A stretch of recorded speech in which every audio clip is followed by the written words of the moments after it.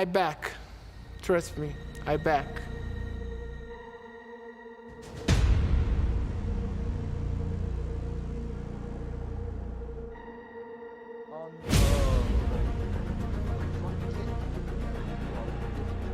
Oh, that got a little one. Oh! Did he get a submission? Or is it a Oh! Fucking hell! Stun. And Martin then could be out. Oh, Thank God and it for almost. Talk about.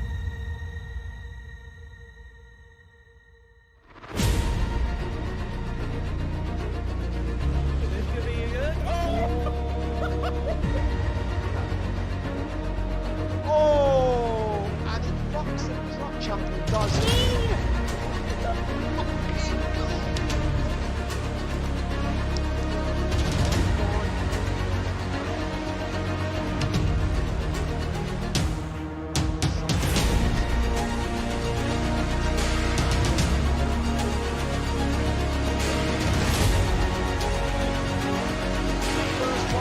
So close to winning.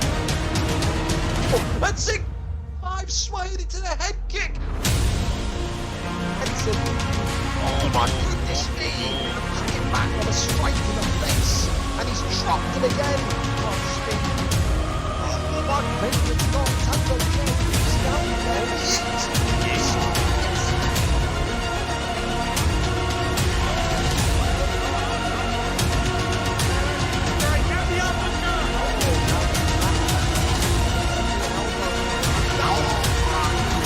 Strikes though, big ones in the ground and pound, and he's done some damage in that 90 down.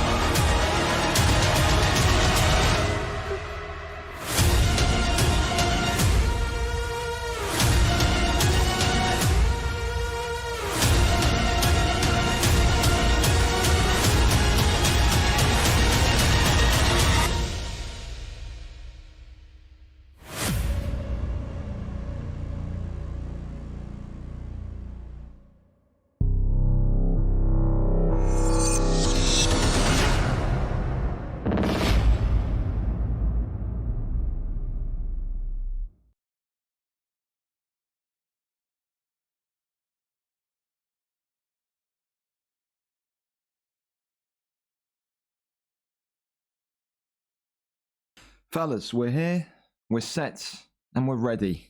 Danny, I'm working on a new like trailer introduction as well for UFC 5. But yeah, welcome VFL 101. I'm rested. Of course, I was doing an all-nighter yesterday in terms of getting my the manager picks sorted and whatnot. But listen, we're here and we're ready to go. A big event tonight as I flip over. There you go, get that lovely little intro with a little thingy screen. I know it's a black screen. Zinc, relax, son, relax. Acting like I'm not on top of things. Thank you, JB, as well. Absolute OG.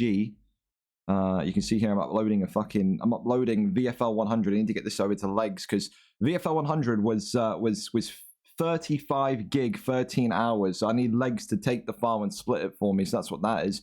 But listen, that's not about, you don't need to know about the admin ins and outs, do you? Today, VFL 101, a big one. The night after VFL 100, you could almost say, the drama and craziness of that, the UFN this past week. But it's all about Saliba and Smiley AUFC tonight. Saliba, probably some of the best hands in featherweight. Cocky, confident, whatever you want to call the words. That's what Saliba is. Saliba doesn't feel like there's too many better in the league, like the featherweight division, when it comes to boxing, when it comes to stand-up combat. He joked after his last title defense that he can see why he only gets wrestlers now, implying that he thinks his striking is at that whole different level. Tonight, though, these two, a long time coming. I think Saliba was Smiley's first fight, and Smiley was Saliba's second ever fight. The last time they fought was back about, I want to say, 16 months ago. You're going to see it in the build-up to the fight. But tonight, only one of them can walk out as the featherweight champion of one, the Tuesday night champion of the featherweight division. Zinc as well, appreciate you back to 400 subs again. Too kind. You, again, cannot understand. 400 subs is it's a lot of subs. You know what I mean? It's a lot of subs. So, again, I appreciate a lot of you, man. I would have never, ever guessed that we could have broken that. Like I said, I was gassed out myself when we broke 300. So the fact that we're there at 400 is ridiculous. I appreciate everyone subbing and gifting and all that, man. It's not needed, but it's always appreciated. Pace with camera, pace with this fancy dancy mic, which people have said looks like a big dildo in front of my face. But listen, as long as I can get in your ears and I can make my voice sound nice and crisp like this, and that's all that matters. But listen, talk about the card though, besides my brilliant microphone, is here, right there. So Saliba and Smiley today, close enough to around about a midnight kickoff. You got Harry against Delafelder. People have looked at this one and said, how has Delafelder got this title shot? He's the man that's here. Nolan not able to compete tonight, so that rematch will be shelved. Delafelder, though, is an interesting one because Delafelder, of course, has such a negative history in title fights in terms of quote-unquote bottling title fights, been on the verge of winning titles and then losing them. The style, though, is very, very similar tonight. Both of these two, and Harry and Delafelder, will look to wrestle.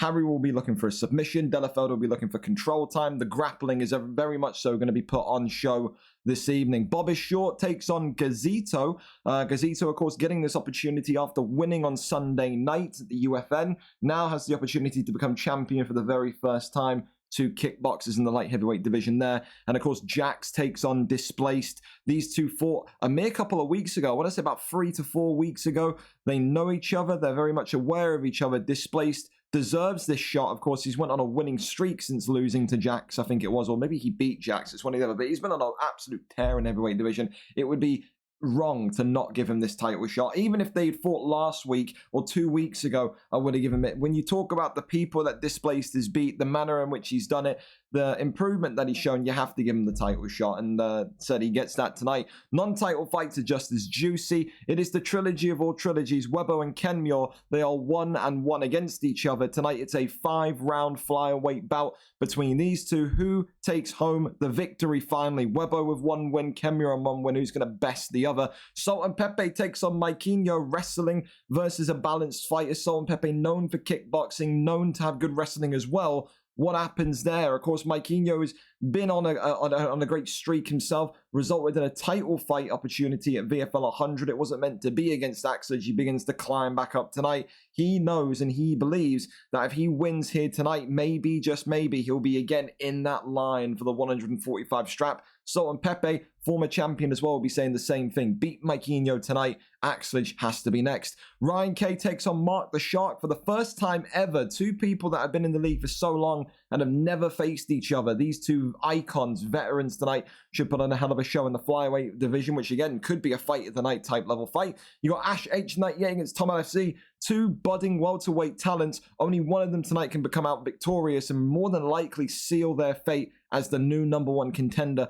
for the strap. Papi Gaucho takes on Fran in an All-American rematch. Zinc takes on OK Cheers then after Gaston pulled out. Again, a rematch here, a big one for Zinc because this is a man that beat Zinc before he went into heavyweight division, so rematch and revenge is on the mind. And Myth will take on Viper. RKO was a very, very valid performance from Viper, getting fight of the night on Sunday's UFN. When Steve had to pull out, it was only one person you could put in, and that one there was, of course, Viper. His confidence back, and tonight should be a big one. They've never faced each other before, I don't think. I want to double check that because I feel like that too should be from Steve. I don't think Myth and Viper have faced each other before. It would be a surprise to me if they have. No, that would be left over from Steve. So yeah, the first time those two are ever fighting tonight as well. What a way that is to open up the main card. The prelim card though is just as talented, just as juicy. Julson and Smithy ZV making his return on the main event at the prelims. Trey Robertson against Harves. Ben Sturgs or Sturgis, never know how to pronounce his name still, against Suave. Stocky against Shark. Kieran Crow against Dex Premisy. Matty versus Matimbu. Vape versus Rude 2. The last time those two met, they were both at middleweight. Now look at them. They're in the elite division. Chopper Ellis against Kiko, DJ Penis against Polo God, Brown Biscuit against Osvila, Harry versus Jack 17 in an exhibition match, Jamie versus Jake, JR versus Fred 2, Zhao versus Sipka, Damo versus Reese, ZH78 making his return against Chopper, Terminator taking on Wapao, and All Jokes taking on Lewis Bex. Of course, the unstreamed prelim fights all still going on. Deadline, of course, is set for later on tomorrow night. So there you go. Fellas, with that in mind, we'll go over to the fight overlay screen and we can pretty much get this one going unless we have a black screen of doom. Give me a minute. There we go. Cool. And I think that Dropbox thing should be done. Right. Now I need to figure out how to actually send a copy, share with Dropbox. Do I click this? I guess that's, there we go. I mean, I hope that sends. I've never used Dropbox before, but I've linked it to him. Let me go and tell him. But again, thank you to this for this awesome poster to Sam Orber. A wonderful job he's done there. But listen, this should be a good card tonight. Shared with you via Dropbox. Shout if any issues. There we go. Right, with that in mind and the VFL 100 file sent. Like I said, YouTube only allowing 12 hours of playtime. What is that, man? I was an hour over. I mean, it could have been worse, could have been a minute over, but yeah, 13 hours that file is. I need that split into 2. So if you wanted to watch VFL 100 back, it's still my VODs on Twitch, but for YouTube, I'm gonna have to split it up into 2 pieces and upload it. So keep your eyes peeled for that one. Anyway, enough of that. This poster, glorious, but it's all about doing the fights now. It's all about getting the fights up and underway. Of course, tonight, no special rules. 4-star fighters on the prelim card for heavyweight, light heavyweight, middleweight, welterweight, lightweight, 4.5 for featherweight, and of course, all fighters allowed for bantamweight and flyweight. But all jokes against Lewis Bex, where we start tonight, and there is anything but jokes in the octagon when it comes to all jokes competing. Like I said, he's on a 2-fight skid, 3-3 record, 2-fight losing streak, 2 wins in his last 5. Even though he's had that kind of losing streak or that losing couple of fights, he still looked decent from when we've seen him. The thing that he needs to be wary of tonight is Lewis Bex is a man on the mission. This is a 2-fight losing streak versus a 3-fight losing streak. In reality, only one of them is going to get their career back on track tonight. Lewis with expert spacing, expert boxing, all jokes, more of a balanced fight. It would be interesting to see if he takes this to the floor or keeps this one standing up this evening. Thank you, Skarata, as well. 5 gifted. What a guy. If you did get a gifted from Skarata, please make sure you say thank you, Dan. Appreciate the fucking life out of you, my friend. Here we go then. Listen, we're going to go up and over to the first fight of the night. If they're ready, we are 2 minutes early. Listen, better early than late, I suppose. We're there, we're set, and we're ready. Who gets the victory tonight? All jokes or Lewis Bex? The opening fight of VFL 101 is live. And like I said, if you're not here for the whole thing, come back. We're going to be here for the next 5 hours or so, man. You know how it goes. Main card starts at 10 p.m. These prelim fights, of course, ranging from 7 p.m. Until all the way 10 p.m. So the big fights, the big mega fights coming up at 10 p.m. and later. But again, tune in because we've got some very talented fighters here tonight, even on these prelims. So it's going to look like Drickus versus Drickus. The only difficulty is that All Jokes has the fighter priority. All Jokes has the ability to make Lewis Bex change, to which Lewis Bex, I think, is now realizing that's going to be the case. And now it's looking like Robbie Lawler coming out to do the man dance against Drickus Duplessis. So let's go and see what happens in this one. I've got a notification. I've earned a copy of I don't know what Warhaven is, but I don't want it. There you go. Drickus versus Robbie Lawler. We're there, we're set, and we are ready. A middleweight clash to open. Whose losing streak comes to an end? I also need to make sure that my microphone settings are on because I know maybe I forget sometimes, so maybe it's not as crisp as what it should be. Give me a minute. All right, it's already on. So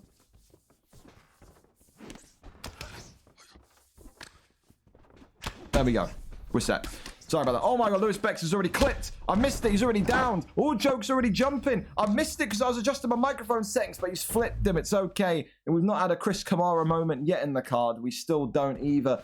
Gets off and disengages. Doesn't want to be down there. All Jokes coming in, swinging and blazing with Drickus. Again, Drickus is looking like the 4-star pick now for middleweight. People love that he's got that kind of balanced ability. He's got good striking, not the best, but again, he's also got that excellent kind of wrestling base. Robbie Lawler, known as the middleweight McGregor, in the black for Lewis Bex. He knows tonight that it's all about getting his combination set, all about getting his combination sorted. He's got knockout power with Robbie Lawler. He does. All Jokes, on the other hand, though, again, I think just a little bit more advanced for now, but that's no real shame towards Lewis Bex because All Jokes has been in this league for 6 months. You know, he's been, again, growing and kind of competing against some of the very top talents, but he needs to be a little bit more, I think, aggressive. I think you saw at the start of the fight, he got that big stun, that big rock, and that really opened up the door. Lewis Bex has got to be careful from that pull elbow. You've seen it a couple times already. All jokes in the green. Oh, big body uppercut there. Rocks the body,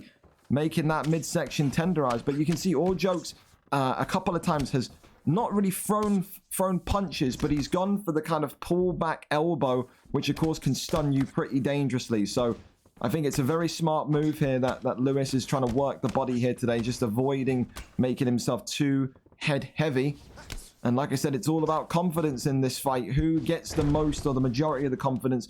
When you're on a losing streak, it really can kind of, you know, make you feel like you're taking a backward step. But then you remember these divisions are riddled with talent, man. I think probably the middleweight division, my second most favorite, I think, between one and UFC, with how many impressive names. Right, you got wrestlers, you got strikers, and you got people that are improving constantly. You look at the champion, for example, S. Morris, with the Anderson Silva pick on Sunday.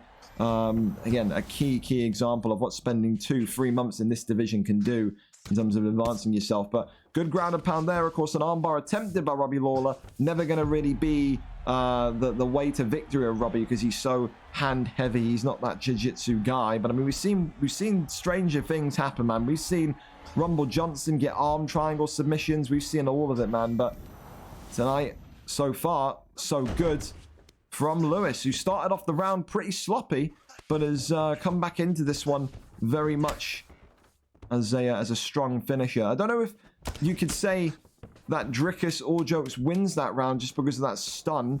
I think the more active has been Lewis Bex. I think Lewis Bex takes round 1. I do. Great round. Great start. Knockdown, yes. But I mean, to be fair, I missed the knockdown. If it was a knockdown, then you probably got to give that one to All Jokes. I didn't see the knockdown. I thought he just clipped him and stunned him. Well, listen, even if All Jokes has won that round because of a knockdown, he's had effectively 30 seconds in that first round, which were very good. After that, it's been all Bex. Lewis Bex with Robbie Lawler has been the more impressive fighter for me so far in terms of coming back, recovering from that quick blitzing start. He's got to be careful though of that pull elbow. He's got to be careful of that uppercut as well. All Jokes is landing with that in a devastating fashion. Of course, the thing that Lewis is doing well as well is he's mixing his strikes up. He's not just going to the head. He's working that shot to the body, that body uppercut, you could say. And like I said, oh, big clip there. And he's rocked and dropped him again. He should have been blocking himself there, Lewis Bex. And now this could be a very dangerous position. Only one strike away. Lewis Bex getting caught again with just that kind of, maybe that freshness towards the game. As he's being stunned, Lewis Bex is not blocking himself. Even if it's just for a split second, his hands go down and it only takes one shot to drop you. That's another big knockdown there for All Jokes, who now will look like he wants to get that posture up and maybe just keep this fight controlled and grounded. So it's just all about slight timings for Lewis Bex. And of course as well, maybe, just maybe, he'll take that over into UFC 5. Of course, the beta for UFC 5 is dropping this week for lucky people that are going to be able to go and play it. The beta is purely online as well, so it should be good. Of course, goes without saying, you do get a beta code this week. Don't stream it. You will get absolutely clipped and clamped by EA. And you can see that Lewis Bex just goes into that uppercut. We said he needed to be careful of it. Just getting a little bit wild with his head movement is Bex. Just needs to go back to those basics of just blocking up and just make sure that he makes those shots when they do come in land. Again, he's worked the body in a good way. He has. But again, it's the 1-2 there. And Lewis Bex rocked and sent tumbling backwards again. Needs to let that head health recover. Swing in there. Goes for the body kick. The switch kick there is wonderful. Leg kick comes in. Uppercut. Big straight there again. Oh, nearly could have been a knockout there. I tell you, Lewis Bex is dancing with danger. He's moving his head to the left and then eating a right hook. It's the kind of stuff we've seen people get flashed with before. And there you go, a wonderful slip straight there. Lewis Bex grounded. And is he going to be down and out here? Kicks away. Stat guard is avoided. The thing is Lewis Bex is also his harshest critic. How many times? Oh, again, sways and just eats a big one. And now he's down. And could this be game, set, and match? No, takes the back. As I was saying, he's his own biggest critic. He has to be kind of realistic. We've seen this guy be furious when his Empoli team on FM loses to Juventus or Inter Milan. He feels like he should be at a different level. But everyone grows at their own different pace. And like I said, so far, you can see that all jokes maybe on a losing streak, but he's just got that little bit faster, a little bit more kind of great reaction within him, and he gets the knockout in round 2. Lewis Bex will be furious. He'll probably say that the game's shit, but listen, again, Bex has looked better, but I think now is when you can sit there and say, Lewis Bex, he's 4-fight losing streak. He's probably going to have to take a trip into the light heavyweight division and advance a little bit there. Started off the fight round 1 in a very devastating way, was rocked and knocked instantly, and then I thought he finished round 1 really strong. I thought if that knockdown didn't happen, he would have won round 1 for me, truly. But again, it's just that little bit of naivety still. He's kind of getting the head movement going and then eating a right hook when moving to the left, and I think he's going to be absolutely fine. I think when he goes into light heavyweight, he's going to be absolutely fine. But for all jokes, listen, you saw that improvement is there. He's working the slips. He's working the patience, which he didn't have in light heavyweight. And no doubt that's going to feel like a big, big result today. 4-3 record now as he'll move back up towards that top 10 position. For all jokes, a very, very big victory tonight indeed. The losing streak is over. Commiserations to Bex though, but like I said, you can't feel too bad. So when all jokes has kind of been there, practicing and grinding, what can you expect? Kid's not bad at all. Kid's not bad at all. But there you go. What's the point in staying in? Hey, listen, that's not a rage quit. He was knocked out, the fight was done. That's not the same as the guy who put his pad down during the sub the other day. You know, that's that. Listen, calm on that one. Like, that's not a rage quit. We've seen Tomaselli do that. You've seen Kemmure do that. Keep it consistent. I don't see these names rinsing those guys. That's not a rage quit. That's not. When you're putting your pad down during a submission, for example, that's and then quitting during the submission, that's a rage quit. So yeah, Lewis Bex doesn't have anything to answer for there. People are being overly harsh to him, but again, Lewis, I think again, I can only echo and be honest with what I said. I think you were a little bit sloppy in round 2. I think round 1, I didn't see what got you knocked down, but if that knockdown didn't happen in round 1, that was clearly the best round I've seen you have striking. You were patient, you were calm. Like I said, it's just his movement. The way all jokes work, this slips was so good. So yeah, a good fight and a good win for all jokes nonetheless. Next up then, Terminator and Wapao taking center stage. Terminator coming back into to the stream card, excuse me, with a 1-2 record, a 2-fight losing streak. Wapao 0-1 in this division. But again, in terms of his streak, Wapao's not won a fight, I think, for about 2 months now. He wants to get this one up and moving forward in a progressive manner today. He's got good kickboxing, but just also feels like one of those unlucky fighters. A fighter where just something in the fight will happen, some small mistake, some small upset of rhythm, and then his head kind of disappears, and then from there his opponent can take charge. But Terminator, in his first win, and his only win in this division, we saw excellent combinations. We did, but the big thing that he struggles with as well is his timing and his distance. This is the kind of guy that will throw out wild head kicks or wild spin kicks and get countered instantly. So that's something that I think Wapao's got to look for today. And I think for Terminator, make Wapao nervous, walk towards him, be aggressive, and kind of make him kind of react immediately. I think that's the best kind of strategy. Very winnable fight for both of these two. 1-2 versus 0-1. Number 17 versus number 19 in that light heavyweight division. Who gets the job done? Will it be Freddy or will it be Wapao? Street Killer, the calf, coming out with his trademark gold chain and unicorn pants against Jacare Souza for Lewis. I wonder who gets out with the victory in this one. So there you go. There you go. If 8 wins via sub, I'm gifting 10. Well, fucking Jesus. I mean, listen, Rue's dangerous on the floor, man. Rue's not going to be easy to tap out whatsoever. Rue's a crazy man. Rue, the type of guy that he lost the featherweight title shot that he had and then DM'd me and said, I want to move up. Like, he ain't one of these guys that's losing title shots and going, I'm not good enough for this division. I want to go down. Rue's fucking crazy. The CTE is off the charts with Rue, it is. But here we go then. The light heavyweight division, brace for action between two people that could really use a win. I say that for absolute fact. So, Street Killer, of course, is Terminator in the purple trunks and the Rey Mysterio mask. Wapao Lewis changing from Jacare Souza to, of course, Alexander Rakic in the black and silver.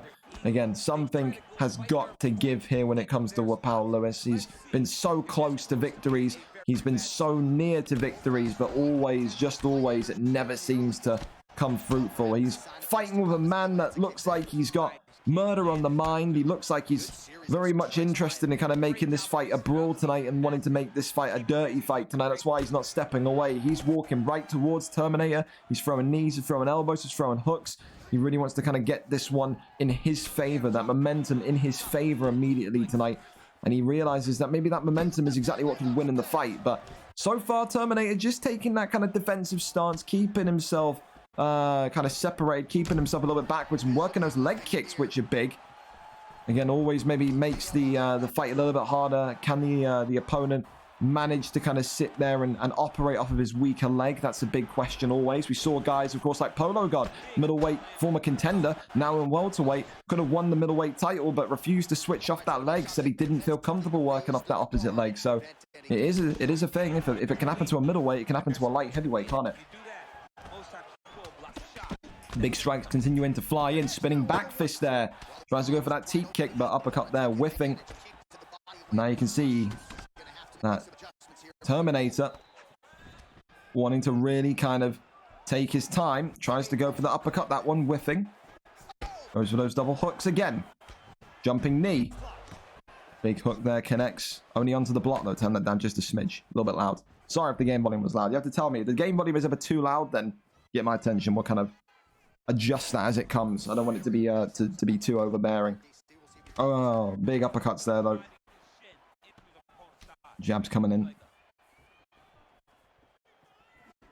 Think with Terminator, you can see you want to kind of be that kind of defensive fighter. It can bear fruit. There's defensive fighters that have been in this division historically that because of their slow tempo, their slow way to start fights just like this, that it really does, it gets in the opponent's head. I've seen people in light heavyweight against guys like Kev G who have kind of just like sat there and started taunting because they're so annoyed with how kind of slow the fight can be. Sometimes when you're in light heavyweight and you're at that amateur level still and you're still learning, you want the fight to be 600 miles an hour, and just kind of disrupting that can make your opponent just furious. It can very much have the desired impact, the desired effect. But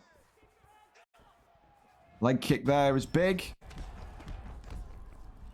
Another leg kick coming off. Big hooks there. Uppercut once more. Beautiful uppercuts there from Terminator. And this is what we talk about. The fight sometimes will be so dominant for Lewis, so dominant for Wapao and the black and silver, and then it's just one slight kind of misinput, one slight kind of issue that can result in Lewis being kind of down and out. And I think, again, with that stun, maybe, just maybe, without looking at the stats, that stun rescued the round for Lewis. You really could make an argument for it. You could. You see now Lewis kind of not wanting to go straight in and be too crazy here, but Terminator just sitting on with him and just kind of getting that aggression. But wonderful pull elbow there from Lewis. Lewis waiting for it, baiting that pull elbow, gets the big pull, gets the big elbow, and that there just reminded Terminator, don't get too crazy, don't deviate from the game plan. That stun at the end of round one clearly gave him confidence because he's shifted his entire strategy in this second round. He's come into the second round and just walked straight towards him and just started to kind of unload bombs. That's, again, the danger of what a stun can do in a positive way. It can make you kind of forget exactly what the game plan is and how to approach the fight. And you can see he's eating a big stun again. And now Wapao Lewis taking more forward stance towards him, goes for body kicks, uppercut there, just whiffing. And if there was any reminder needed for Terminator to just go slowly, go defensive and stick to what he did in round one, then it's those two stuns there. Lewis is again right back into the thick of things here. A slip straight there, connecting. Whiffing with his uppercut though. Looks like the jab goes for the uppercut. I think there. Leg kick there comes in. Big knee to the body. Oh, try to go for that pull elbow again. That one just about whiffing past. And there's the takedown. That is Terminator very much seeing that elbow come by his temple in slow motion and saying, I am not doing that again. I'm not dealing with that. Good deny as well on the submission, of course, from Terminator. From Lewis onto Terminator. And now you can see he's trying to get top mount position. Dangerous, dangerous, dangerous. Slipping that one and blocking well, though. And now trying to kick him off. Gets back to the feet. Works. Oh, it's that big uppercut again, and that's what we talk about for Wapao Lewis. It just takes one miss input. It's fucking happened again. Oh, Lewis, man. Every time, Lewis. Every time, man. Terminator gets the uppercut as he goes low, and Lewis again, a victim of uncircumstance. Oh, Lewis, man. Oh, I'm getting sad for you. Clipped him with a big uppercut in a round which he was clearly dominating, and Wapao Lewis eats it, and Terminator with a comeback victory in round number 2. This is just, he's cursed. Paul Pogba's brothers have gone to a witch doctor and put a curse on this man. Because that's like the 4th time I've seen that happen to him. Across all divisions. Oh, it's gutting. That's one of those, man, where you sit there and you just had that happen to you and you just go like, what's the point of being alive? You know, I feel for him. For Terminator, listen, the positives are there. The slow tempo that he had in round 1 definitely was the game plan and looked like it was an effective game plan. But then round 2, he got a little bit more aggressive. He got made to pay 2 big stuns. And again, he just didn't deviate after that. He remained slow tempoed and he worked that uppercut and worked that timing in a brilliant way to secure the victory. A round 2 TKO. Terminator's losing streak is over. He is back to winning ways. A round 2 knockout indeed. And again, so far, again, it's very early in the card. Knockout of the night purely because it's a comeback fashion, comeback nature of it. But you feel for Lewis, man. You feel for people like that because he did so well. Dominated the second round. You do. But there you go. There you go. Ringo, get me accept this rematch request. There you go. He's scrapping in the octagon there. Scrapping in the octagon. I'd sub Terminator if I was him. It's over. I just feel for him. I feel for him. So fucking terrible, man. I can't believe it. But it is what it is. Oh, mate. Terminator, give me Holdy next week. He's calling for the Holdy match. He is. No problem. No problem. No rush. Yeah, it's a big file, so don't worry. Vape. Gameplay deep dive trailer. 10 p.m. UK. Also, I'll see if Rue can stream. Because I have some old school shit to do around my... Soon as I get back, she can slay. Do this all the time. This ain't no surprise. I hate you, Vape. I hate you with all my soul. No problem, but that's fine. Listen, thank you for at least coming into me. I think Chucky can't play. Then Chucky can tell me himself, you're not fighting on stream. Chucky doesn't tell me he can't fight. He will be removed from the league. Yeah, I'm bored of Chucky and Frimsy. I don't like these two kids, man. I don't often say that, but I don't really like that stuff too much. And I don't know why would I care? Bro, I'll be streaming at 10 p.m. Like, no offense, but I'm not going to be like, right, hold the phone, lads, cancel the main card, the deep dive's out. I don't fucking care. Like, being honest, I don't care. I don't care. But listen, we are yeah. We are going up and over then to our next fight. ZH78 against XPG. Chopper is where we are going. Of course, for ZH coming back into the league, the last time we saw ZH78 in this league, in the Octagon, was VFL 42. Yeah, that's a long time ago. What has changed? What has improved? We don't know. The 15th of December, like I said, that's a long time ago, man. That's just as we were kind of going towards VFL 50, we were all hyped up for that and thinking about what was going to happen there. And of course, the last time in the Octagon, he lost round number 1 against Temps. And of course, the person he fights tonight in XPG Chopper has been the more active. But tonight, of course, he makes his debut in the middleweight division. A 0-0 record for the former light heavyweight champion. And he wants to get off to winning ways, no doubt tonight. If the advice is sound in XPG's camp, they said they don't like any of the 4-star fighters. We saw it with Elite. I think we saw it with guys that have kind of been in and out of that division. I think tonight expect Chopper to use his calf. That's what I would say. But listen, we're going to go up and over to it. Chopper against none other than ZH78. Who gets the victory? Who gets the job done? The calf is out.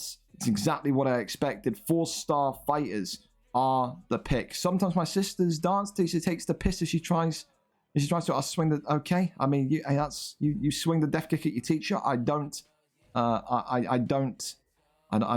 promote violence against your teacher. Don't death kick your teacher, I beg. Don't be doing that. Jimmy against Duplessis. Of course, he's won the light heavyweight strap with Jimmy, the calf. So there you have it. There you have it. Yeah, those two have got beef, Bob. They love it. They love the trash talk. They love it, man. Here we go then. We're there, we're set, and we're ready. Like I said, a big moment for XPG Chopper. This is the highest division that he's, of course, been in, the middleweight division. He deserves to be here. Again, one of those guys that you look back at the last 12 months in general, has improved so much. And for ZH78, again, coming into this middleweight division, you know, off the back of an 8-month absence, probably getting ready and gearing up for UFC 5. He was in the BMF back in August. Didn't feel like it was the right time to come back in. He does come back in tonight and says, yeah, Dricker's pick. I'm ready for everything. He said, takedown attempt there immediately already for Chopper, who will have that kind of balanced style as well. Chopper can box with the best of them, but he can also use that ground game to really make the fight a little bit more kind of different and dynamic. I think, whoa, axe kick there. This is a guy that's been in big fights as well. Knows all about title fights. Knows all about kind of title opportunities from his adventures in light heavyweight. And the axe kick again, working beautifully. Tries to go for the spinning elbow into the elbow. And again, big body shots coming in now from ZH78. This one's becoming a little bit of a brawl. Don't take your eyes off this one. This could be over before we know it. Big shots coming in. Spinning elbow there from Duplessis. ZH78 looking to find the way to maybe make the former light heavyweight champion uncomfortable. Big front kick comes off there. Goes for the body kick. Maybe should have gone for the 1-2 head kick there. Leg kicks coming off the left leg of Chopper. Already starting to show a little bit of wear and tear as well. We know Chopper is one of those guys that doesn't usually operate as fluidly off of the opposite leg. So maybe ZH78 tonight wants to work that leg and force him onto his dominant right leg, because that makes then all the combinations inverted. So big hook comes in, spinning back elbow is there. Big front kick, nothing to see. Leg kick comes off. 1-2 down the center line again. There's that question mark kick. ZH78 really liking that question mark kick as well. Big uppercut comes in. Oh, clips him. Pull uppercut there. It's timed brilliantly from Chopper. Chopper now with the first knockdown in his middleweight career. Like I said, making his debut tonight. And there's that immediate takedown. Like I said, these guys at Camp XPG, Camp de la XPG have very much made themselves a balanced crop. Like I said, they're no longer just strikers. You've seen all of these guys. They've got submission expertise in their game. They've got, again, pressure boxing in their game. They've got all of it there. But big thing for me is that despite that knockdown, I think you can see where XPG Chopper may well be leaking a little bit, and that is that left leg. I think if you're ZH78, you've got to kind of channel your prime kickboxing, you know, Alex Pereira inside you, and just really work that left leg going into round 2, because that's definitely looking likely where the bullseye is going to come in. 1-2 again. Chopper is just wanted to get this fight done though. Death kick drops him, jumps onto him, and ZH78, could he be out here? I think he is. No, he's not. He survives. But it's that pressure, it's that aggression from the former light heavyweight champion. Goes over into full guard, and now trying to transition out. But again, with 6 seconds left of the round, we're going to see a round number 2. A hell of a round from XPG Chopper. For ZH78, he's got to be careful of those elbows, but he's also got to be careful of that death kick. Round 1 clearly to XPG Chopper. How will ZH78 respond and react? We find out together. We are off. Glove touch and we're away. Leg kicks coming in immediately. Starts to work on that left again. Goes to that spinning back elbow. Front kick, still nothing. Works off the 1-2. Leg kick there comes in. Question mark kick. Wonderful. Attempted takedown. Jab into the left, into the leg kick. Spinning back elbows there. Knee to the midsection. Axe kick there. Oh, spinning back elbow connects and drops him again. XPG Chopper is feeling a knockout coming. ZH78's he's got to bail on that question mark kick. He's really liking the question mark kick, but it's allowing Chopper just to set himself up, to get himself prepared for something big. Takedown attempted. Good defense, but the slam there in the end prevails. Going over into sprawl. Well, there are few things more fun to watch in mixed martial arts than these type of Back down here looking for an anaconda choke. Again, we know that these lot over XPG like their submissions. And ZH78's got to be a little bit more careful here because that submission's going to get tighter. He started off pretty poorly. He has recovered well. Needs to just keep his consistency here and he's going to be A-OK. And you can see there, Chopper just says, nope, not happy with that and lets that one go. Good defense in the end from ZH, who tries to get that posture up. Needs to be careful though, because I think another submission could be coming here. The armbar potentially pulls him back down, and the armbar is locked in. And now this is going to be a little bit more difficult for ZH to get out of. He's going to need to get that slam because this is looking like the trademark XPG submission. They love these armbars. They've won championship gold with these armbars. ZH78 was gambling with maybe getting that slam. He misses the slam or has missed to it or has beaten to it. And I think tonight XPG Chopper is going to take home the arm of the returning man. Not seen since December. He's put up a valiant effort, but XPG Chopper, the former light heavyweight champion, the more active fighter out of the two, gets his middleweight career off to a winning start. A big performance from Chopper for ZH78. Listen, maybe this was just a training camp before UFC 5 comes out in October. But I think he's seen that coming back into this middleweight division, it is evolving, it is growing. And that there is one of these special performers in that middleweight camp. I think as well, look towards XPG Chopper to being one of those names that is only just going to get better and better going towards UFC 5. He could be one of those guys that maybe even competes for the belt before all is said and done and we switch over. But said, a very big performance, a very dominant performance, a balanced performance again with boxing and jiu-jitsu. Congratulations. Chopper takes it in round number 2. A submission, which again, his camp now are becoming more and more known for.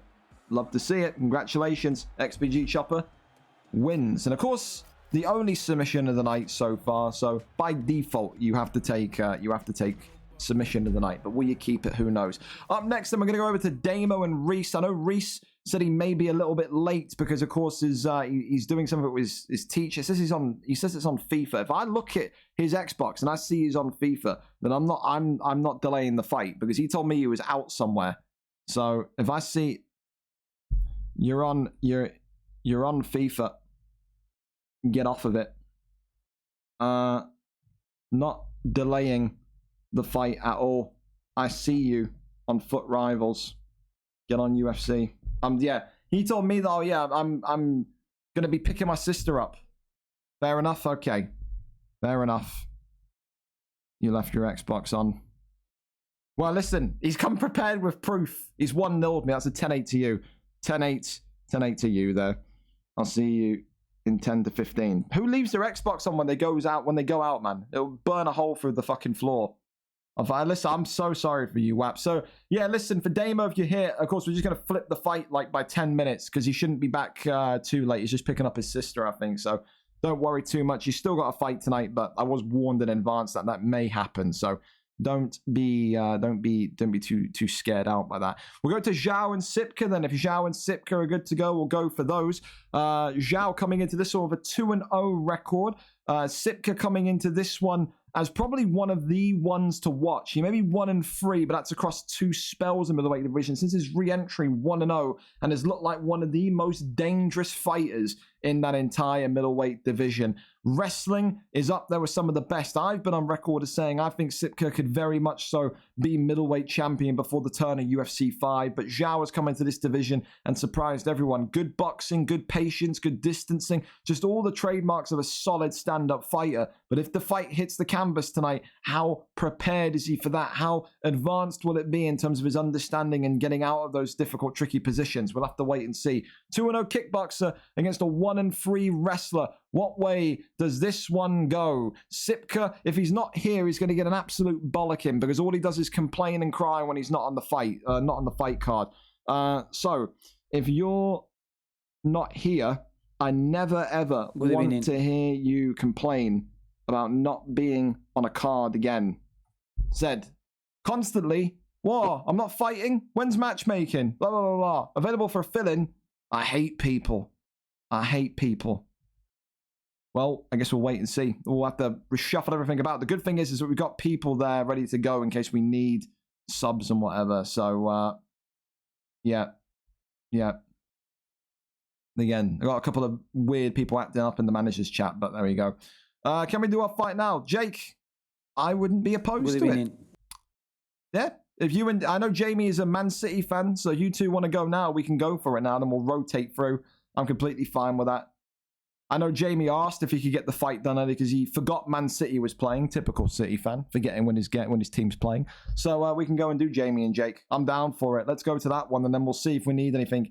Of course, I don't know, is Jacob, if Jacob's in the chat listening and lurking, we may need you. We may put you on over into the middleweight division. We may need you, so we may pull him in. We may pull him in against Zhao. We'll see.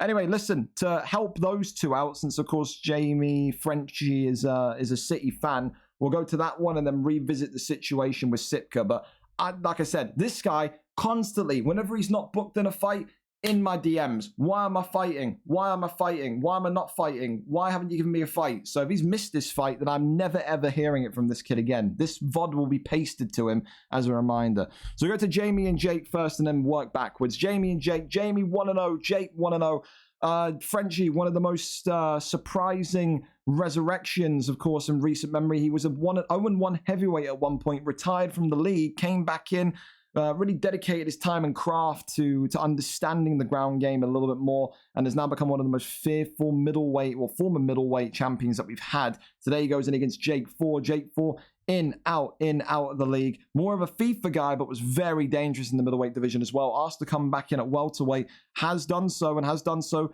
to a winning start. So 1-0 Brazilian Jiu-Jitsu artist against a 1-0 kickboxer. But do not sleep on Jake's ground game. It is anything but amateur. That guy is dangerous on the floor. So we'll see. I think he'll be up for it. You're up. There you go. So you're up. I'm going to put him on now, and then we can go from there. Again, make sure that you're here. Make sure that you're ready. Because if you're on the fight card and you don't show up, I will scream at you. I will. Because needs to be good. Nice. So he's there. He's ready to go. Who's streaming? Jake or Jamie? Jamie or Jake? Who's going to be streaming? Tell me. Tell me. Well, there you go. He's def kicking his sister's teacher. Incredible.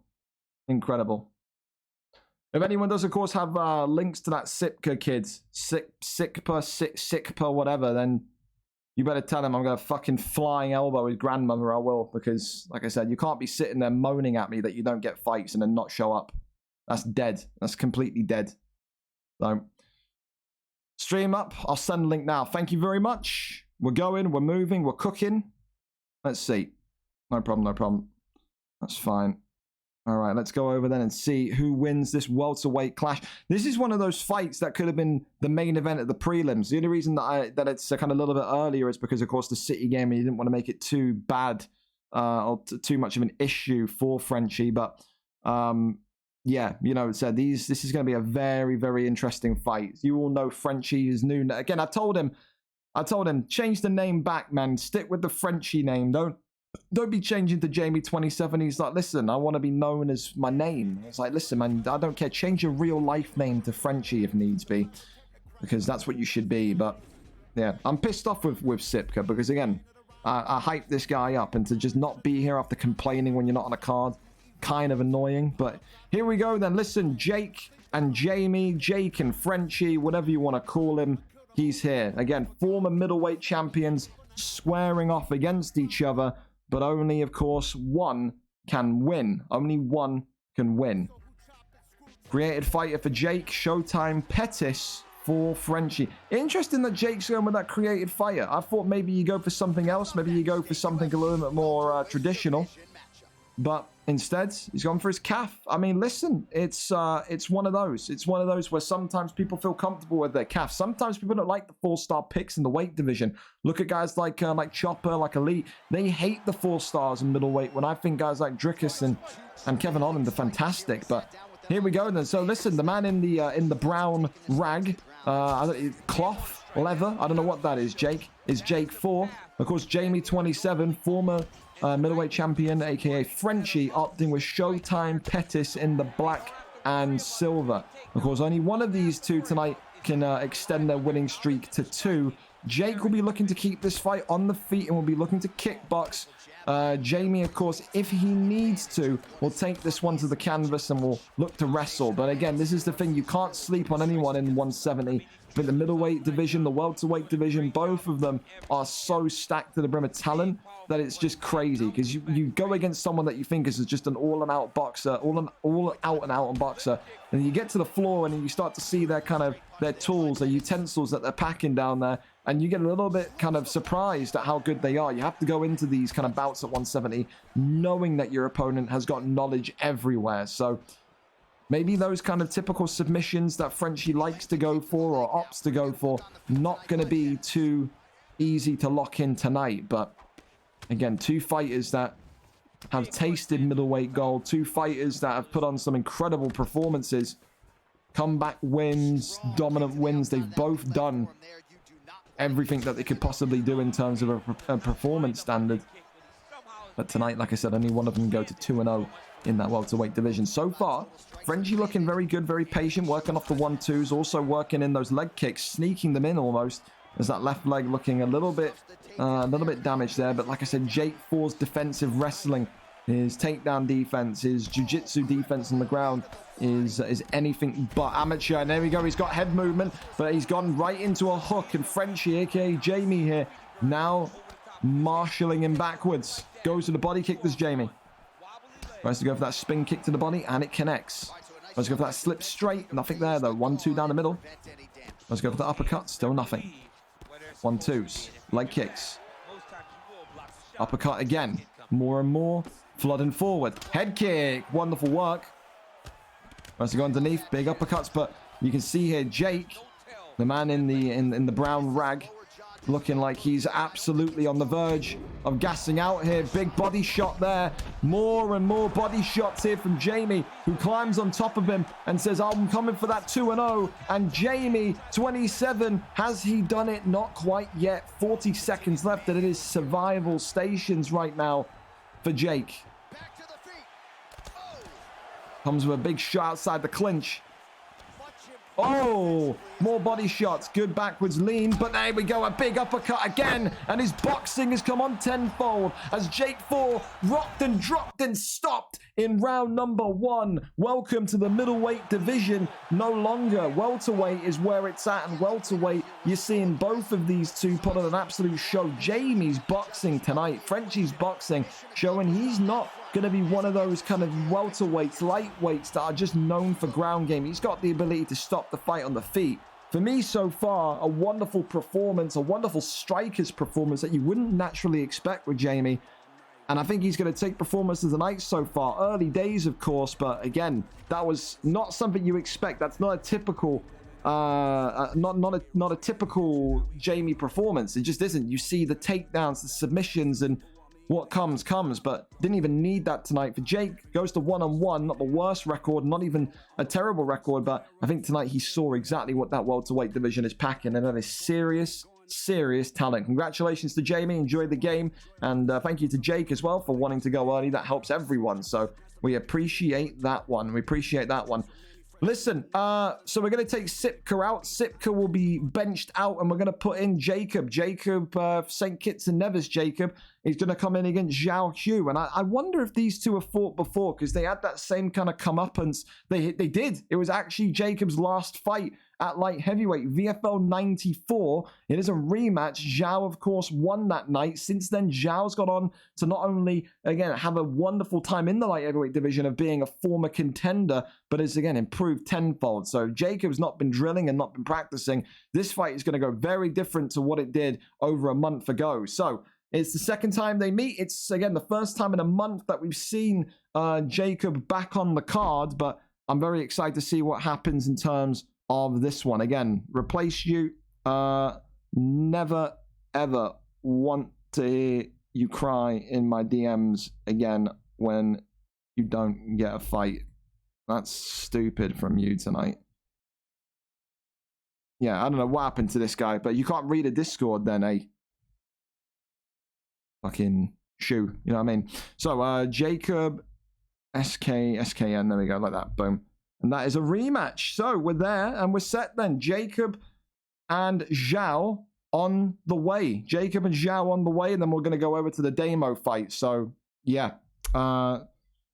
Your fight is up, intent, not delaying it anymore. After that, you would be replaced. So, yeah, I'm not making Damo wait all night. You told me 10 to 15 minutes, not 20 minutes plus. So be there, be ready. Zhao live for us. The Portuguese Magnifico taking on old familiar rivals tonight in Jacob. And let's see what happens there. Yes. You're in. Middleweight rematch versus Zhao Hu. There we go. Fantastic. To be fair, he's going to get moved up from light heavyweight anyway. So there we go. I'm back now. Good. He's back. Set up and get ready. Get in the lobby with Damo. You'll be up right after this one. Let's move with pace and aggression here, gentlemen. And we'll get going. So, of course, the last time these two fought as well, it was anything but a one-sided fight. A round 3 stoppage in the end for Zhao.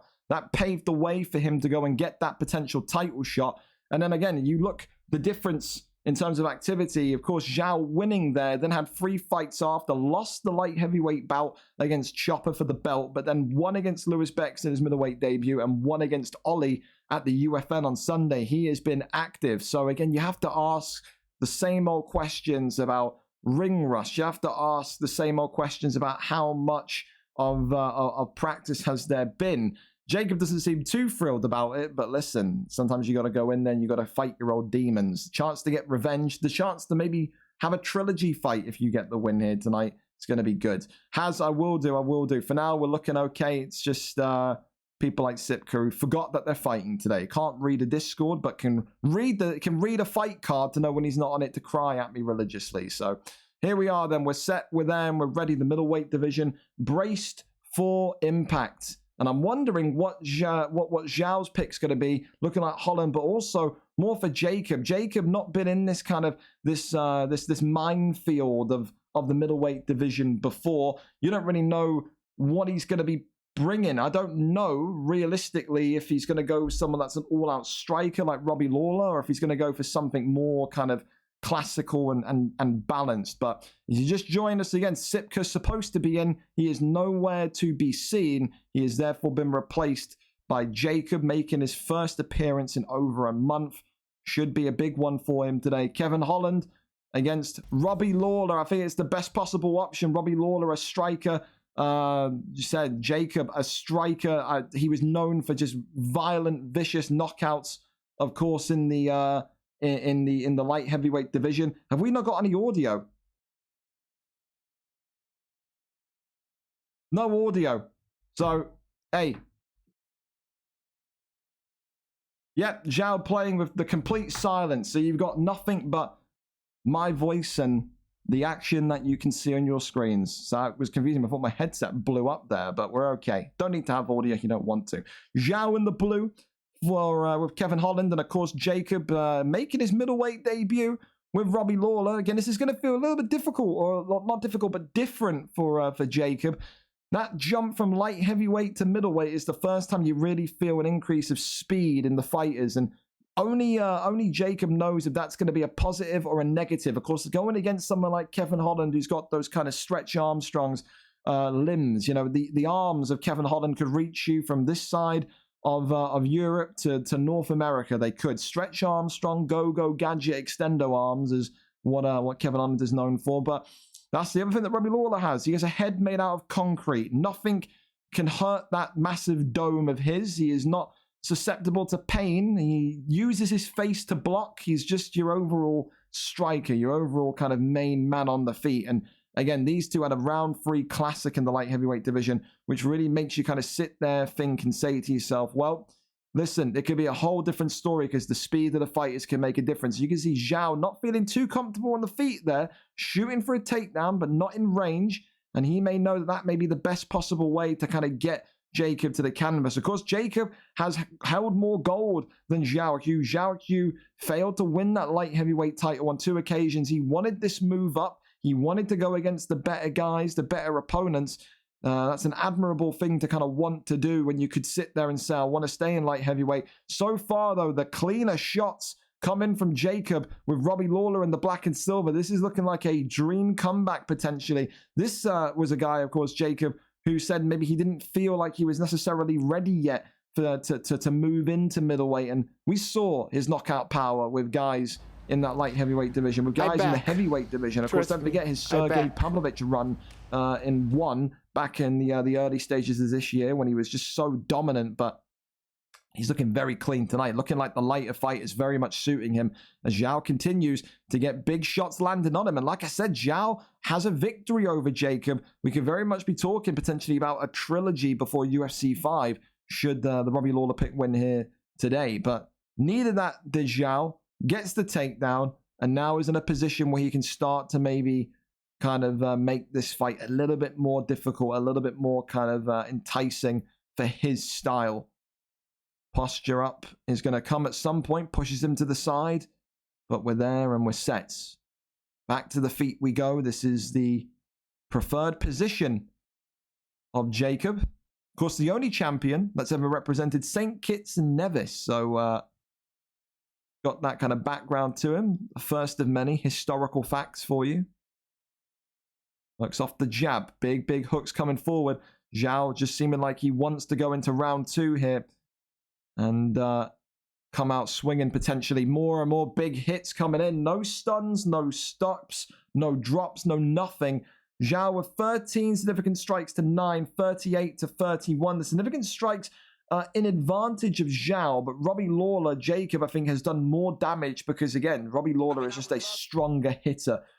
Jacob is going to know that he doesn't need as many connected shots to cause problems on someone like Zhao, but he's got to make sure that he keeps his guard going. Again, good chin does Robbie Lawler have, but excellent power as well. Uppercut there. Off the 1-2. Oh, am I hearing game volume now? We got game volume back. No, I don't know what I'm hearing. I'm hearing things, man. Straight down the middle. Uppercuts there. Beautiful work from Jacob. Thought he was going to jump, but maybe doesn't want to go down into the guard. Of course, Jacob's learned a lot, man, because there was heavyweight fights and light heavyweight fights where he was knocking people down and then jumping right into their guard and then really struggling. So he likes to be up where he is right now, just boxing. He's a patient boxer. It's what he won his light heavyweight gold and heavyweight gold doing, just kind of silently. Oh, head kick comes off there. And Jacob could be in big trouble here. Wow, Zhao out of nowhere lands an absolutely thunderous head kick. Nearly stopping Jacob in his tracks there. Head help's still an advantage for Jacob, though. But I think Zhao's now going to be looking at this and saying, maybe I need to just fight from distance, stay out of the pocket, avoid it, and use those leg kicks, use those head kicks to create some damage, to create some doubt. The hand extended there, knocking Robbie Lawler's strikes off damage or off par. 1-2 there, and it's a big straight that drops him.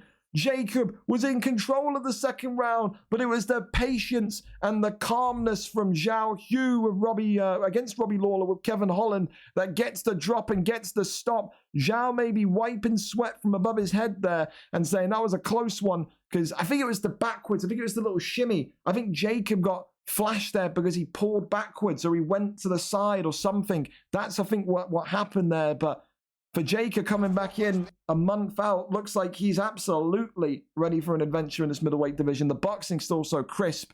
Tonight, though, his old rival, his old familiar foe, gets another victory on him, but by no means dominant, by no means a landslide. These two, I think, will eventually meet again, but for now, Zhao Hu 3-0 in this middleweight division. How far can the Portuguese go with Kevin Holland? Congratulations to Zhao, and for Jacob, welcome back. Thank you for filling in. And unfortunate, man, because I thought you were doing so well right there. I did. I thought you were really having a great time there, but Robbie Lawler hits like a truck. Maybe you liked the speed, maybe you didn't. Over and upwards then to our next one. It's going to be Damo against Reese. Damo coming in as an 0-1 welterweight. Reese 170, an 0-1 welterweight kickboxer v boxer. Both of them have had adventures in the kind of lighter divisions or the heavier divisions, should we say. Damo, of course, was near enough a middle of the pack middleweight fighter. Reese, former light heavyweight champion, some of the best boxing combinations that you'll see from the Scotsman. But tonight, only one of them can get their first win in this division. Who gets it? The number 21 or the number 22 ranked fighter? Of course, thank you to Demo for being calm and patient as well about the slight delay there. Of course, can't help Reese picking up his sister or whatnot. But listen, it is what it is. We're going to go up and over to it and find out who gets their first win in welterweights. And listen, I think when you talk about these two skill sets, they're very, very balanced. I think you look at someone like Damo, who's, again, probably the more balanced fighter. The more balanced fighter compared to Reese.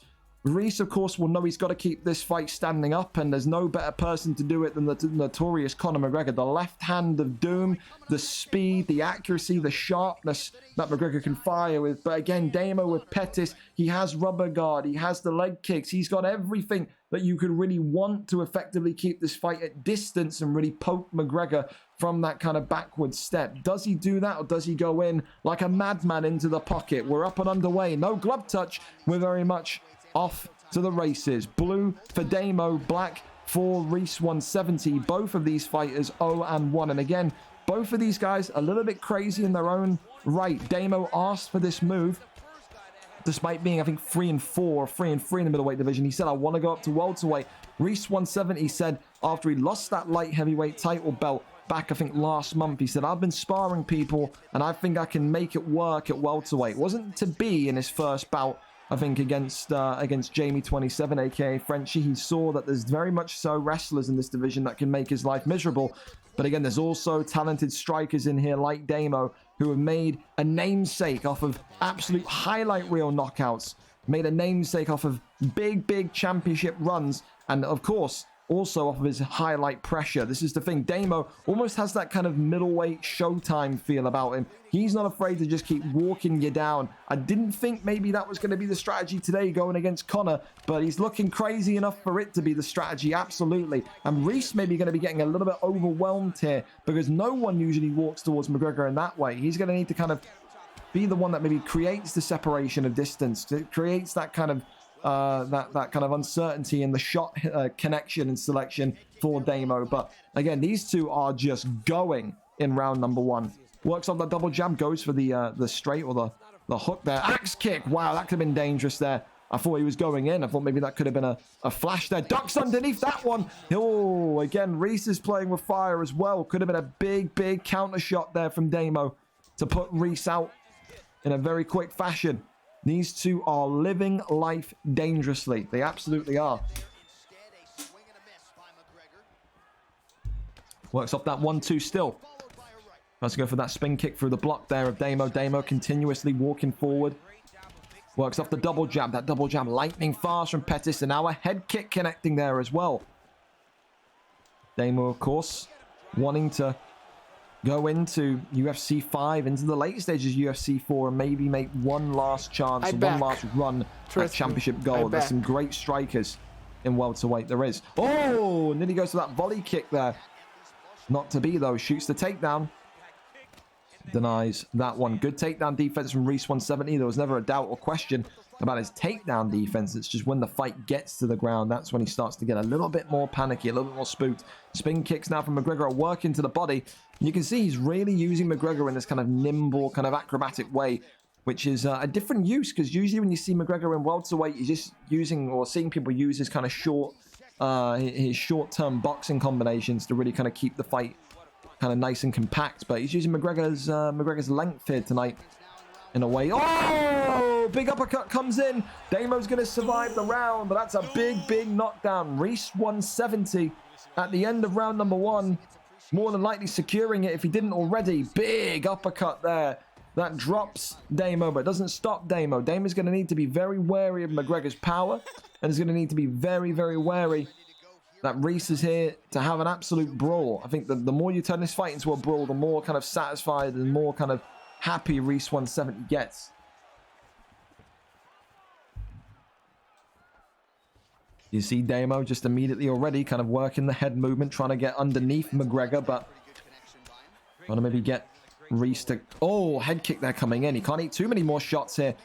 Reese 170 is empty in the tank here.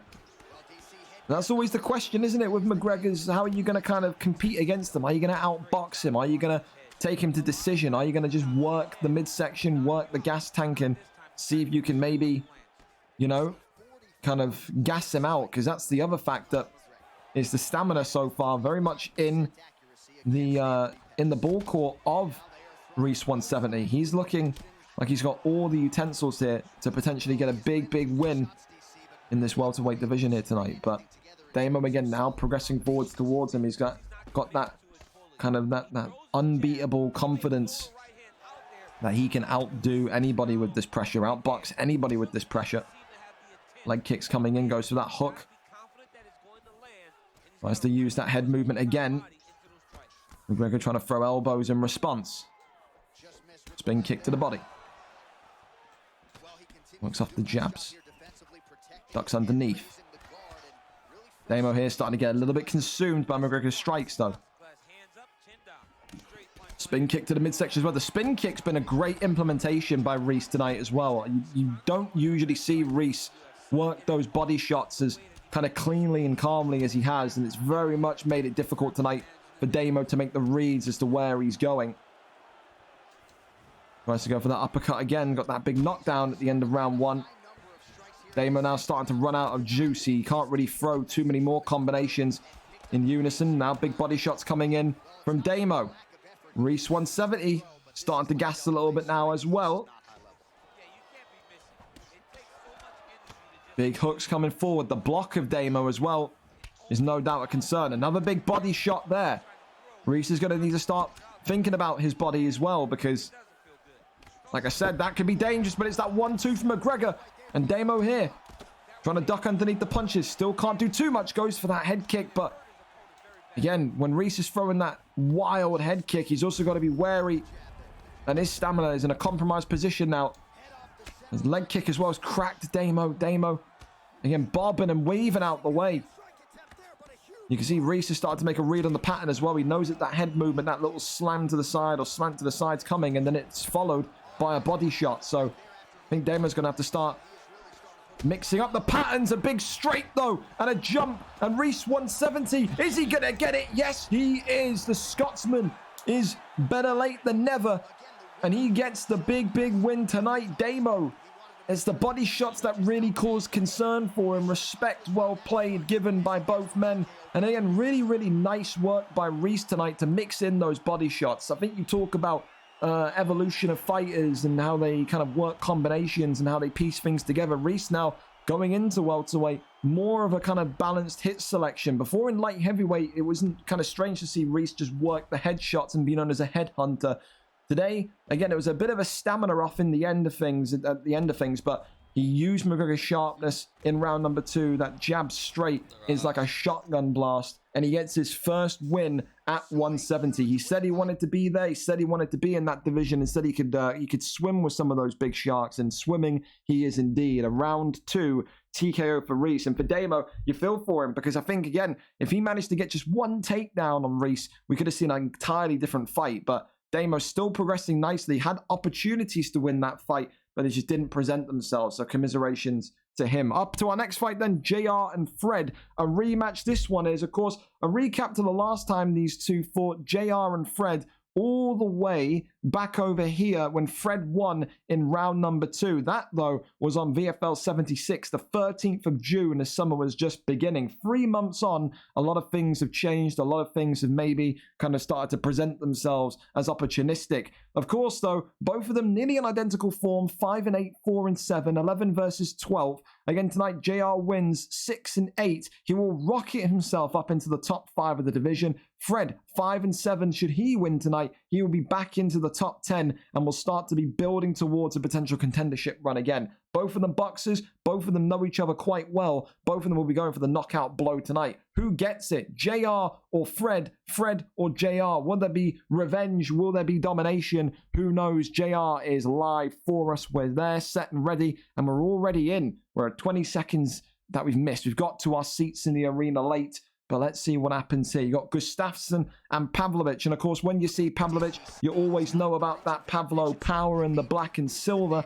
Of course, for Fred, He has to use that reach of Gustafsson to really make it a difficult fight. Got to poke him away. And as we always say with Pavlovich, do not sleep on this guy. Even if you rock him 3-4 times, do not celebrate until he is dead in the coffin. He is someone that, in the heavyweight division of VFL, whether it's ONE or UFC, has come back from so many big knocks, so many big drops, that it doesn't surprise me anymore in the slightest. This guy could have one clean opportunity to knock you out. He's got so much power, that 99 punch power, that it's devastating. So you've got to really be careful. It's the best kind of heavyweight representation of what fighting a good boxer with McGregor in welterweight or McGregor in lightweight is like. You have to kind of approach these fights with a certain way, a certain kind of a certain attitude of maybe taking it to the distance, or maybe working those body shots, or maybe grounding the opponent. Of course, Pavlovich is not bad, on the ground at all. He's got that Russian gene in him, which of course every Russian is just good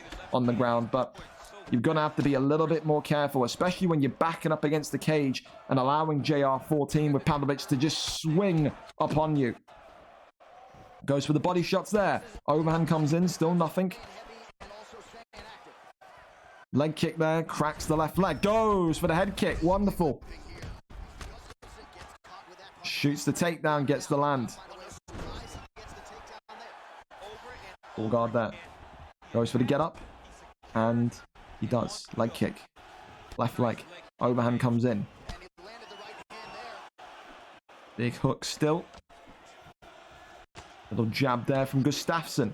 Tries to shoot that elbow, but both legs as well of Gustafsson. This is the problem. This is the age-old problem with Gustafsson. We saw it all last summer when Gustafsson was a key pick in heavyweight and light heavyweight. This dude's legs are made out of paper mache. It's made out of Pritt stick, as he's been knocked, dropped, and stopped by JR14, the Scotsman, the Welshman, whatever he is, the Highlander himself, gets the victory with Pavlovich, and it is a big stop, a round one domination. Worked the legs of Gustafsson, worked everything in beautiful unison. The pressure as well. When Fred was being put up against the cage, I didn't know where to go. I didn't know what to do. And for tonight, Fred, of course, the comeback in terms of maybe his record is not on, but now we've got a really interesting situation, because you look at this now, Fred winning the first, JR winning the second. These two heavyweights could be one of the very first heavyweights to have a potential trilogy. JR14 tonight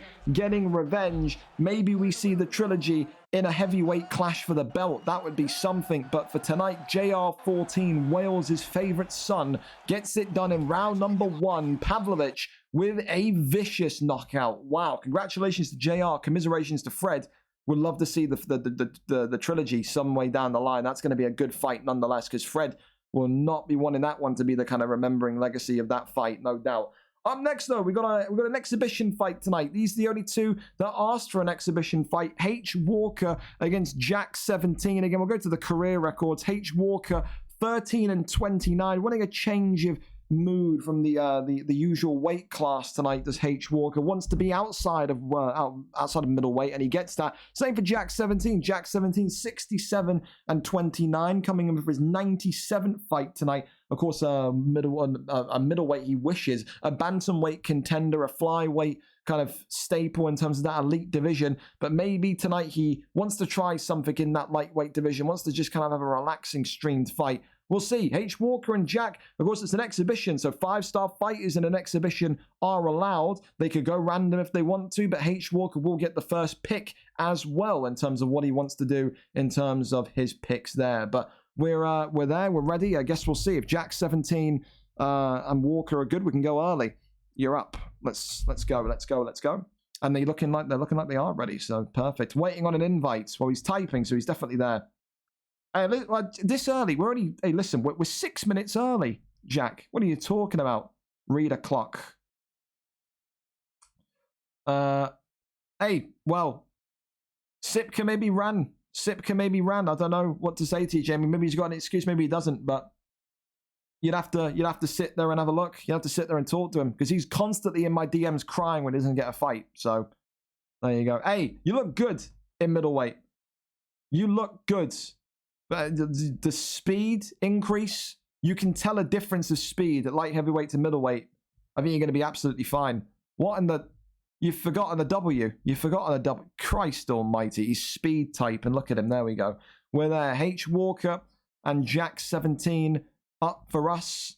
Of course, you may want to make sure that your stream is actually up, Walker, because we've got the menu thing right now. And we're good. I think. Are we? Black screen? I don't know. But listen, we're all right because we're 5 minutes in time. So there's really not too much of a big deal there whatsoever. There we go. We're up. We're there. We're ready. Reese, what can I help you with? You fighting on Thursday? I am. Yes. Me and Portuguese Prince. 2 brothers in the octagon. Memeing it out. Paul Craig can fight in middleweight if needed. Yep, you deserve nothing nice in life, vape. Nothing. Nothing nice. It's terrible, man. Awful. I thought it was 8:20 originally. Well. Was it? Well, yeah, probably. Actually, no, probably was. Probably everyone got moved back 10 minutes because, I think, what is it? One guy said that he couldn't fight until 8:40, so everyone got bumped down. But that's fine. Hey, listen, you're here, you're there, you're ready. We're set. We're cool. It's good. It's good. Keeping everyone on their toes, Jack. Make sure if they've read the doc or not. You know, hey, there you go. But we're good. As we load in here, of course, lightweight division. A division that neither of these two are regularly in. And, like I said, should be a good fight tonight. 5 stars available in an exhibition as well. While they load up into the lobby, let me quickly go and check my DMs, because I got one DM from Gaston. No problem, that's fine. Yeah. Gaston, of course, having to withdraw tonight due to some issues at home, so we hope he's all good there, but here we go. You saw the testing pool there as well, being typed in and then immediately deleted. Don't cuck me in the testing pool, please. Don't be doing that. Them 3 leg checks at the start. One that I'm shattered. Well, there you go. Michael, what's the comms on F1 then? Are they fixing it? Have they said anything about it, or have they remained silent on it? Silenced on it. As well, don't forget, fellas, today the prediction card is out. I just haven't tagged you all. You can go in, predict the winners of the main card. Winners only. If you can predict all of the winners, cash prize awaits. We're getting to the point now. We're going to start to be talking about no one's won to predict the card in a year. Like, we're getting very close to that now, man. It's a little bit scary. I can't lie to you. So the lightweight division set for, the lightweight division exhibitionally set for impact. What are we going to see in terms of the picks? Walker can go anybody he wants. He gets first pick. Of course, what is he going to be doing here tonight in terms of what he wants to go with? Random. H. Walker saying, let's throw it down. It's random against Michael Johnson. Walker leaving it completely down to fate. Frankie Edgar, Portuguese Prince, is somewhere viciously suing in his office. He can't believe it. H. Walker getting the Portuguese Prince treatment here. Let's see if he can live up to the name. Frankie Edgar against Michael Johnson. Of course, H. Walker in the blue. An underdog here, a big underdog. Of course, he's fighting out of that middleweight division. Is a middleweight level fighter. Jack 17 opting for an exhibition. And tonight, Michael Johnson in the black and silver will go up against someone that maybe wants to test a few things as well. But again, sometimes guys like H. Walker, guys like Jack, they get bored of fighting in the same division. And that's what these exhibitions are for. Get you on the card. Get you in the Apex arena here using fighters that you don't usually get to. And you can experiment against people. That's what it's all about. So far, of course, the thing that we do know about Frankie Edgar is he's got underrated boxing. We saw that in Portuguese Prince's lightweight title run. Michael Johnson, of course, someone that's got more of that kind of wrestling acumen, but Jack 17, by no means a wrestler. He's a striker that works the Nebo well. Someone that maybe, again, can get away with it somewhat because he fights in that kind of elite division, so people look at it and go, well, that's kind of understandable, but tonight, I don't think he's going to be Neboing this young middleweight, just extending the arm, trying to keep him at distance. This is the thing as well that I think Prince said to me before with Frankie Edgar. You have to be so clinical with your boxing as well with Frankie because his arms are so short. You can rarely ever get off a pull elbow unless you are right in the vicinity. But said so far, shooting the takedown and been rolled over and rolled through, to which Jack 17 is disengaged and said, we are keeping this one right on the feet, young man. And he's now got him against the cage. Walker having a little stab at the body there. Big shots coming in, but big drop happening there from Jack 17. Body shot there coming forward again. Attempted takedown, the turn and the flip through. Wonderful defense there. Wonderful recovery, you could almost say as well, from Jack 17. And again, while we're in this exhibition fight, of course, it's more chilled. It's a little bit of a break before we go into the kind of, action of UFC. I want to thank everyone again. Said the UFC League could not explain to you, like I said, the craziness in terms of how big it's gotten. 100 cards plus now. Can't wait for UFC 5. Of course, I always say FIFA to me feels like work as a player. Looking forward to playing something. UFC 5 has got me hyped, like Starfield did. Really, really looking forward to it. So I just want to thank everyone because, like I said, the UFC League has really kind of established the second game for people. It's become some people's main game, and like I said, it's a lot of fun moments to come, a lot of great ideas in the pipeline. The return of, we've had a little bit of a freeze there. The return of something like the Ultimate Fighter coming in. Big ideas for release. A Grand Prix on release is being worked on. So just, really, really, really excited for the future of it. I know there's a couple of the UFC kind of hardcore ultras that think the game's going to be terrible. I can understand why they think that because EA is EA, but just from a league perspective and content that we can kind of give to you guys, I'm super excited for it. Couldn't be more gassed for it. So yeah, just thank you for everything. Thank you for, again, the subs and whatnot. Thank you to all the support. Thank you for, again, some of you were here for the whole 12 hours during VFL 100, and that's nuts. And yeah, we really got something good here. We do. And of course, with FIFA on the side as well, EAFC, you want to call it, we got a lot of good stuff. Michael's F1 League. We're in a really, really, really content-rich period for VFL nowadays. Like I said, we're more than just that FIFA league now. There's so much stuff going into it, so I'm really, really proud of it at this point. Round one, though, I don't know who you give that one to in the exhibition. Maybe Jack as the Rock, and he's rocked him and dropped him. No jump there, though, for Jack 17, who wants this fight on the feet. Big uppercut there, and rocks him again. Drops him with the head kick on the way down. Goes to the body shot. Frankie Edgar, the midget, struggling against the giant, the behemoth. That is Michael Johnson. Tries to go for that slip straight. Goes to the body. Uppercut there again. Jack 17 again being respectful here today. Oh, it's a big shot back though from Frankie Edgar. And you best believe if Walker gets the opportunity to jump, he will be jumping. Oh, head kick though, clatters off the canvas. Pressure is coming forward and Walker struggling to kind of I back against him. Trust me, I back. Straight coming in again. Thank you very much for the resub. Elbow coming in there. Works off the double jab. Big hook still. Double jab into the straight.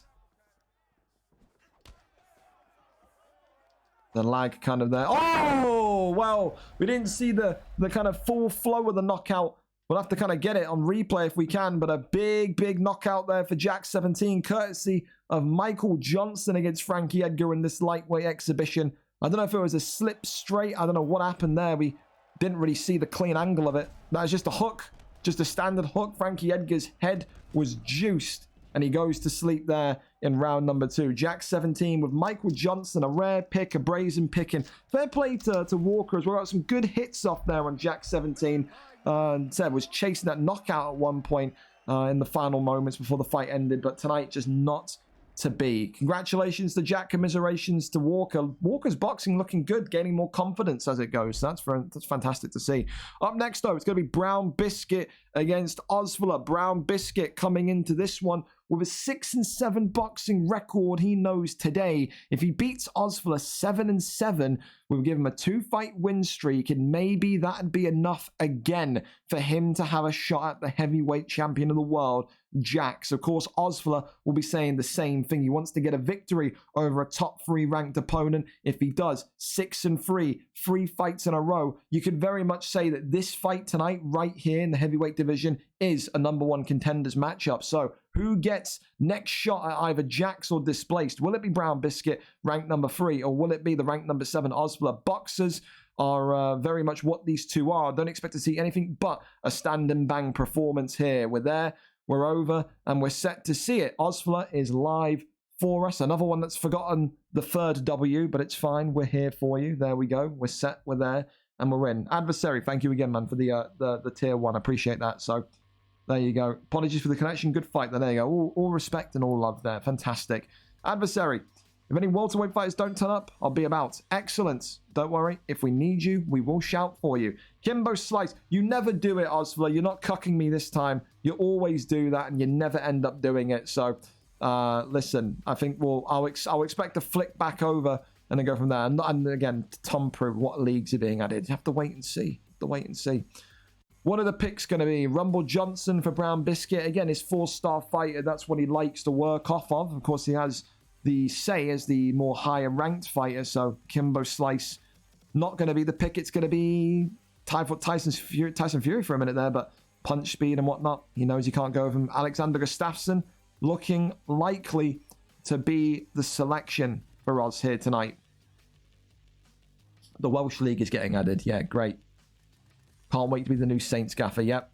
TNS, VFL TNS. Sergey Pavlovich for Osvla against Anthony Rumble Johnson. This is a man, of course, that Brown Biscuit is not too unfamiliar with. I mean, in the heavyweight division now, are you really doing it if you're faced against the Pavlovich? If you're not faced against the Pavlovich yet, I guess I have to wait and see. Brown Biscuit maybe pondering his selection, locks in Rumble and says, okay, Pavlovich again, a deep breath, a deep sigh, and he's going to need to see what he can do here in terms of outlasting Pavlovich's power. Osvla, since he's discovered Pavlovich, we'll say, has looked like he's on a whole different planet. Again, it wouldn't surprise me should Osvla win tonight if he goes into that title fight and uses Pavlovich, because he's just a big fan of that power. But again, Brown Biscuit has been there, seen it, done it all. Only thing he's missing is that heavyweight gold around his waist. But I tell you what, he's going to need to he's going to need to earn it tonight, because Osvla, in the form of his life, confident, walking and striking with that kind of that aura of a champion already, he'll very much be looking and saying, it's as good as mine. But you never know when it comes to Brown Biscuit. He's got the ability to change fights in an instant with his timing and with his kind of, I don't know what to really call it, not brawler status, more like his bravery. Brown Biscuit has been in fights before. Whoa, he's just been knocked down there. Brown Biscuit's been in fights before. Well, when you don't expect him to walk towards his opponents, and he does, and he somehow comes out on top. Osvla getting the takedown, though, with Pavlovich, and now looking like he wants to get over into backside. I think he was trying to go for side control, and now rolling through into back sitting. And what's he going to do? He can't do the rear naked choke. Let it go. Let it go. Let it go. If you tap him out here, it'll be a disqualification. Can't do it. Let it go. He's letting it go. He's letting it. Doesn't. In future, LBRB cancels the sub. You're welcome. The illegal sub. Of course, we've never seen Brown Biscuit opt for a submission before, so not really too surprising that he's going for that. But of course, for anyone new here, doesn't know why, the back sitting RNC there, bar respect there, and he says, "What? Come on, man." Anyone doesn't know about the back sitting RNC? A stam draining sub, just an overpowered sub. That's why it's illegal. That's why if you go into OWC and fight some cheesy bastards, you'll be back sitting RNC. Big overhand comes in there though from Brown Biscuit. Head kick there coming off now as well. Osvla just retreating here, but now lines his strikes up. Goes off the double jab there. Waiting, seeing, and hoping is Brown Biscuit. And it's, oh, big clip. That's the thing with Pavlovich. It just takes one flurry, one combination. Nearly sprints towards him. You can see now Brown Biscuit very much keeping his distance, keeping his spacing. Doesn't want to be involved in a war, but he gets a big elbow, big pull elbow there from Osvla, who drops him and downs him, and against the cage, it's all over. Osvla with another big victory, and it's going to be Osvla against the heavyweight champion of the world, whoever that may be, next.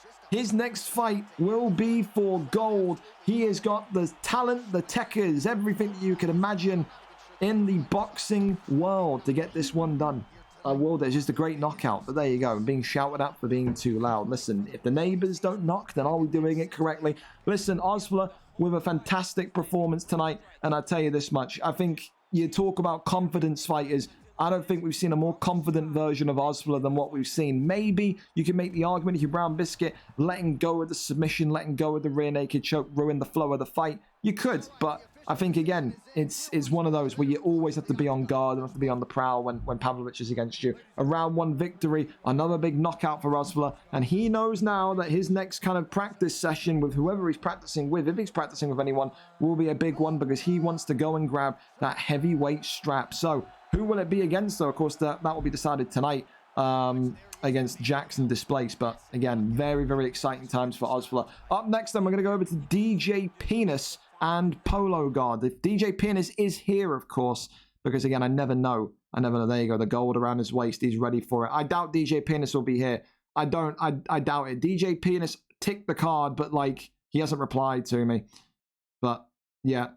Driz stopped. Well, I mean, it's not really. So if Driz is retiring, it wouldn't be a surprise. Driz lost the belt and hasn't asked to fight since. So I mean, Driz can retire at any point. Everyone knows my feelings towards that group anyway. I've just been respectful in recent times. But again, stop. Again, if he wants to type in there, let him type in there. Again, you guys want to play with Driz? He's playing with him in multiple different leagues. Driz is going to be focusing on ESFL. He hasn't got time for other stuff, man. There'll be so many different leagues. This is the thing. There's so many different leagues when UFC 5 comes out, from your ESFLs to your prime times. You're going to have to expect that some of the bigger fighters are not going to want to focus on here, which is fine. But that's the glory of it. There's 300 of us for a reason, so we're not relying on anyone. So DJ Penis, I wanted to cut DJ Penis. If you actually see, I didn't even realize DJ Penis is still in the Discord because DJ Penis hasn't been on the rankings for about 3 or 4 weeks. So he was pretty much cut last week. And then he kind of ticked to do a fight. So I was like, you know what? We'll float it out there. We'll see if DJ Penis is here. If DJ Penis isn't here, then, I mean, does it really make any difference? Of course not. The guy doesn't really want to fight. The guy can't really fight.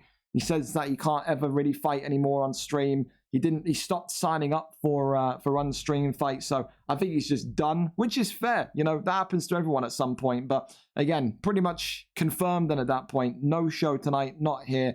Again, gaps and fights. Fought on the 8th of August.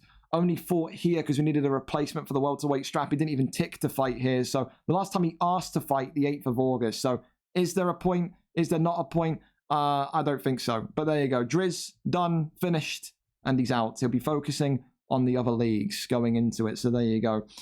Done and dusted. Let me take that out of the rankings. If anything, that actually helps because we needed to cut one of the flyweights because we're now at 20. My OCD can calm down. However, listen, we've got options in terms of the welterweight division, in terms of who we can get in. The good news for Polo God is that you are going to get a fight. The big question is, though, who is the fight going to be against and what is that style going to be like? DJ Pien is known for his grappling and wrestling. Are you going to get someone of that same ilk? One of those. We could do a cross-promotion fight. We could.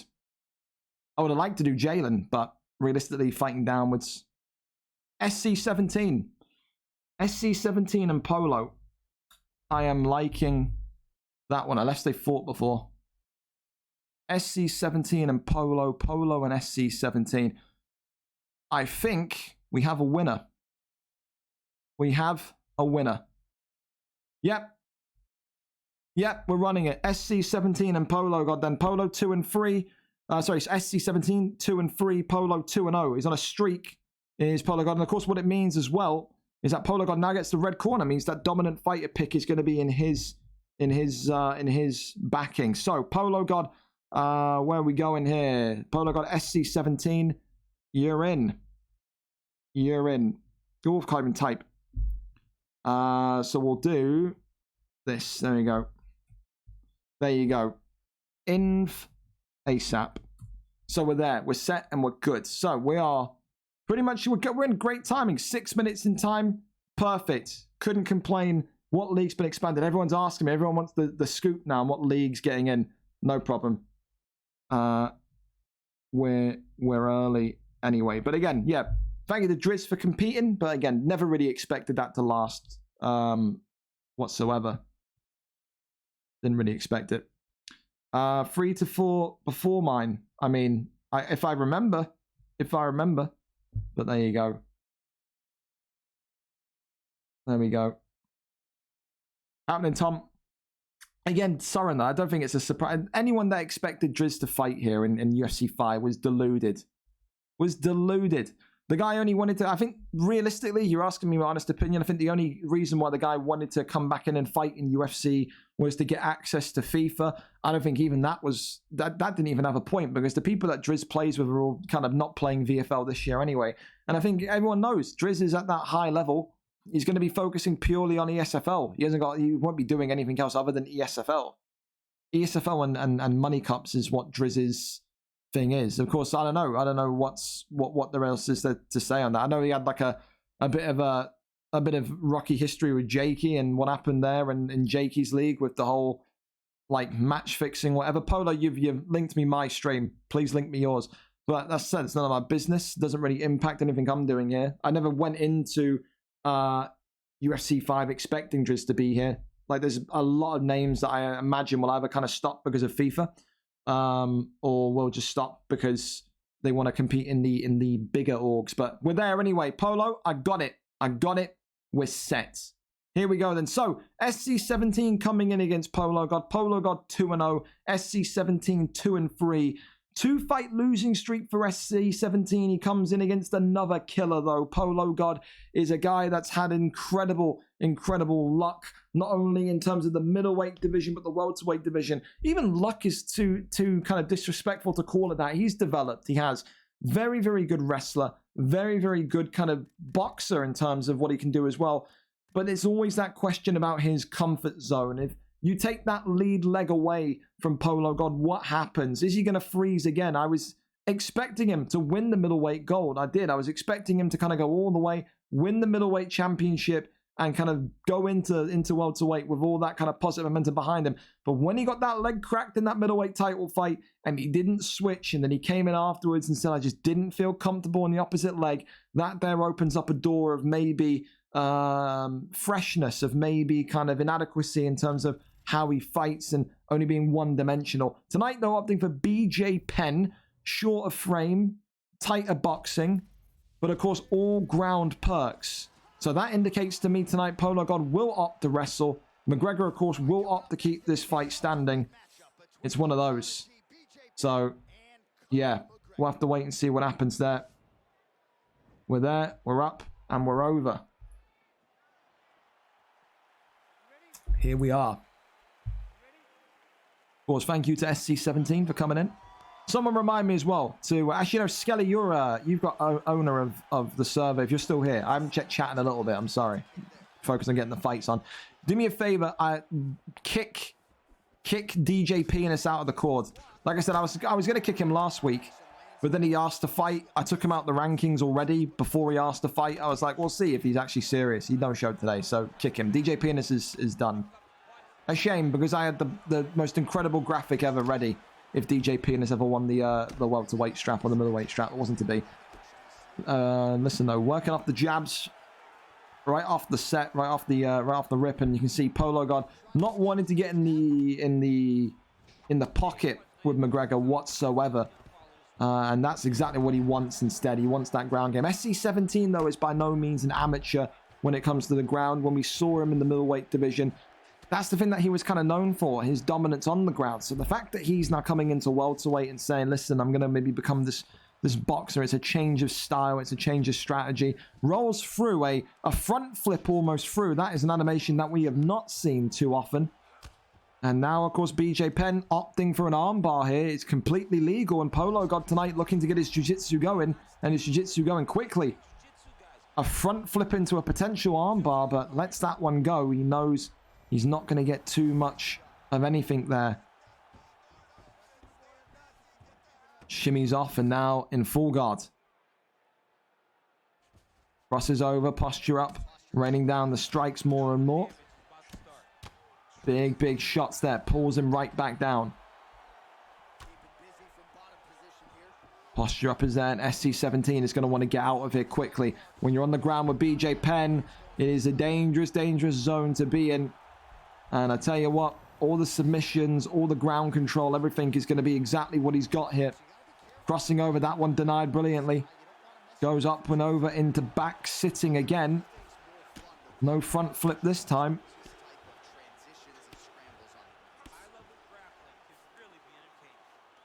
Goes up and over into top mount.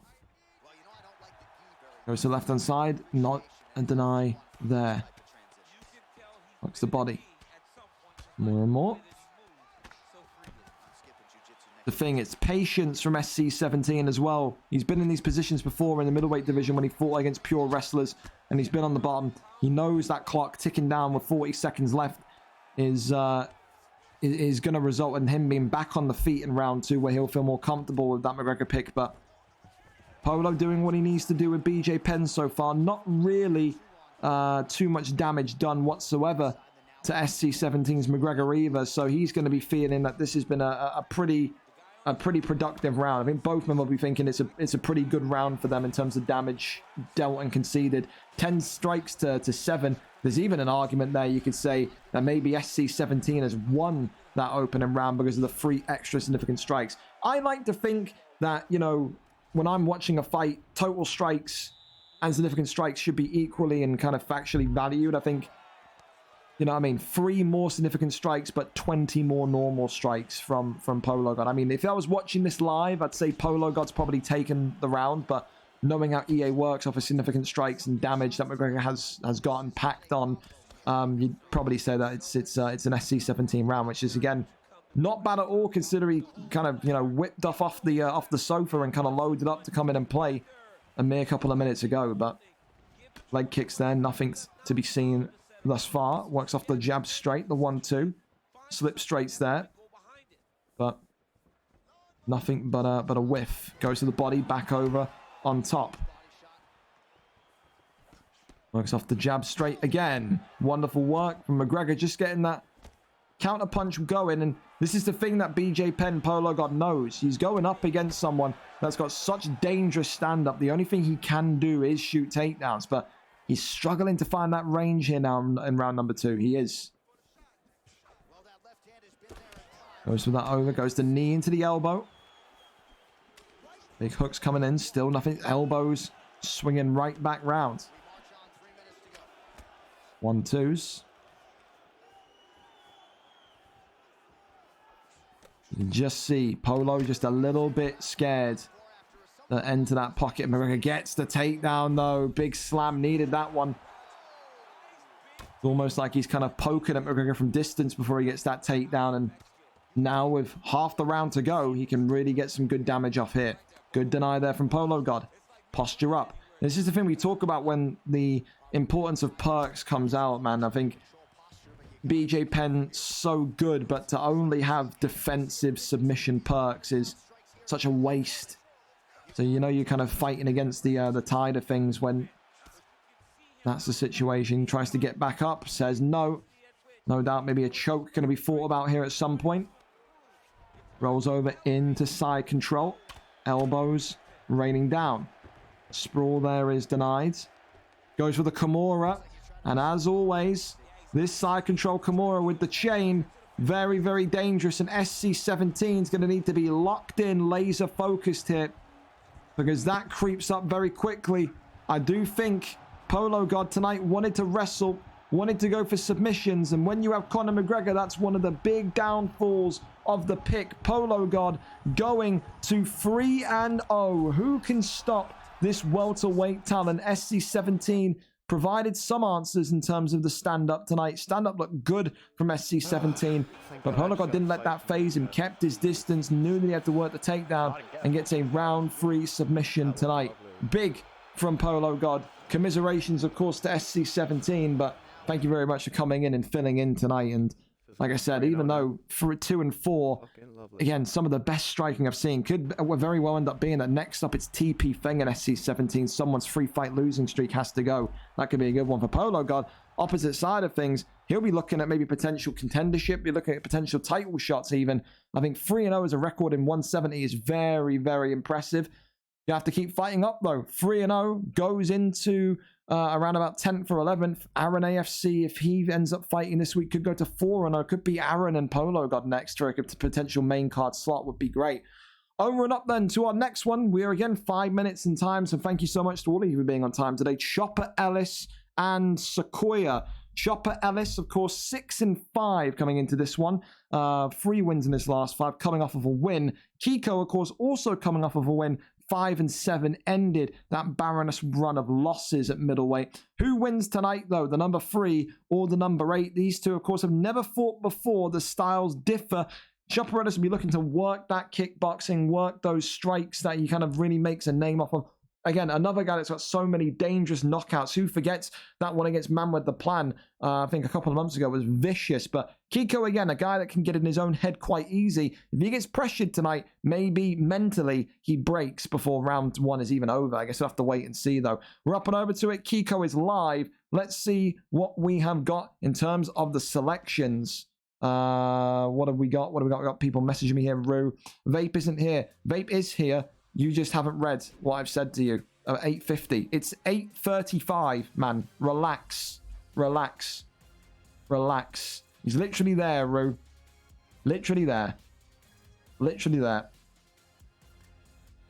So, don't panic. Fran. All right, we're in and we're set to go. You got to be calm. You got to be calm. McLovin, I would feel dirty even giving you a fight tonight because your next fight should be for the belt, man. But we'll have to wait and see. I get more questions about league expansion. Listen, I am doing UFC. Let me relax. All right. Stop filling my head with FIFA work, dude. I'm telling you. Thank you, Skelly. DJ Penis. That's the one. Yes. Get him gone. Get him gone.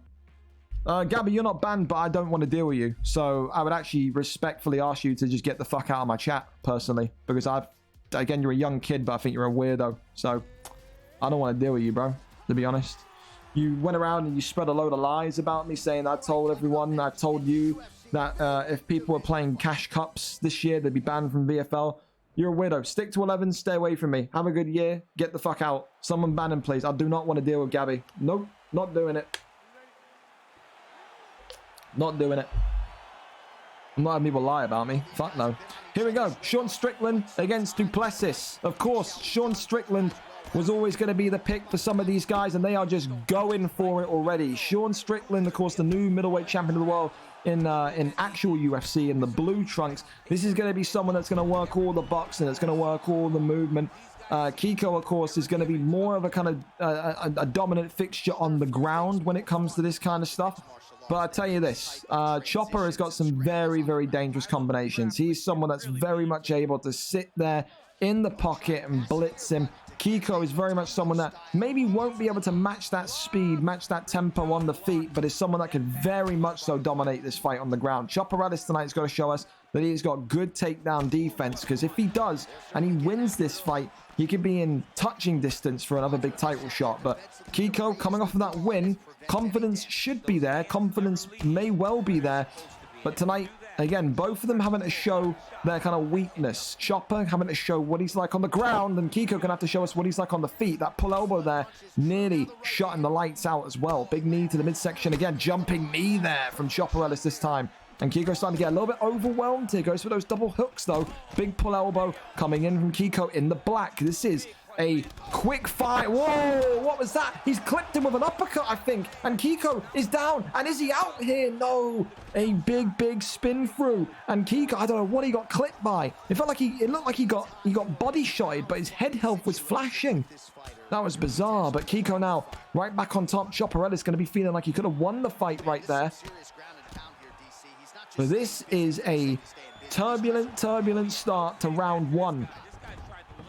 Take decision win off your bingo card. That is not going to be happening tonight. Posture ups there. Gets back to the feet. Chopper Ellis wants to be back where he's comfortable. Knee to the body again. Elbows coming forward. Big front kick coming off. And that's the thing, no doubt. Kiko will be getting more and more frustrated with those knee bows coming forward. And he's also got to be careful of that pull elbow as well. That pull elbow is being hunted for by Chopper Ellis. Slip straight into the overhand there. Nearly violent and vicious. Big elbows. Oh, knee over from Kiko. He says, take back what you sell, sir. Drops him right back down, though. And listen, these two are going for it. Chopper Ellis rocked and dropped again. Kiko jumping on the carcass of Sean Strickland. Duplessis has done it. Sean Strickland is out. Kiko has won 2 wins in a row for a man that maybe thought like his time at middleweight was done and dusted. Sequoia, Kiko, whatever you want to call him, the man that loves Brendan Rodgers, box office Brodge, has maybe ushered him into victory here. 2-fight win streak now for Kiko, who showed dominance on the feet as well. So he got that first stun from Chopper Ellis and then just waded through with his own strikes. The Duplessis pick looking like a wonderful, wonderful idea against the Sean Strickland pick. And like I said, probably one of his most violent knockouts today. Kiko usually a guy that relies on the second round, the third round to finish fights, but a round 1 TKO this evening. And he is back 2 wins on the spin now for Sequoia, for Kiko. And like I said, with the Duplessis pick, he's looking dangerous, getting better and better each week. Like I said, 2 wins in a row. What does that mean for him? 6 and 7. He's going to be up there closing in on a top 3. 2 fights, 2 wins in a row. It's Rapids is pretty much going to be next for the belt. Could end up being maybe potentially that he takes on Chub Nardinho next, Kiko. That could be a big, big grudge match, no doubt. Listen, go to our next one then. It's going to be Vape against Rue. Rue was panicking that Vape wasn't here. Vape would never do that, even though he did it to me in the BMF. And we had a conversation there. I don't think he'd do it twice in a row. But tonight, someone here manages to get the career back underway. Vape 1 and 4. He has been resilient in terms of not being broken, in terms of maybe letting this division get to him. He today wants to go to 2 and 4, rise up the division into the top 15. Rue, of course, asked to come in here, asked after that featherweight title loss. He said, listen, I feel like I'm cursed in featherweight. I want to get that move upwards, onwards, and fight even better. Tonight, of course, is a rematch as well. These two have not had a competitive fixture in the VFL Octagon since their early days together at middleweight. And that was a long, long, long time ago, all the way back here. Where is it? Where is it? There. VFL 33. Rue won that fateful night on decision on the 13th of October. So it's been a long time coming. They've had a lot of kind of trials and tribulations between the pair of them. Some of them, Rue, of course, being so close to featherweight glory, Vape getting featherweight glory, but now they meet again in the elite division, a division where both of them maybe know that they're not going to be at their peak, but know that they want to be in there to test themselves. They had incredible runs in featherweight, the pair of them, but now it's all about what comes next. What comes next in this elite division? Give me Chub, give me Chub. There, he wants Chub Nardinho next. He wants it. He wants it. Here we go. We're up and over to it. The flyweight or bantamweight division, the flyweight division, excuse me, very much now here and set. Rue with a sparring record of 30 wins to Vape 7. No wonder Rue wanted Vape to be here. He'll be looking at this as a very, very big way to kick off his flyweight divisional record with a win. Will Vape be an easy win? That's the question. Vape, of course, opting for Cejudo in the blue. Rue opting for TJ Dillashaw in the black. And again, no doubt Vape going to be complemented by Cejudo's style. Again, Vape a wrestler, Cejudo a wrestler. Also got decent power, does Henry Cejudo. But again, when you talk about matches and whatnot as well, again, Ostigari there from Vape, a little bit, not unsportsmanlike, you can say, an Ostigari. But when you talk about Rue as well, TJ Dillashaw, a perfect fit for him. TJ Dillashaw, so much power, so much strength, stand-up base as well, but can also sit there and get involved in this ground game, in this wrestling, should he want to also. Tonight, of course, America versus England, England versus America, and for Rue, his first fight in this division since asking for that switch at the end of August. Goes over into side control. Of course, Rue, another one of those fighters that you could sit there and say has had an incredible UFC 4 from a guy that never even played the game back when he made his debut, I think last April, last May, and he's rose up those divisions from welterweight to featherweight, and now, of course, into flyweight, getting wins in all of those divisions. He's not been like some guy that's, oh, big slip straight overhand there from Vape. Vape getting very much into this fight here, believing that he can sit there and go against even some of the very best strikers, like a Rue, trying to take his back here, looking to try and drag him back down, and does. Goes over into side control. Elbows coming off there. Deny in that position. More and more elbows coming forward. Kimura being hunted for, and he's gotten out from underneath him. A great deny there. Slinks back up to the feet.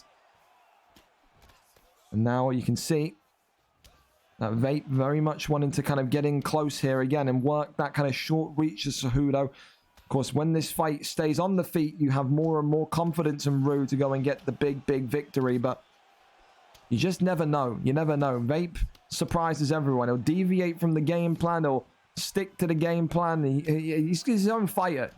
I would hate me in a corner for Vape because you'd be telling him, hey, go do X, Y, and Z. He'd nod at you and then just go and do A, B, C. You know what I mean? He's that kind of guy. Head kicks coming off, though, for Vape. Works the body shot there. Tries to get a little stab at the midsection. Nice to go for that slip straight there. 1-2 down the line again. Rue continuing to pepper the body and the head. Seasoning it with passion. He is. Gordon Ramsay of the Octagon. Look at that. Oh, big flurry of strikes there from Vape. Trying to get that elbow in there. Does Rue.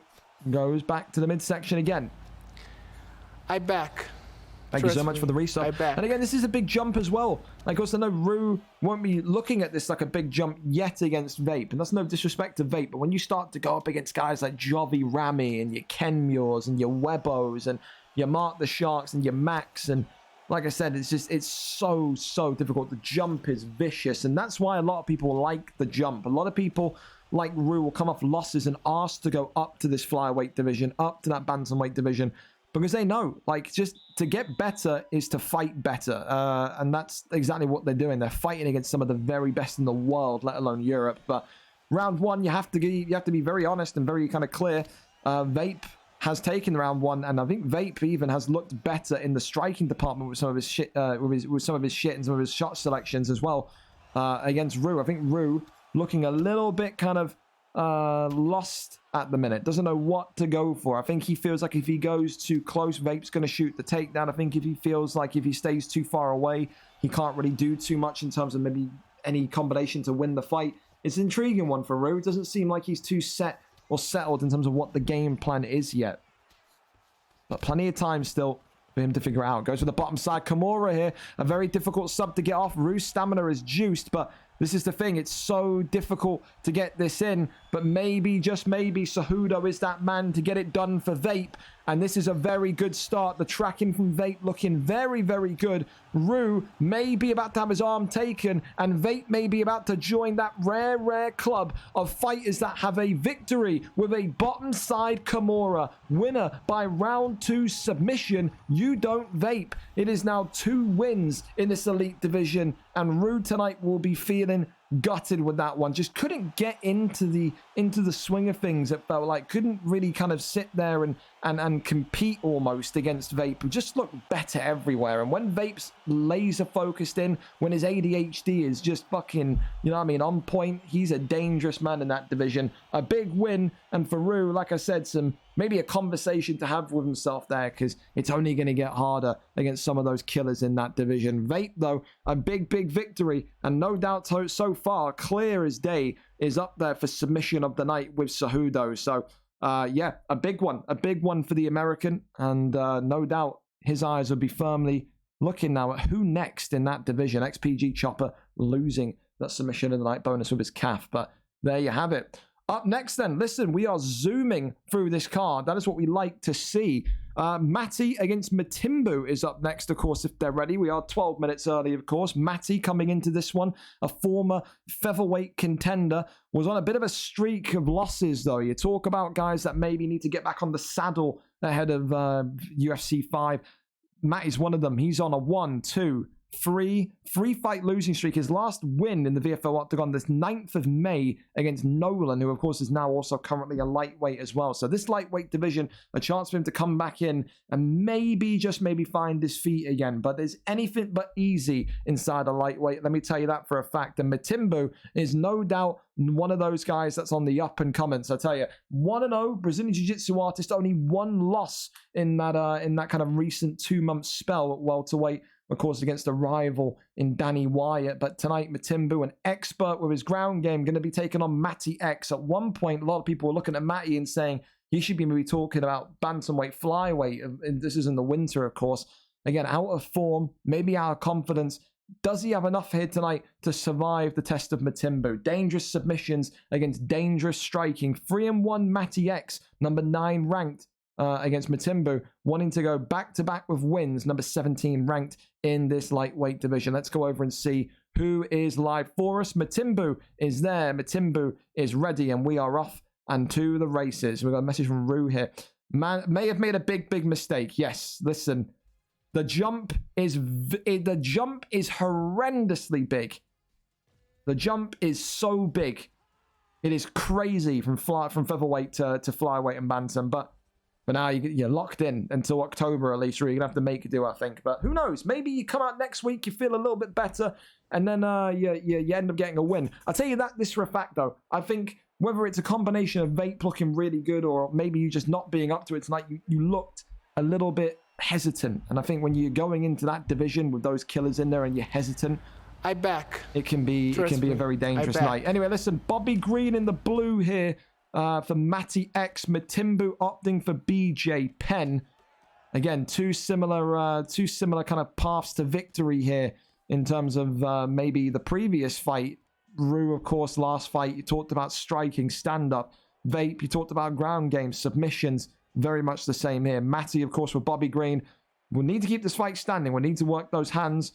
And, of course, we need to avoid those takedowns. Matimbu will need to kind of sit there and out-joust Bobby Green on the feet and then look to maybe go and get that takedown secured and wrap him up with one of those trademark Matimbu submissions. Thank you as well for the resub. Appreciate the fucking life out of you.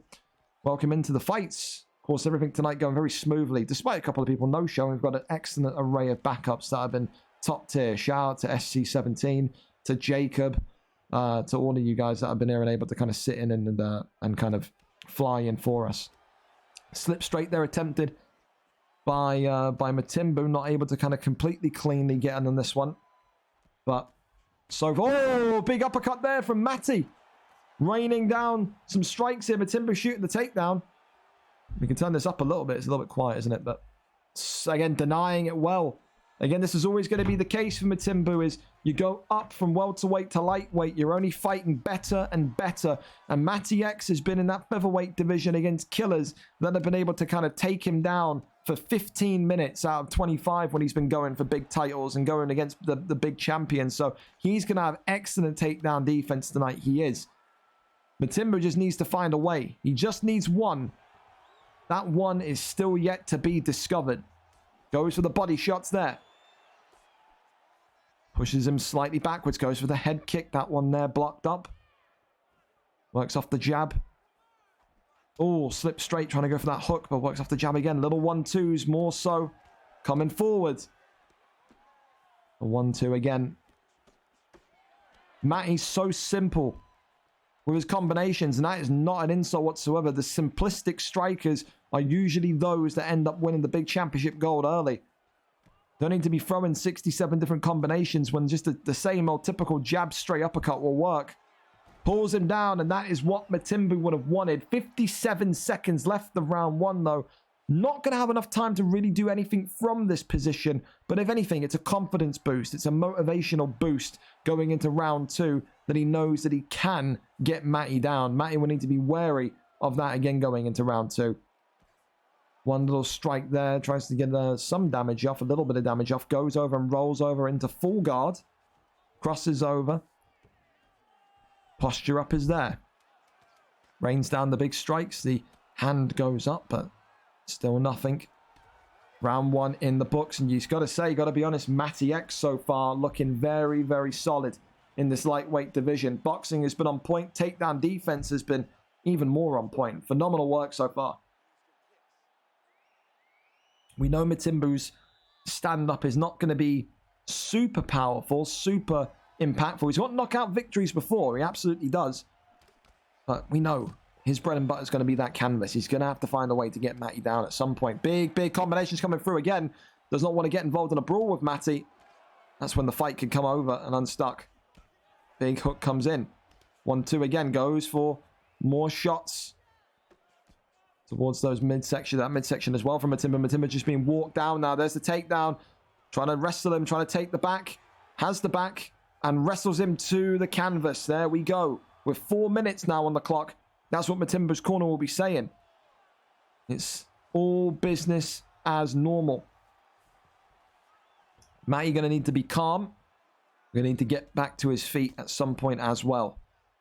And not stay down here with Matimbu. It is a literal death sentence. Tries to go into full guard. Posture up is denied.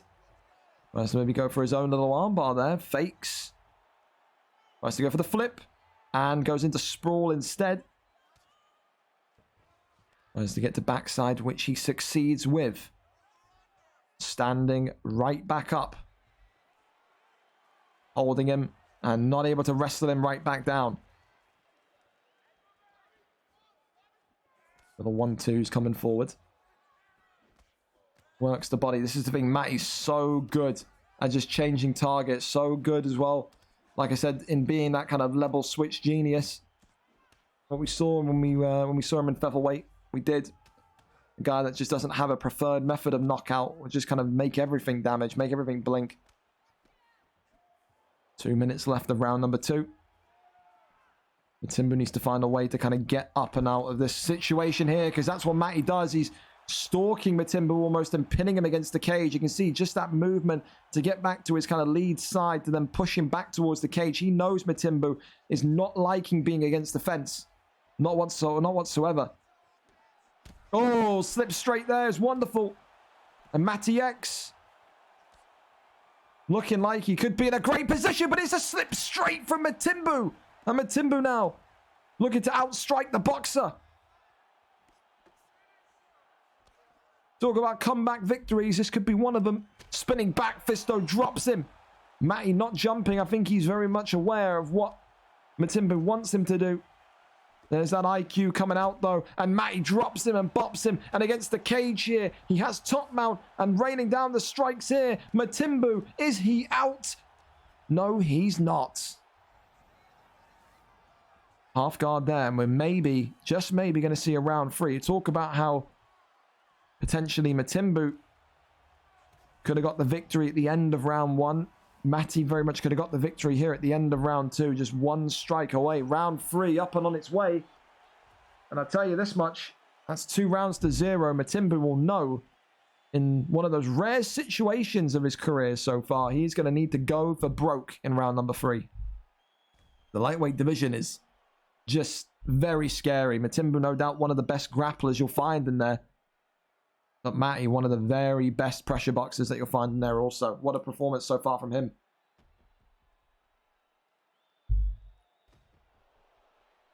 For Matimbu, he's going to have to get this fight to the canvas quickly. And he's going to have to really, really work those submissions. Not been kind of free-flowing tonight in the submission department. Works the body, looking to go for that killer blow. Drops him. And against the cage here, is Bobby Green going to do it? Matimbu still on his feet, still somehow surviving. Goes to the body again, shoots the takedown, gets the turn. No land though. Matty saying, not today, old friend. We ain't going back down there. Slip straight overhand from Matty. Now big shots to the body. And against the cage here, swings back out. Does Matimbu. He's shooting. He's trying to get anything off here. Knees coming outside the clinch. Oh, the head kick's vicious. The upper. Whoa! Whoa! Whoa! Whoa! What the fuck? What the fuck? BJ Penn fucking floating into the sky. Holy shit. Can we get an action replay? What in the holy fuck? Oh, there he is. Look, there's his leg. He hit him so hard, he fucking teleported him. BJ Penn hit so hard by a disfigured arm that he landed behind him. Wow. Wow. What a way, what a finish. Knockout of the night has a new home. Knockout of the night has a new home. Hall of Fame knockout. Knockout of the year. Listen. Not only are we going to give that knockout of the night, we're going to give that performance of the night as well. Matty X looking absolutely phenomenal there tonight and had an incredible knockout to match. One hell of a way to make his return to the stream card. With BJ Penn flying out the octagon, landing behind him. I can't believe what I've just seen. KO with the Millennium. Mark Jeff is impressed with that one. Wow. There you go. Matty X. Wild, wild shit. Move over to our next one, then it's going to be Kieran Crow against Dex Primacy. Kieran Crow coming into this one with an almighty task to take on Dex Primacy.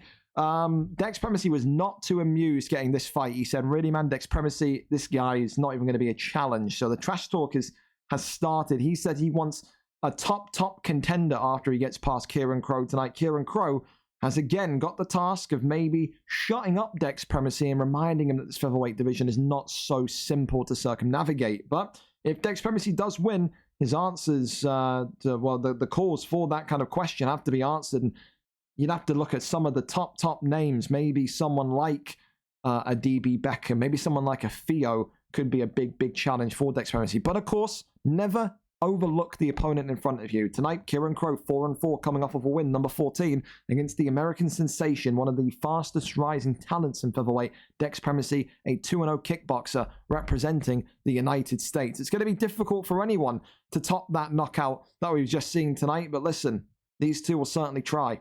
They certainly will. Chin's wacky. I'm doing well. Welcome in, welcome in. Nice to see you. Nice to see you. I think we were supposed to talk yesterday. I was so out of it, man. I was awake for like 26 hours. So, no, I've already talked to you. That's good. How's management going? Any help needed? Do tell me. I mean, not right now because I'm doing a UFC card, but I hope everything's treating you well. Hope everything's more simple and kind of clear now. But yeah, just doing the weekly UFC card, man. It's great. I've been doing it since like last March. Good fun. Anyway, I can't see the chat. I'm back in the zone. Aldo and Taporia, Dex Primacy. You can see why he's so confident. They fought 4 times previously. Not in the league, of course, but maybe in other promotions, maybe in OWC. And Dex Primacy has won every single time. He's getting a reputation. He's getting a name now, Dex Primacy, as someone that is extremely confident in his abilities. Maybe that can be misconstrued at times as cockiness, as overconfidence. Tonight, Kieran Crow is going to have to show that it very much is. Dex Primacy has already said he is looking past and beyond Kieran Crow. Kieran Crow has to show everyone tonight that he is going to be one of those fighters coming up into the end of UFC 4, the beginning of UFC 5, where maybe, just maybe, he can make a launch for that title fight. Of course, this is the thing. Kieran Crow, regardless, win or lose here tonight, he's been on a riptide of form. This is a guy that came into the heavyweight division, I think lost his opening 2 fights and said, I don't feel like I need to be here. I feel like this is a wrong divisional matchup. And since then, he has exploded. His boxing has improved tenfold. Everything about him is just looking a lot more clinical, a lot more clean. And like I said, he should be very happy with how he's kind of performed so far in this division. Of course, he tonight has Jose Aldo in the yellow. Dex Primacy with Taporia in the black there. Went for a takedown, a rare takedown. We don't really often see Dex Primacy go for too much wrestling. He likes to be one of those guys that I think works on the feet. Of course, he had that Charles Oliveira pick at lightweight when he won the belt, so he does have the potential to kind of shoot for the legs and really make it a difficult night on the ground. But maybe that there is a little bit of respect given inadvertently by Dex Primacy when he says, you know, I want to wrestle Kieran Crow tonight. Maybe he wants to show everyone what his entire skill set looks like. But Dex Primacy so far eating the cleaner shots from Kieran Crow. Head kick there attempted. Nothing though lands through. And for Dex Primacy, it's been a long time since he faced a troubling loss. Of course, this is a guy that filled in last moment at the UFN on Sunday. He is not afraid of anybody in this division. He says he will be featherweight champion by the time UFC 5 comes out.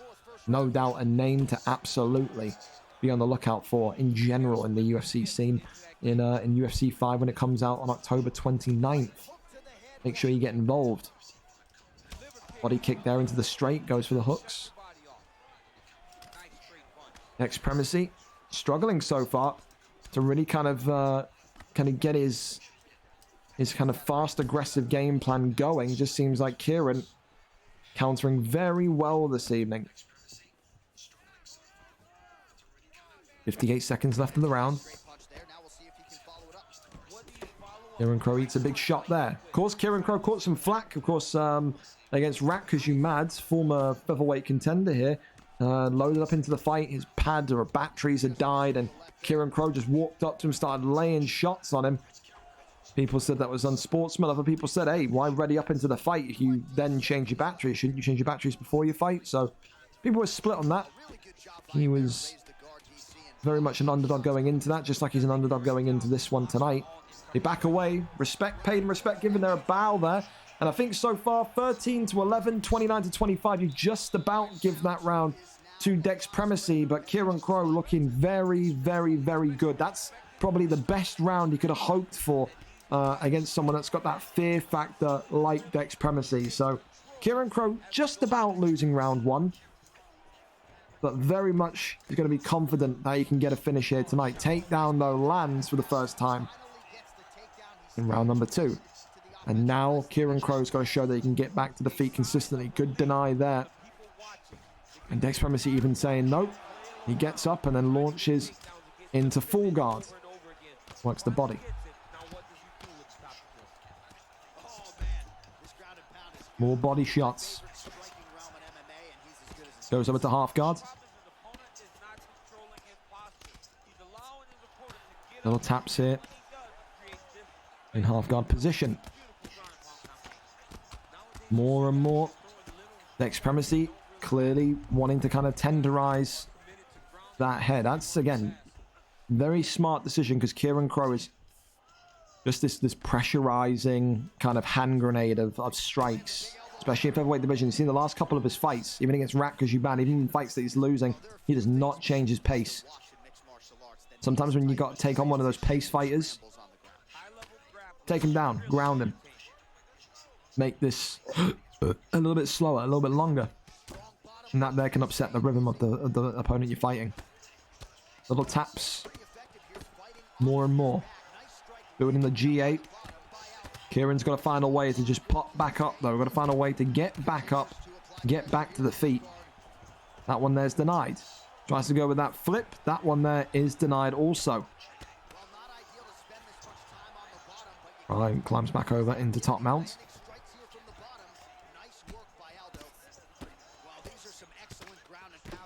Just got to feel like Kieran Crow doesn't want to rush the transition. And he's just taking his time just to be kind of giving off that kind of that vibe that he's not panicking. But Dex Primacy in this round, it's been ground game domination. He's had all the control time. No kind of big ground and pound hits from Dex Primacy whatsoever.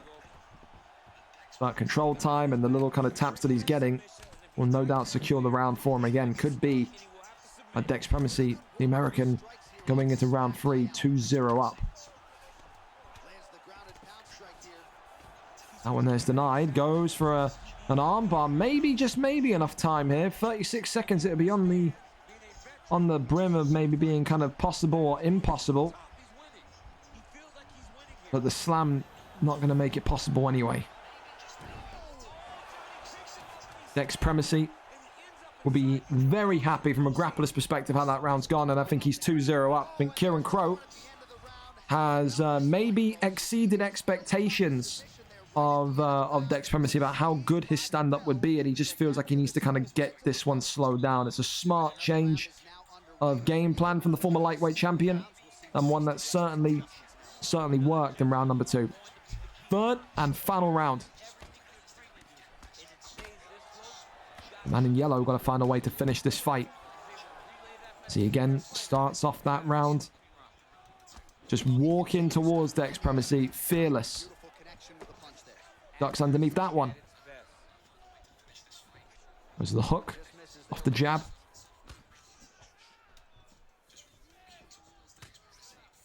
Little jab there. Beautiful shots. Big hooks. Want to find a way. Ooh, more and more. Big shots.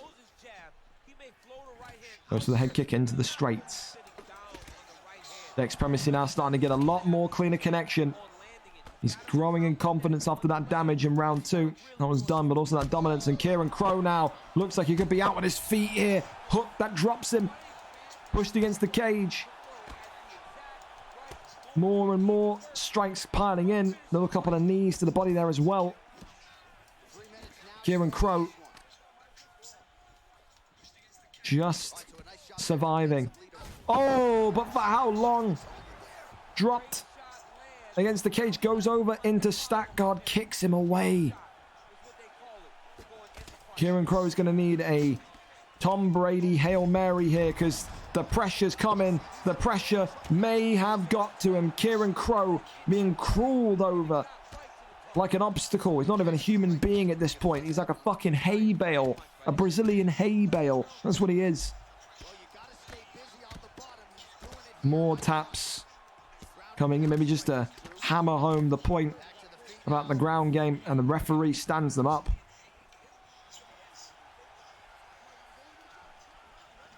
Tries to go for that kick into the head kick, and Dex Primacy. Oh, Dex Primacy! Hang on a minute. Imagine.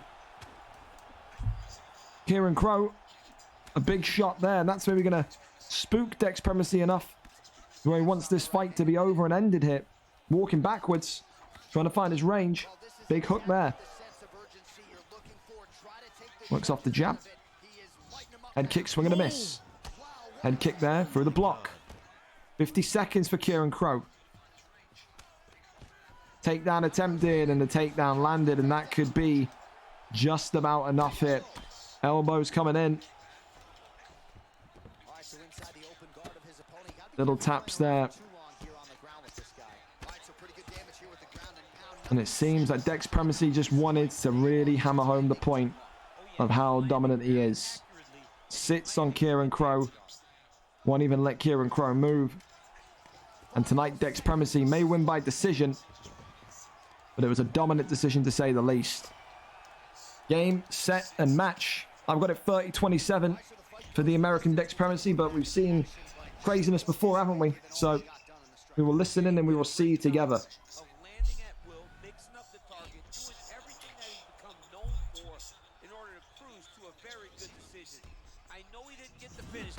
So bad coming in here tonight, but he had a phenomenal performance, and he showed that he's one of the best fighters in the world. The official decision is now in. It resides with Bruce Buff. All three judges scored the contest 30-27. Yep. For the winner by 30-27. Yep. An easy night in the office for the American. Kieran Crow had moments, but nothing concrete. Dex Primacy said he was looking past Kieran Crow. He put on an absolute whirlwind of a performance, and now he wants one of the top guys. Can anyone stop this young man? It seems like that question is asked every week, and the answer remains no. A dominant display, but again, it only gets harder now. Up next, then, we're going to go up and over to T Stocky against IGC Shark. So this one could be a bit interesting. Could be a little bit interesting because listen, T Stocky away at a cabin. I think he's on like a I don't know, like a holiday, a fucking, I don't know where he is. He's having a trip with nature, so he's in a cabin playing off of his hotspot. So we can only see and hope that this is going to be somewhat good. He's playing with nature, but tonight his opponent is not one that will be looking to play with nature. It's the rematch, of course. That, remember the rear naked choke, the back sitting rear naked or whatever it was. It was a mounted gogoplata. That's what it is. The mounted gogoplata.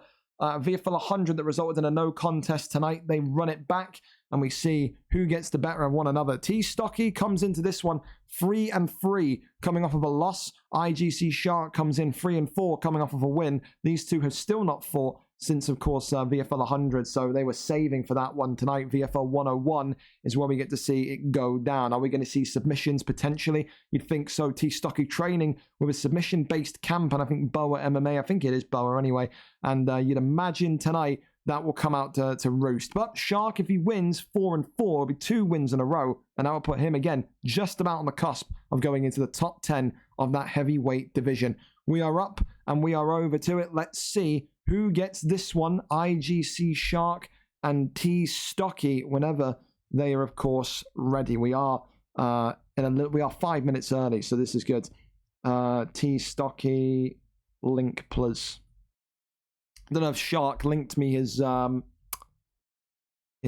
Twitch. He didn't. That's all right. We wait and we see. What fight are we on, Tom? Going into this one, Stocky and Shark. We are in great time today, man. We're in some really good time. We are Thank you. Again, appreciate everyone here tonight being on point, being on time. It's good. Good. While we wait, we can quickly have a look at the football scores, can't we? Wow. Do that. No one cares about the lower league of England. Who cares? Newcastle Milan draw, Leipzig, Barcelona 4-0, final 1-up against Celtic. Wow. I feel like I'm imagining winning, City and Red Star drawing, PSG beating Dortmund. I mean, apart from City and Red Star, there's nothing really interesting there. And Feyenoord, I guess you could say.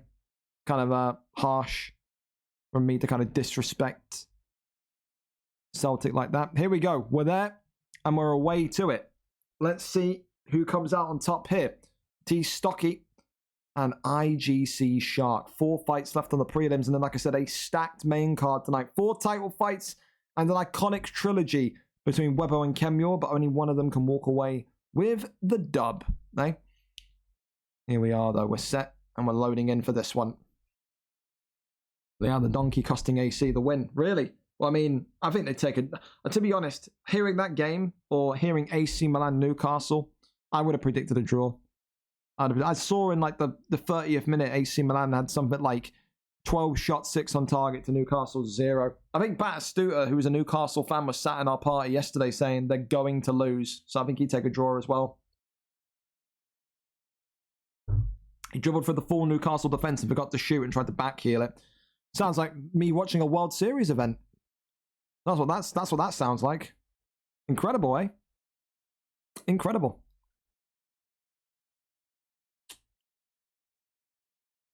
There we go. Well, we sit and await the arrival of Stocky, and there we go. Of course, the ping is going to be a little bit crazy already because they're UK versus US. I think they've agreed to go through with this one, whatever. Stocky, in a crazy way, signed up knowing he was going to be in a cabin in the woods somewhere. But that did not deter him. He said, I wanted to be here. I'm going to fight with the hotspot. It may be a little bit iffy, but what'll be will be. I guess we'll have to see. Imagine, maybe this is the Tony Ferguson Habib of VFL. Imagine if it's so unbearable we no contest it again. Could you imagine? Nogueira against Vadum. The picks. AUFC menus look sick. I mean, it's the menus, mate. I mean, we're not going to sit there and play the menus for a year, are we? I mean, it is what it is. Hey, if you're looking forward to it, if you're looking forward to the menus, who am I to shit? You look forward to whatever you want to look forward to. Don't let me be a fucking Grinch. You love those menus and you enjoy them. What can I say? Nogueira and Vadum. I'll be doing a draft on Friday, a big kind of crossplay draft. So if you're getting the expensive version, come through. We're doing that on Friday. Into the evening, 6 p.m. onwards. Here we go. Nogueira in the jet black trunks. Vadum in the black and silver. Vadum for Stocky in the black and silver. Shark in the jet black. Both of them going with submission artists, you could maybe say. Well, you can definitely say. Vadum will pack more of a punch on the feet, though. Nogueira is about 68 years old. He is an old man. He's not, going for that flying triangle. An IGC Shark today, he came through. He knocked on the door and he said, hey, listen, give me that list of banned submissions again, please. Gave him the list. He was like, perfect. None of these fall into my plan. Maybe the plan was to kind of pull out a flying triangle. But it's great to see. You talk about 2 heavyweights that are still learning, still in their early progression. Yeah, again, Shark has come back into the league and has looked phenomenal in terms of kind of how well he's drilled and practiced while being away. Stocky, very much the same, coming in a little bit later, I think about 2 months ago, into the league and has now kind of assigned himself with a camp or aligned himself with a camp that's more kind of heavy on submissions and grappling. And I think he knows the only way that you can really kind of fully develop is to eventually learn that ground game and know what you're doing. And I think he may well be caught in a big one here is IGC Shark, because he's not watched this stamina, the wheel they're spinning around, and IGC Shark gonna get out of this one, but he needs to be a little bit more careful because completely dropped the ball there. If it was a little bit more of a dominant sub, then maybe Nogueira could have been in trouble. And now getting back up to the feet, or he's at least attempting to. Shark. There we go. Disengages, gets to the feet. Back and away now. Off the 1-2. Up straight there. Swings to the side. Oh, good dodge. Good duck.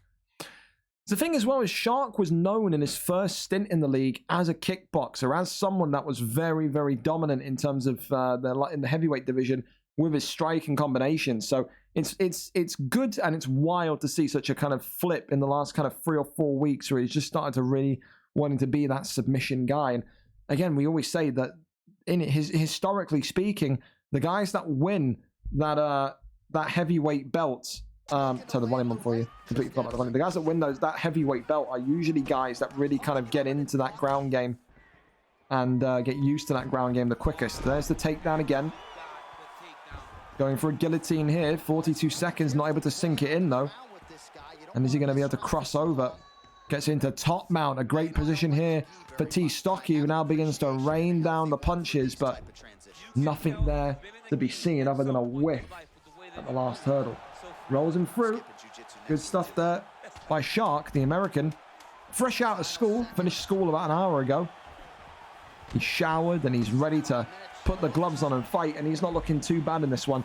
Again, biggest moment was that kind of that submission attempt, but 12 significant strikes to 3 in favor of Shark. Shark will be feeling like he's won that one, and it's hard to disagree. I think what he needs to be careful of, though, is if he goes to the ground again against Stocky, to watch his stamina, because Stocky is living dangerously in terms of maybe trying to get a submission off. Here we go. Glove touch and rough, of course. Very, very limited connected significant strikes, so they're still going to be in a great position in terms of their head health, respectively. I think today these two young heavyweights are going to be effectively trying to tap each other out. There's going to be no other method of finish other than either a submission or a decision here. And he's going to pop out of that one quite nicely. Regains dominant position here.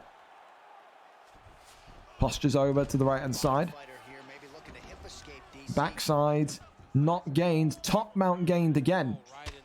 Big, big straight landing there. Not able to do too much beyond that, though. Full guard. Oh, no. Drags him back over. And now more strikes coming from top mount. And if T Stocky wanted to go with someone that was maybe kind of more of a, a traditional American wrestler, the ground and pound type, then I think there's better options in there than Verdun. I mean, again, I don't know if he has Brock Lesnar or not. Brock Lesnar with a great shout for how he's looking to fight here, but he's not giving up on submissions. See, Shark's just kind of retreating, taking that back step. Take down there and the land. Good stuff there. The other Plata, that one is legal. And are we going to see maybe a joint submission here? Maybe joint success. The chain not able to be got. They were focused on that chain, the pair of them. And this one popping out. There you go. 2 minutes and 26 left of round number 2. Rolls him over. Posture up is there.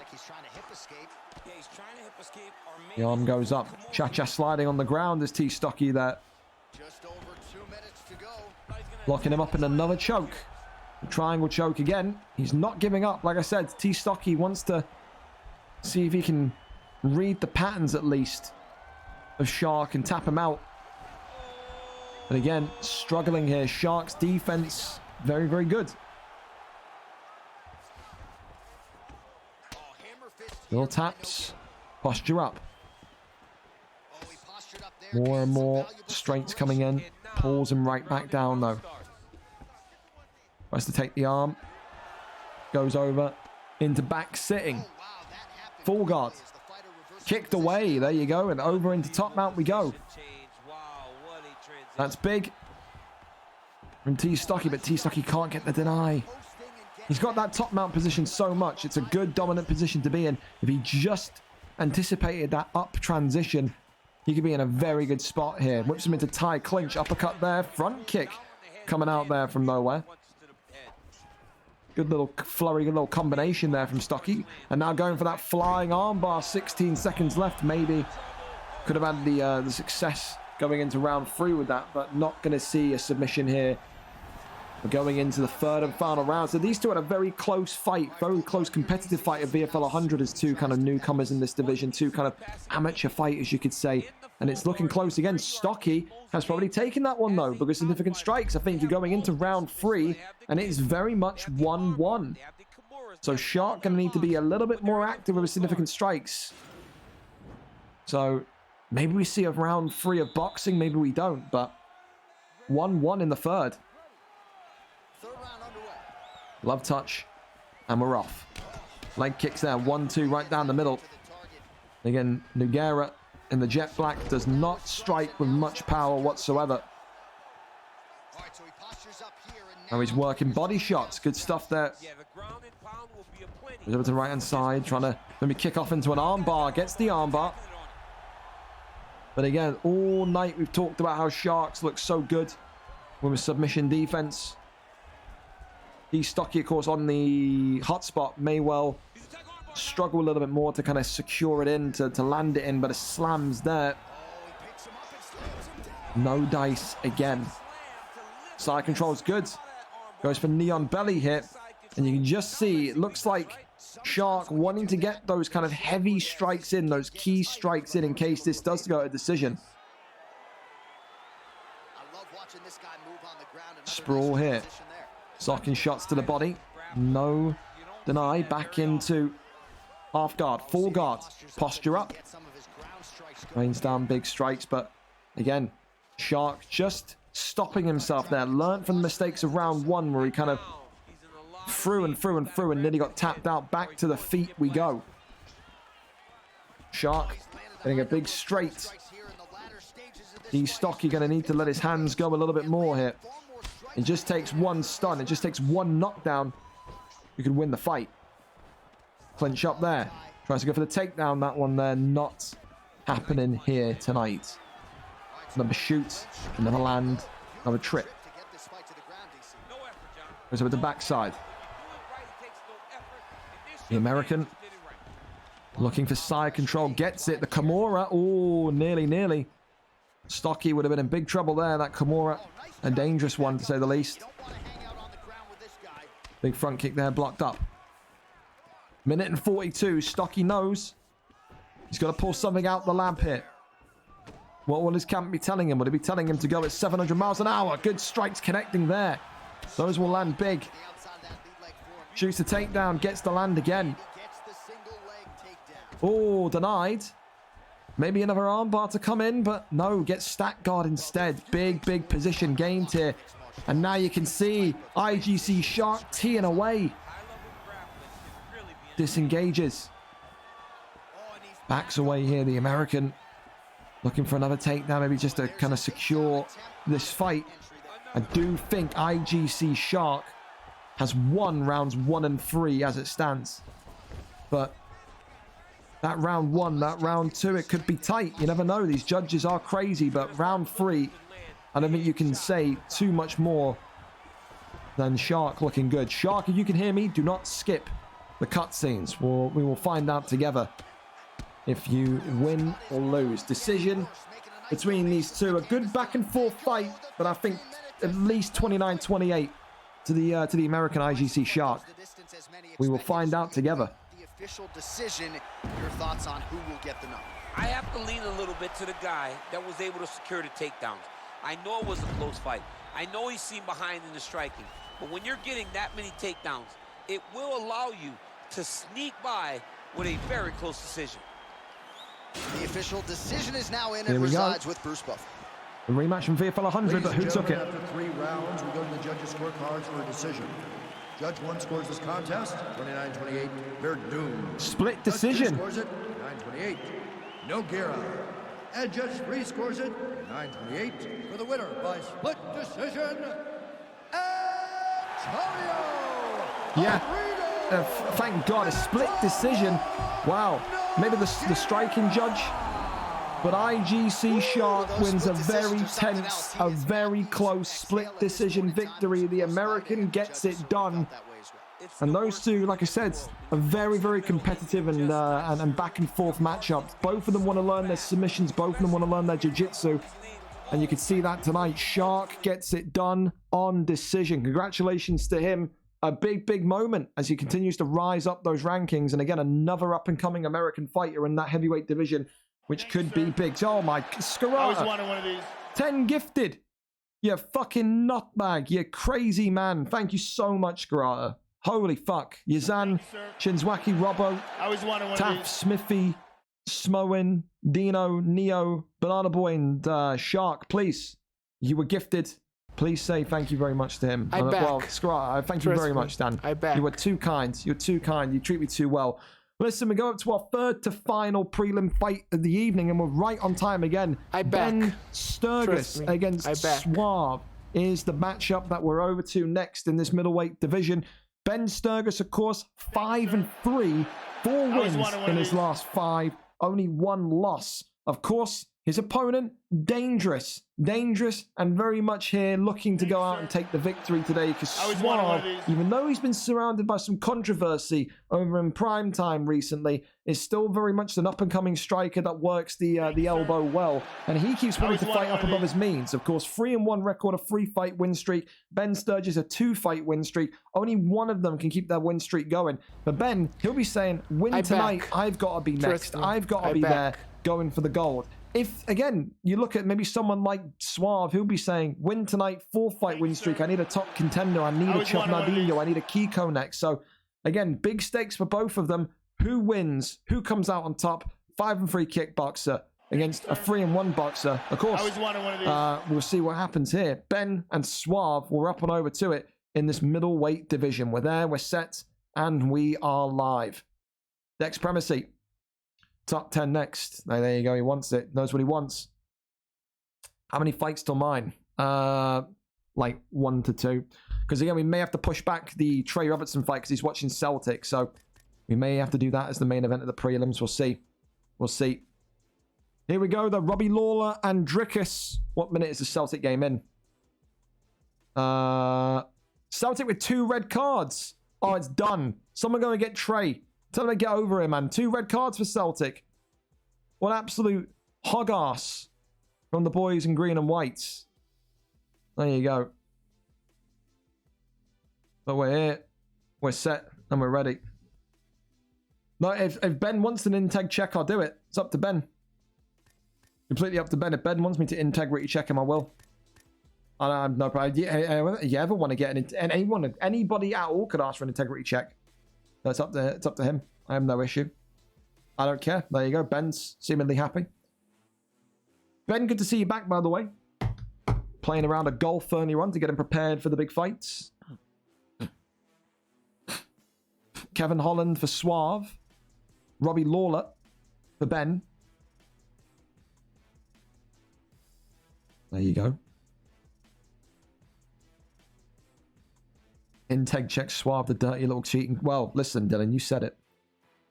Well, again, on prime time, he had Lelo play on his account for him. Questioned Suave about it. He said it's never happened here and it won't happen here because he likes playing here. So, I don't know what the fuck that means for prime time, but hey, his words, not mine. Robbie Lawler against Kevin Holland. Where does the victory go? We find out together.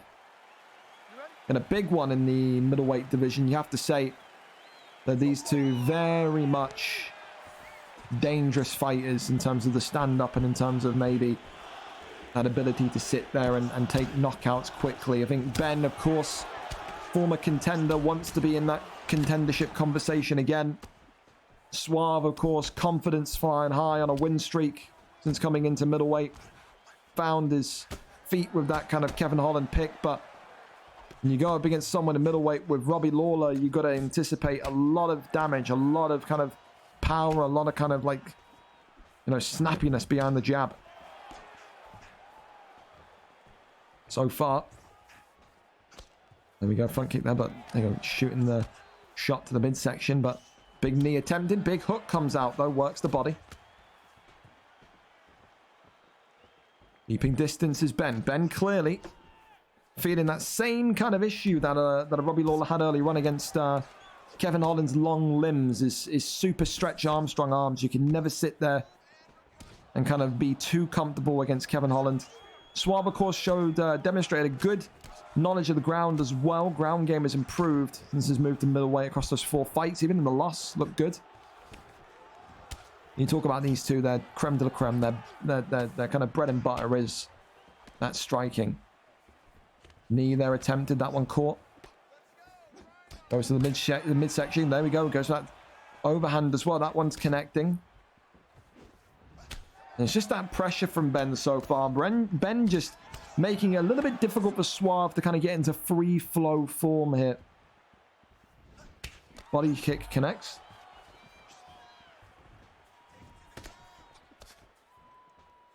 Interesting as well that Ben's mixing in leg kicks, because of course Robbie Lawler throws leg kicks like my fucking 87-year-old grandmother. But besides that, I mean, I'm liking the fact that he's going for headshots, going for body shots, trying to make it a little bit more unpredictable. And of course, even though he swings those body shots with his legs so slowly, they are impactful. Oh, big overhand comes in again. Hunting for the elbow is Suave. Just keeping his back against the cage here. Oh, ducks underneath, but still getting through with that big hook. The Suave. Let's go for that front kick. Goes for the body. Uppercuts. Knee into the elbow. Suave. Getting a little bit dirty here, but it's all fair. It's annoying, but it's like I say, it's annoying, but it's clean. It's not clean. It's annoying, but it's legal. Goes to the body kick again. Suave's left leg compromised, but you can see Ben's body health for Robbie Lawler very much compromised, but he's caught him with a big uppercut there. And Ben looking to finish the fight in round number 1. Is the winning streak going for Suave? No, it survives by the skin of his teeth. Ben there nearly putting himself back in the shot window for a potential contendership fight. There was 2 seconds left of that fight. He would have won that one. Suave, who was, again, going for the body shots, caught by a big uppercut. And that's what he's got to be careful of. The body work has been excellent from Suave. It's really created a cause for concern for Ben, but just got a little bit too greedy there. He's got to tighten that up.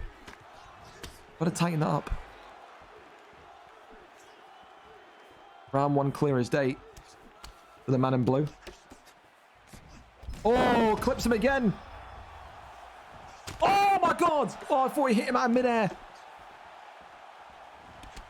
Ben and Suave are just letting the hands go. Big uppercut comes in again. I think that was a body uppercut, but he leaned into it, so it counted as a head uppercut. Leg kick comes off now. Front kick comes forward.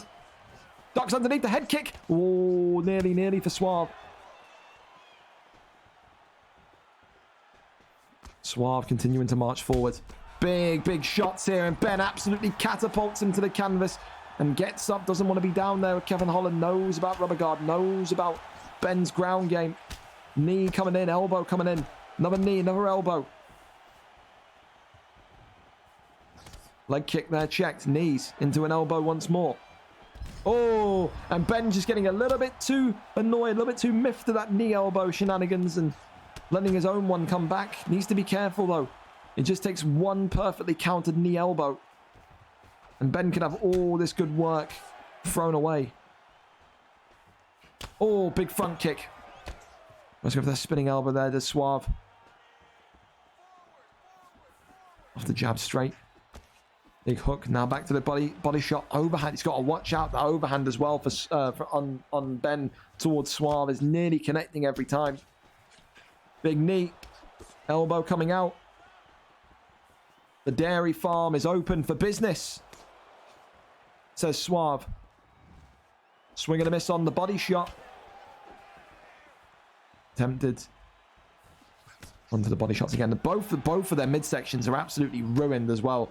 It could be... Oh, there's that elbow. Goes for the body. Suave gassed. More so than Ben. Knee again to the midsection. Knee and elbow again coming forward. It's getting a little bit hostile here.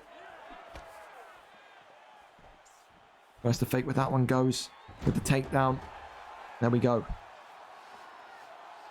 Posture up there. More big shots. Elbows from bottom. Can't get back to his feet. But he does. Wash my mouth out with soap, I'm a liar. Front kick attempted, goes for the body shot again. It's that body shot into the overhand that is threatening there for both. Jumping knee there attempted. Knee again to the body. Big clip there from Ben. But are we going to see a round 3? Head kick blocked up. Knee to the midsection. Goes and drops him. And this could be all she wrote here. Is he going to survive? Suave survives the round again. 2 rounds in a row. Suave has nearly stared death right in the face. But Ben so far looking like he's on a whole different stratosphere this evening. What a show by this Robbie Lawler so far.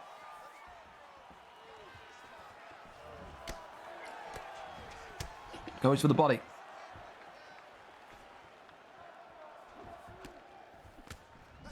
Oi, oi. He's got to be careful though, because of the length of Kevin Holland. He doesn't... Oh, big front kick. Off the jab. Knee. Knee. Elbow. Knee. It is Cheese Mania. Knee and elbow coming in from Lawler. He's fighting Cheese with Cheese, but it's a spinning elbow. Oh, it's not good. It's not good for Ben. Suave.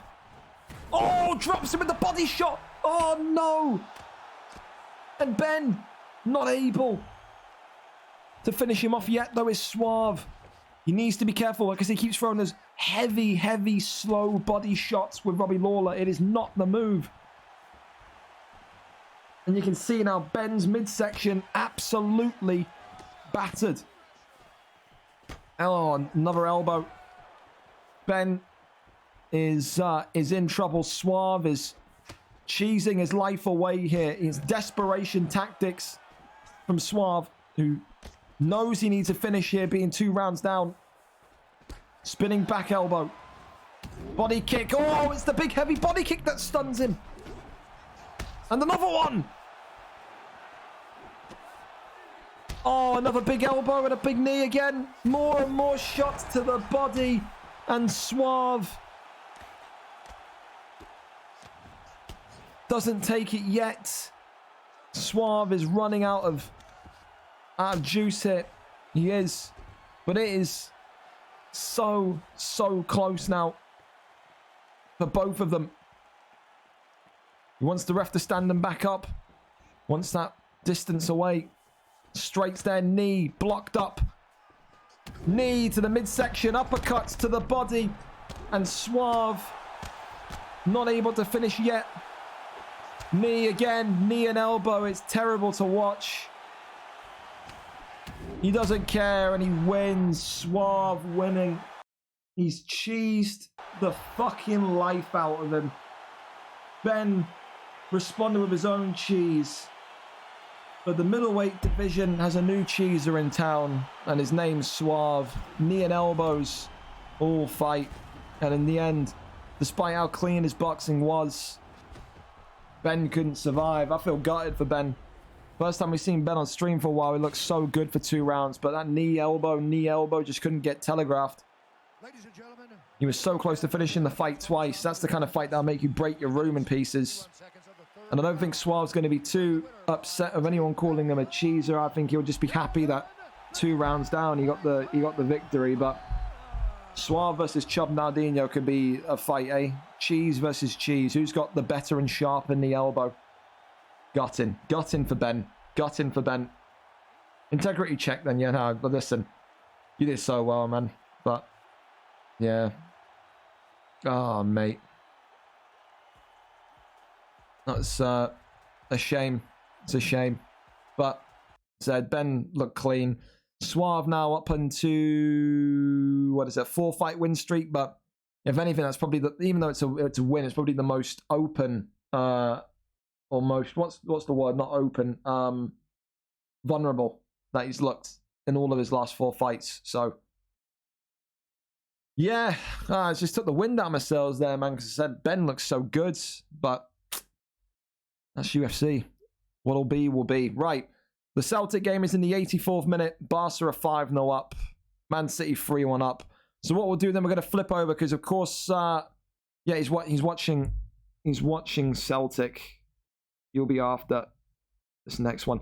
So yeah, since Trey's watching the Celtic game, finishing off, we'll go to Juleson and Smithy, and then we'll go back over to, of course, Harves and Trey to finish off the main card. Smithy's live and Smithy's back. Said we've not seen Smithy in a while as well. You remember the last time we saw Smithy, it was over here. Again, it's not George up here. Up here against Delafelder, VFL 81. Delafelder won. At that point, Smithy had to retire because he had so much work during the week. 29th of June. It has been a long time coming, but he is back in tonight. And his opponent is one that is, again, active to say the least. Juleson, of course, was disappointed not to get the title shot at lightweight, but knew that he had unfinished business coming back into this featherweight division, which, of course, is there. 1-4 record, 3 losses in a row. He got that surprise victory against Practitioner, didn't he, in his first run in this division? Won the belt and then lost the belt. Went back into lightweight, looked good, didn't achieve lightweight glory, didn't win the belt back. But now wants to kind of put things right in this division where he says his record does not truly represent him. Let's go and see, though, who takes it. Smithy back with a vengeance against NGT Juleson. Juleson representing Poland, Smithy representing the Northeast. Only one of them can go and get the win here this evening. Alexander Volkanovski is not what's happening here, Juleson. It is 4.5 star. Learn to read. Learn to read. Learn to read. No 5 stars. Moron. There we go. Good to see. Maybe I'll write it in Polish for him, eh? Fantastic.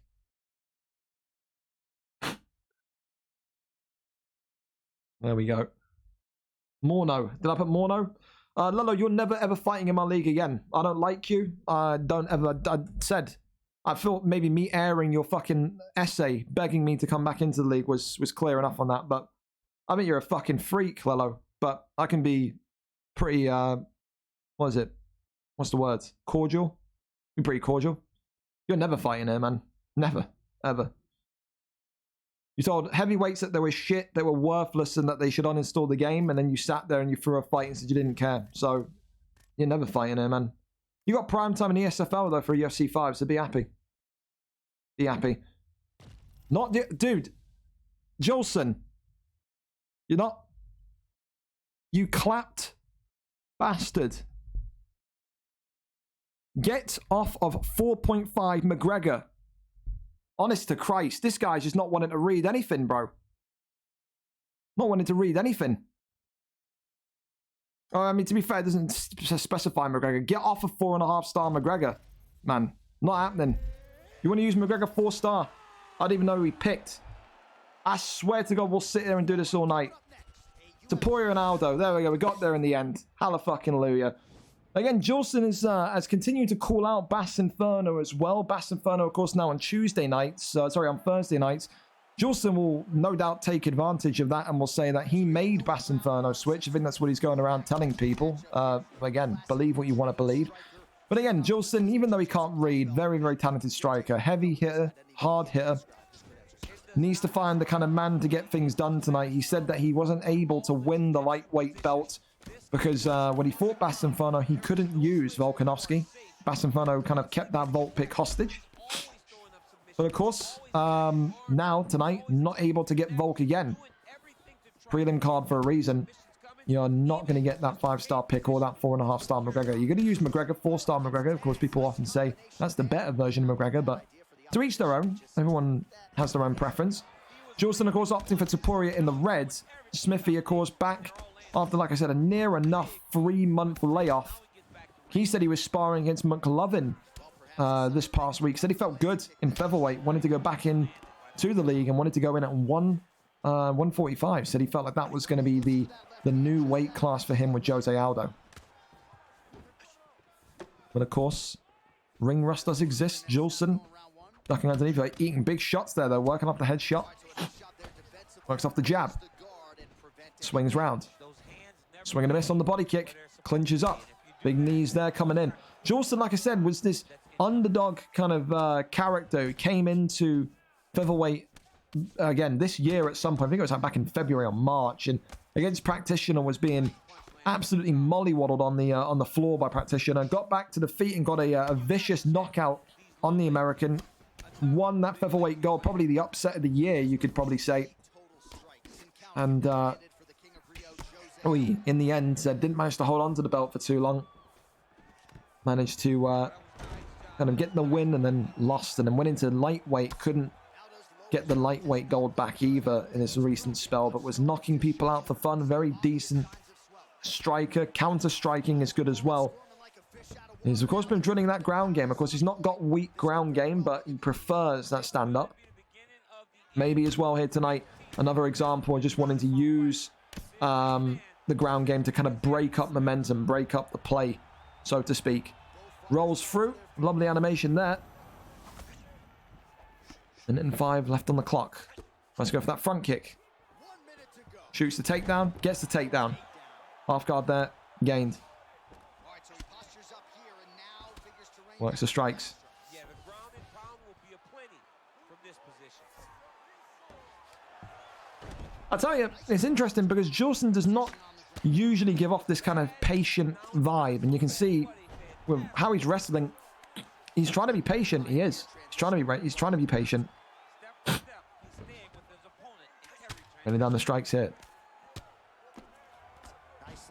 Swings his head out the way of that one. Well, listen, a very, very back and forth round. A good round and a good start, you'd say, from Smithy. He'll probably just about take that one with that 3 extra significant strikes, but Jolson showing he's not opposed to just completely slowing this one down. The Polski in a good position in terms of damage and stamina. He's not eating too many big shots, but he's going to very much need to find his aggressive aura that he kind of had in this featherweight division the first time. I think when you go into 145, there's so many guys that start the rounds aggressive, and tonight Jolson, again, just showing he wants to wrestle, wants to be that wrestler. Goes over to side saddle. Elbows there, and now hammer fists from Smithy. Goes over into backside. Of course, coming back in after a 3-month layoff, your first fight being a former featherweight champion, a former lightweight champion. It doesn't get much harder than that. And now Smithy unloading with Jose Aldo, ripping shots to the body. Drops Jolson. And against the cage here, Jolson could be in big, big trouble. Wanted to be Jolson, the wrestler, today. Maybe someone a little bit more kind of, I don't know, powerful in that department than Topuria could have been used. But it's been a popular pick for the wrestlers in featherweight. Works the body, goes back to the head. Goes to the midsection. Oh, little pull. Let's go for the slip straight. But they're attempted. Spin kick to the body. Swings out to the side. Clinches up. Big knee from inside the clinch. Jolson starting to get, a little bit more happy to strike. A little bit more to let his hands go. Head kick there, goes for the midsection shot. Again, knee to the body. 1-2s. Again, more and more of a frenzy coming in from Smithy. Spin kick to the head there. Knee to the midsection, but they're both just not wanting to get too... I think Topuria's not wanting to get too close. Smithy has just wanted to just step into him and just pressure him. Elbows coming in now from Jolson. Swings underneath that one, though. Leg kick. Hook. 1-2 down the middle, goes to the body shots, but nothing too damaging yet. It's been a much more kind of you move, I move type round. Into the block it lands. Leg kicks into the straights. Jolson just not looking to freeform, I think is the best phrase to call it. Then we saw lightweight, he was kind of walking up to people, letting off kind of 3, 4, 5 hit combinations. And today, very respectful as Smithy striking. Smithy goes to the body shot. Big hooks. Uppercut, drops Jolson. And against the cage, still alive. Smithy wants to end this one, but I think if you're Jolson, get back to the corner for round 3. Spinning back elbow. Gets the takedown, gets the land. We very much are going to see a round number 3. Jolson, though, listen. 2 rounds down to 0. He has got to find something here because so far this is a dream return for Smithy, who asked to go into a division which he wasn't even ready for back in the summer. It's looking very good with Jose Aldo here tonight, though. Oh, switch kick. Body kick. Jolson is in deep waters again. Straight off the rip. Works off the double jab. Head kick there, blocked up. Dives for the legs. That one is denied.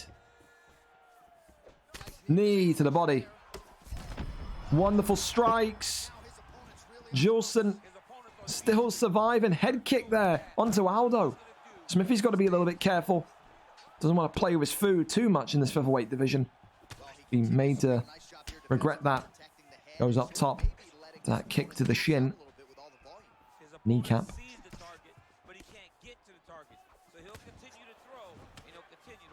Overhand. Oh, more and more shots. Body, no rock yet. No drop yet, should I say. Switch kick, though, may do it. Goes low. And Jolson dropped. No jump. The arm pumped in the air. Spin kick to the body. Smithy styling and profiling like Ric Flair. Tries to go underneath the head kick and go with a hook. But is Jolson out of here? Not yet. Knees still.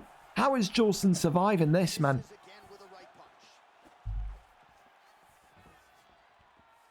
Uppercuts into the straights. Head kick. Back to the body. Double elbow. Spinning back elbow from Smithy. Gets up. He doesn't want it over yet. Switch kick to the body. Drops him with the straight. He will not jump. Question mark kick. No question marks about the result in this fight, though. Jolson. Another knee to the body. Goes low. And he's absolutely tormenting. Oh, he's tormenting Jolson here. Front kick forward. Overhand coming in. Swinging anything for Jolson. Front kick there. Avoided. It's a jab that drops him. The stamina is so low. Spin kick to the body. Ducks underneath that one. Overhand comes in. Works the body again. Uppercut. Jolson can't throw more than one thing at a time. Jumping knee for the block. Gets it. Switch kick. And a hook. And it's over. He was playing. He was waiting. The arm was pumping. And that is a dominant return to the octagon for Smithy ZV. Jolson brutalized and tormented tonight against Smithy's Jose Aldo. What a comeback for Smithy ZB. And that's going to be one that maybe inspires him to believe he can challenge for this belt at 145. And for Jolson, have to pick himself up and go again. Yeah, it's a dominant performance from Smithy. Of course, some people say it's unsportsman. He didn't go for the finish when he could have, but hey, to each their own. Listen, the Celtic game is pretty much over 90+8 as we wait for Trey Robertson to make his appearance. But we're going to go over and see if those two are ready. Ben, I'd like a rematch again. Hey, listen, I agree with you, but it has to make sense at the same point as well. But we wait for full time in Celtic, and we do. And Trey's going to get this ping, and he's going to be told that you're right on time. It's time to go. Right on time. There you go. See, Trey, I told you. Look at that. You couldn't time that better if I told you. I told you it would be absolutely fine. Final prelim fight of the evening, and let's ping the prediction card. UFC ×1. Final prelim of the evening is live. And of course, this one is a big one. Trey Robertson against Halves tonight. Finishing off the stacked prelim card. Trey Robertson 10-12. 3 fights, 3 losses in a row. Halves, of course, also again in that 50-50 form. Win, type thing. Again, by form's sake, you should be thinking he wins tonight. But again, it's easier said than done. Trey Robertson is a former lightweight champion for a reason. Tonight, only one of them gets their career back on track. But of course, who is it? If Halves wins 6 and 7, doesn't move him up the rankings, but will give him that motivation to believe he can compete against the very best. Maybe he'd call out Nolan after tonight. It really does depend. But Trey Robertson as well wants to run it back with the champion, wants to run it back with Nolan. There's so many big fights there. One of the most dangerous kickboxers in the lightweight division, in lightweight history. But who gets this one done? Harves and Trey Robertson live for us. Do we have a stream link is the question. Do we have a stream link? If anyone does, a link. Again, fellas. Harves, if you know that you're waiting for Trey, why wouldn't you be streaming? Need a stream link. Stream link. Any stream. Or Bass Inferno charming in. Maybe if he didn't spend his time atting me, then he might have won. Don't ask to move back to lightweight and weight bully, you trash can. Wow. Insult to injury there from Bass Inferno. There you go. Waiting on an invite. Well, he was here at 9:35. Where is he? Where is this guy, man? This guy's too busy fucking complaining about the fight. When is it? Trey not being here, and then he's not here. Is he here or not? Jokers. Oh, there we go. He is here. Fantastic. Jokers, thank you very much. Yeah, he can't copy links. That's fine. We all struggle. I'm old. I can't see, you know. So there you go. We're there, and we're up, and we're ready. Of course, fellas, 4-star fighters as per in the lightweight division. For anyone that is interested, we are roughly just one fight behind. So we're usual setting. One fight behind. The main card is imminently on its way. Let's get this one going, fellas, please. Lightweight 4 stars. Let's go. Let's push. Let's push. Let's push. Well, if Myth isn't here, Myth's getting kicked as well. You apparently are dead.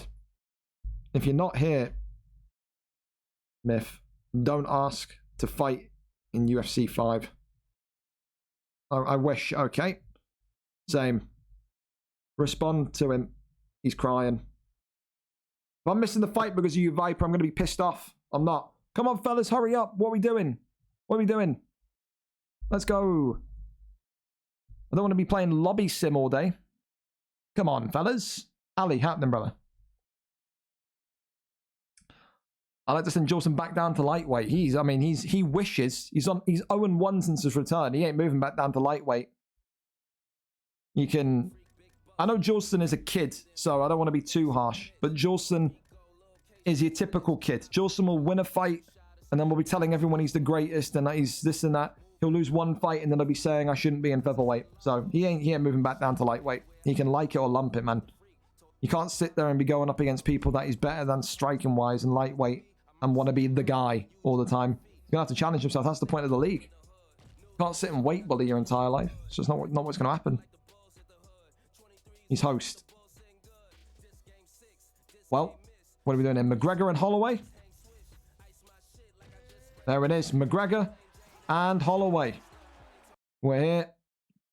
And we're on. Let's go. We're set to go. A big one here tonight. To wrap up tonight's prelim. Stick around. And like I said, the main card tonight. A iconic trilogy between Webber and Kemure. 4 big title fights as well.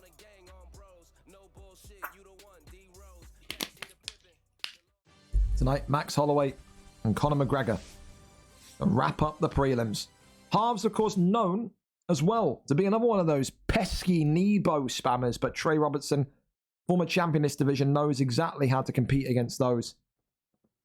Again, he's got wonderful combinations, probably one of the best pure boxers that you'll find. And with Max Holloway in the black and silver, he's got that high accuracy rating as well. The amount of shots that will connect higher than normal, but again, Harves, when he's got Conor McGregor, dangerous in himself. Just takes one good flurry, one good kind of combination between these two. Anything can happen. Trey Robertson as well has got that kind of resiliency in him. How many fights have we seen where Trey Robertson has been in before where he's been losing the fight and then he's so resistant, he's so resilient that he just comes out like the Undertaker and magically just wins the fight out of nowhere. So both of them do like the odd body KO as well. Trey Robertson, when he was actually champion, registered 2 body KOs. So he's not opposed to going low as he starts to work that lead kick to the body. McGregor responding back with his own secret sauce. Oh, pull uppercut there though from Harves. Goes for the body shot. Harves off the double jab there. Spin kick to the body, still nothing.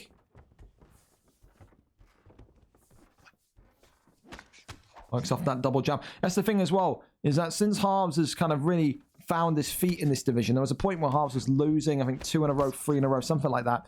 He never really worked off the jab as efficiently as he does now. Works off that double jab, especially with McGregor. You know, 2 jabs equals 1 hook realistically, and he's just so much more accurate as well with his striking. He doesn't leave any chance when it comes to strikes. He will get in nice and tight. He's got that confidence from McGregor. He feels like when you have that McGregor pick, whether it's lightweight or welterweight, it's very easy to win fights through KO. Trey Robertson very much being aware of that, backing away, fighting off the back foot, fighting on the outside. Trying to see if he can find a way to maybe crack McGregor in two. Goes to the body. Head kick there blocked off. Big hook comes in. Another big kick to the body. You can see Trey just chopping at that midsection. He's all right giving up those stuns, those pull uppercut stuns, because he knows with Conor, the gas tank is a big target. And the longer this fight goes, and the more body shots that connect, the more danger Harves is going to find himself in. Swing and a miss on the head kick. Uppercut. Body kick connects. Double jab again. Oh. Going underneath it. Oh. Body shot now from McGregor. Head kick coming off. Trey Robertson eating big shots here at the end of the round. Sways out the way though.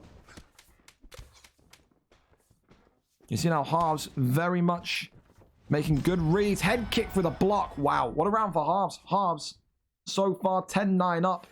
The foundation work is definitely being put down. I think you call it that. Foundation work? I think you call it foundation work. Being put down by Trey Robertson. He's working that midsection. Working to gas out McGregor. Hey, listen. It's all legal.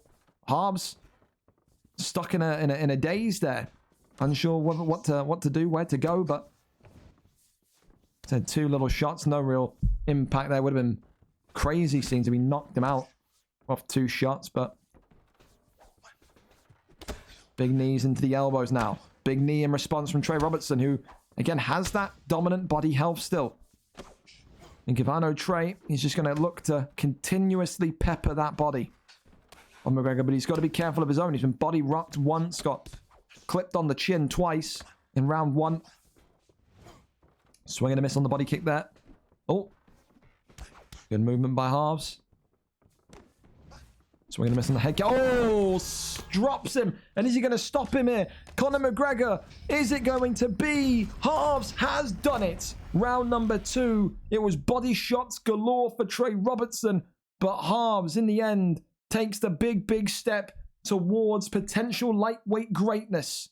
He will now look to maybe call out Nolan for a big contendership opportunity. But with his McGregor, his confidence, he could go all the way here. Harves with a stoppage in round number 2 against probably one of the most iconic lightweights in history. A big win, the biggest win of Harves' young career so far. Congratulations to him. With that, fellas, listen, 60-second break. Don't go anywhere. We'll be back for the main card in 60. Gonna go put the ping out and show you the trailer. We'll be back. 4 title fights tonight. Big ones indeed. Don't go anywhere.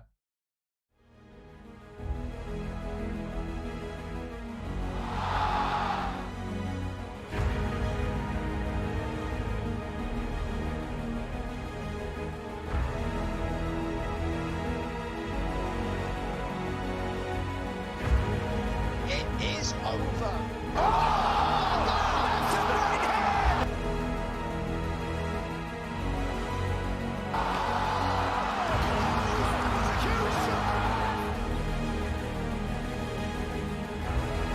Oh my God. Leg beat up, man. Done for Poirier. Oh, picked up for Poirier now, right hand. Oh my God. An SLG Jokers has put the former middleweight champion to sleep. Light heavyweight champion. It's time.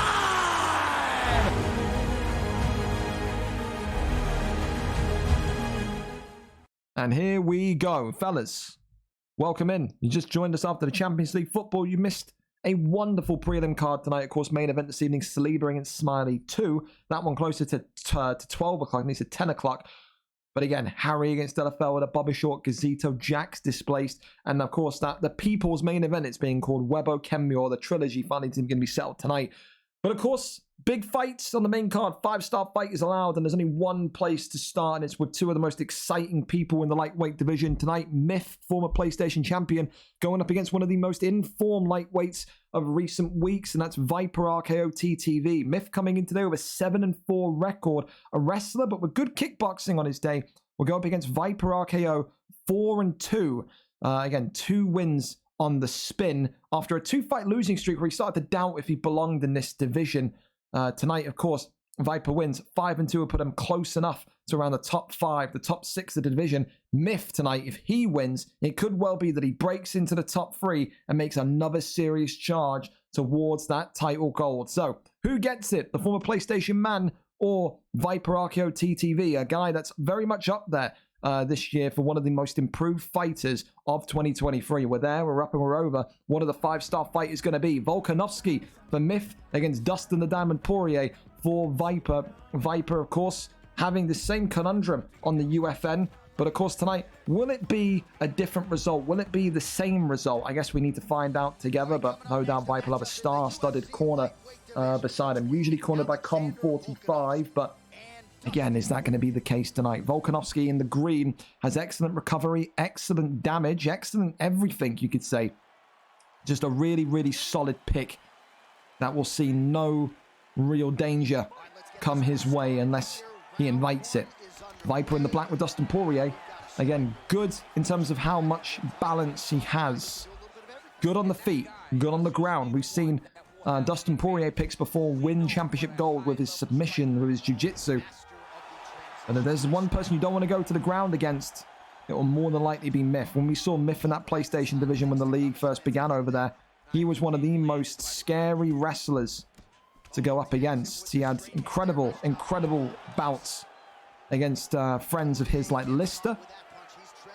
And he just felt like he was on a different realm at some points. But look at that. It's good hand speed already from Myth, who knocks and drops Viper, who is going to need to be a little bit more careful and cautious. He can't sit there and trade with Volkanovski all night. He just can't. He can't do it. Gets the takedown, gets the slam, gets the land. Elbows coming in here. And this now, I think, is exactly where Viper probably wants to keep it for at least this round. After you get stunned by Volkanovski, you can't sit there and run back into battle. You've got to kind of let yourself recover. So Volkanovski, the highest win percentage fighter in the lightweight division. 87.2, I think it is, but 87 is the number. Remember, 87% of the time Volkanovski is used in lightweight. It is used in a winning way. Dustin Poirier is actually second on the list. Dustin Poirier with a 68% win percentage when used. The gap alone tells you everything you need to know. Big uppercut there. Good pullback from Viper. Continues to let his hands go. Good pullback uppercut again. Myth getting a little bit reckless here. And maybe, just maybe, Viper RKO starting to grow in that confidence. Goes over and rolls him through into half guard. Little taps. Fakes the arm triangle. Grabbing the forearm again. Crosses over to the top mount position, but that's denied. Goes over into full guard this time. More and more damage being dealt. Those little taps to the body from Myth, but also little jabs to the head to try and build GA. Goes now over into side control. And now the elbows very much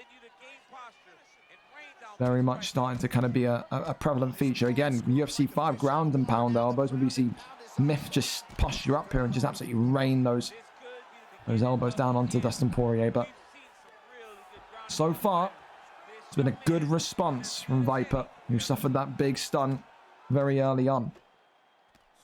15 seconds. Crosses over to half guard.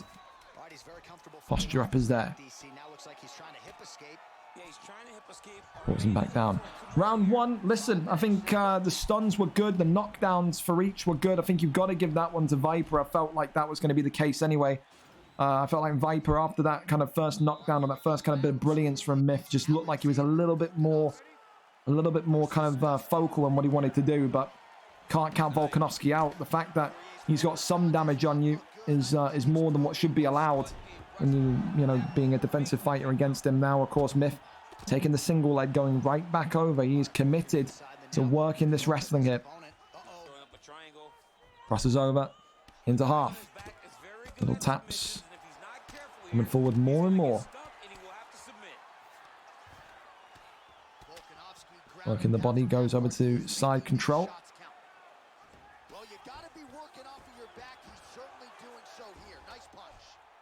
Goes over into sprawl. Goes to the body shot there, but then now into backside. Faking with the posture up, I think, going over, taking the back, but Viper very, very, very concerned about him taking the back, and therefore had that one covered, had that one absolutely set, and then wrestles him right back down. This is that PlayStation version of Myth that we saw months ago. Dominant grappler, Viper, showing he's got good talent as well. The denies from Viper tonight, very good. You compare this to what he was like back in that middleweight division. It's something crazy, the development he's gone through. Big strike comes down. Again, Myth going to need to find a way to maybe get to that back mount position. The get up there is denied. Good by Myth. Back mount not gained again. Another good deny. Backside is denied now, this time as well. These two are locked in a jiu-jitsu war. And this is not the position where Viper wants to be. The back flat there attempted. Oh, Myth looking very good here. But Viper consistently just fighting to stay alive. Posture ups there. Not a good place to be when Volkanovski's on top of you. Some good shots. Posture up once more. Goes over into side control. Elbow now coming in. That one there's denied. More and more elbows flying forward. Crosses over into sprawl. That one is denied again. Posture up in that one again. Again, these two are... I'm very, very, very impressed by Viper's defense tonight. Viper's wrestling defense way, way higher than what I thought it would be. Like I said, I thought maybe he'd get a couple of denies off, but I didn't think it to be anywhere near this level of consistent. And you can see that's causing Myth to be a little bit kind of frustrated, a little bit kind of maybe, I don't want to say cautious, but very much so frustrated by what Viper's doing here. More ground and pound coming in, but it's a good recovery round. A good recovery round from Volkanovski. Myth has equaled the playing field. 1-1. Going into the third and final round. A great way to start off tonight's main card. Absolutely. No doubt Lestie, the Frenchman, will be keeping an eye on this as well. He, unfortunately, having to pull out, but said he wants to fight both of these guys at some point. So, big words from the Frenchman. More and more taps coming forward from Myth, who just wants to kind of wrap this one up with a big wrestler's performance tonight. Clearly, a little bit kind of impressed by Viper's stand-up as what we saw in that first round. And after what we saw in round 2, clear as day, he's going to need to use that wrestling background, that wrestling history to bring home the victory tonight. And of course, like I said, it's big for Myth, because you talk about potential title shots. If Nolan ain't there and if blah, blah, blah ain't there, like Myth winning this tonight can very much be in a position where he's going for the gold next against either against Harry or Delafelder. So big moment for him. Has not won Xbox Gold since making the move. Of course, one of the most decorated PlayStation champions, but hasn't done it yet here on the green side. Viper doing well though to get back to his feet, and oh, spinning back fist there from Volkanovski. Uppercuts attempted. Spinning elbows into an elbow, and Viper just getting out of the way there quickly. Shoots the takedown. That one pulled out of it. Uppercuts into the straights. Oh, slip straight overhand attempted by Viper. Nice with the legs though. Goes underneath. Shoots a takedown. And big knee again. Big, big, big. 2 minutes here for Viper, who needs a finish, but he's rocked, he's dropped. And is he going to be out of there by the former PlayStation champion? Not quite yet. Volkanovski, so dangerous. The Myth's been made to work after that first round, that he respected Viper's stand-up enough to just take this one to the floor in round 2. And now that I think he knows he's got that head health juiced, he's starting to gain that confidence again, is Myth. Oh, big hook. Not all over yet for Viper. Takedown lands. Takedown gained. Posture up. Goes back down into half guard.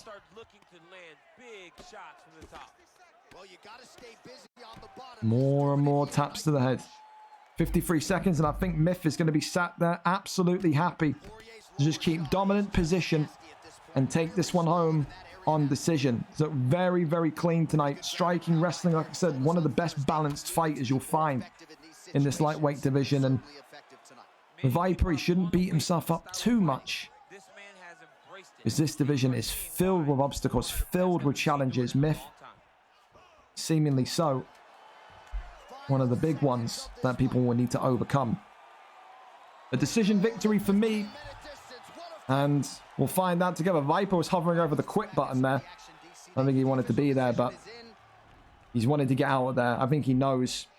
And the decision sets. Myth wins, and Viper, disappointed, will have to go again.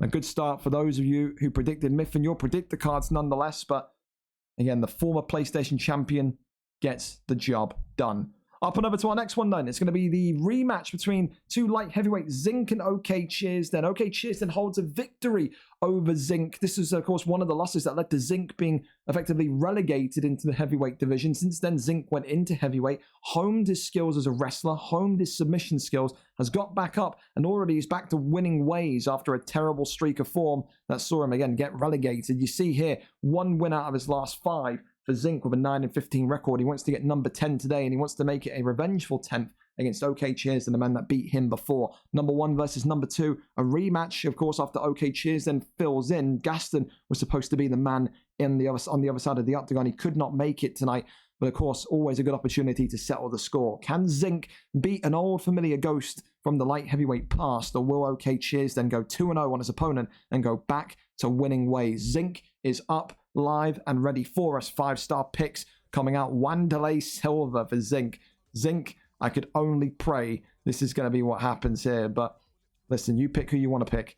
Oh yeah, listen, again, we'll have to wait and see what happens there. Of course, a couple of people like M. Dixon and stuff who have been inactive before. People, of course, know the message I put in about being active going into UFC 5. I'm not going to make you kind of show up and fight every week, but you have to show me activity. If you don't show me activity going into UFC 5, you will not be given the green light to fight here in UFC 5.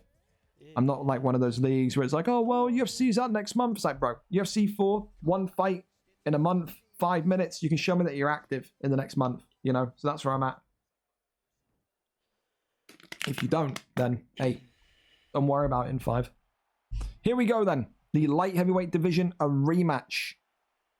Jan versus Yuri. And it's immediately, not even a glove touch, it's into the takedown. Zinc 95, knowing that OK Cheers then has got lethal hands. It's the same man that, of course, knocked him out before.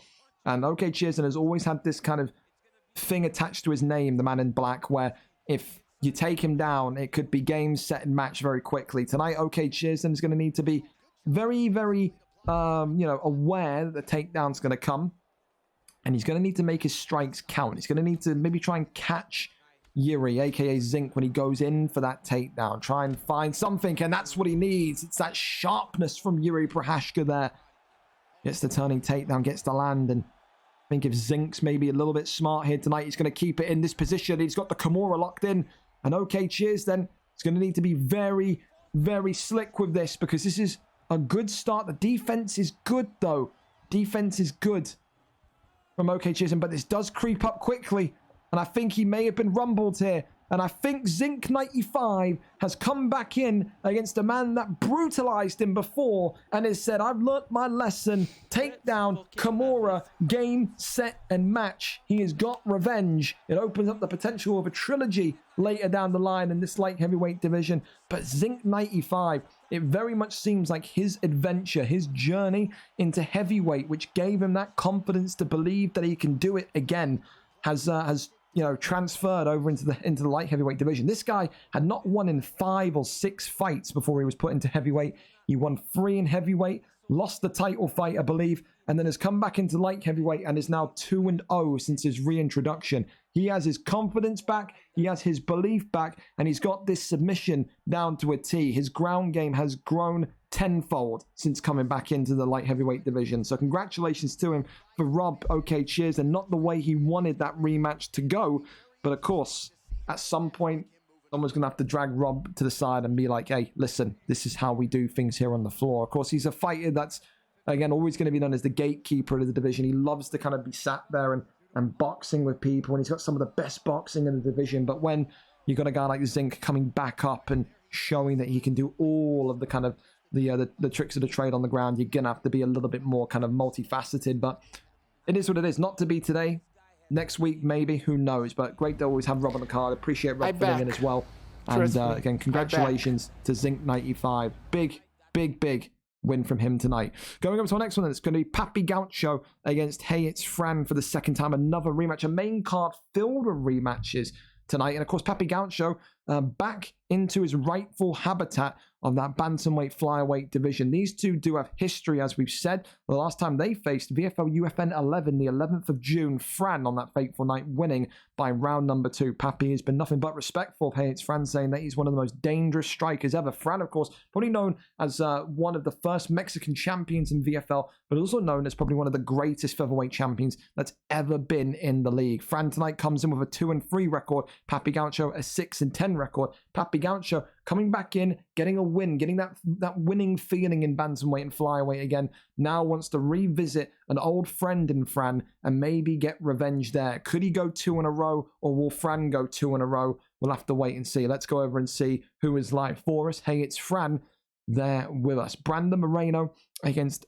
Davison Figueiredo tonight. The picks. Again, the ping should be somewhat quite nice. I think it's East Coast versus West Coast. 2 Americans on the card, on the main card. 2 of the most notorious striking Americans as well. You think about pressure boxers from the NA side. You think of Papi Gaucho. You think of just all-round ballers. You think of guys that have just got incredible kickboxing combinations. Think about guys that have just got incredible pressure. And you think of no other than Hey It's Fran. So, who wins? Who loses? Who goes 2 wins on the spin?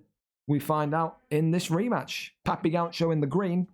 Hey, it's Fran in the white.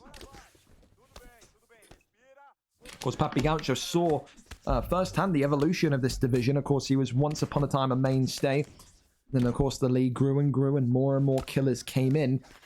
Of course, he eventually saw himself lose 5 in a row. He didn't want to take that drop down to 145 at featherweight, but he did. Eventually, of course, captured the hearts and minds of everyone. Of course, he's a polarizing and popular figure. His Papi Gaucho won that featherweight gold and then knew that his journey was back up top. And Rep and guys like Rep and guys like Fran have had similar starts as well, both on the same camp. Rep and Fran, both of them, very similar fight styles. And again, it's the same kind of thing in that case as well. You think about how good someone like Fran is. Fran started off pretty slow, pretty kind of unimpressive in that bantamweight flyweight division. Went down, of course, into featherweight.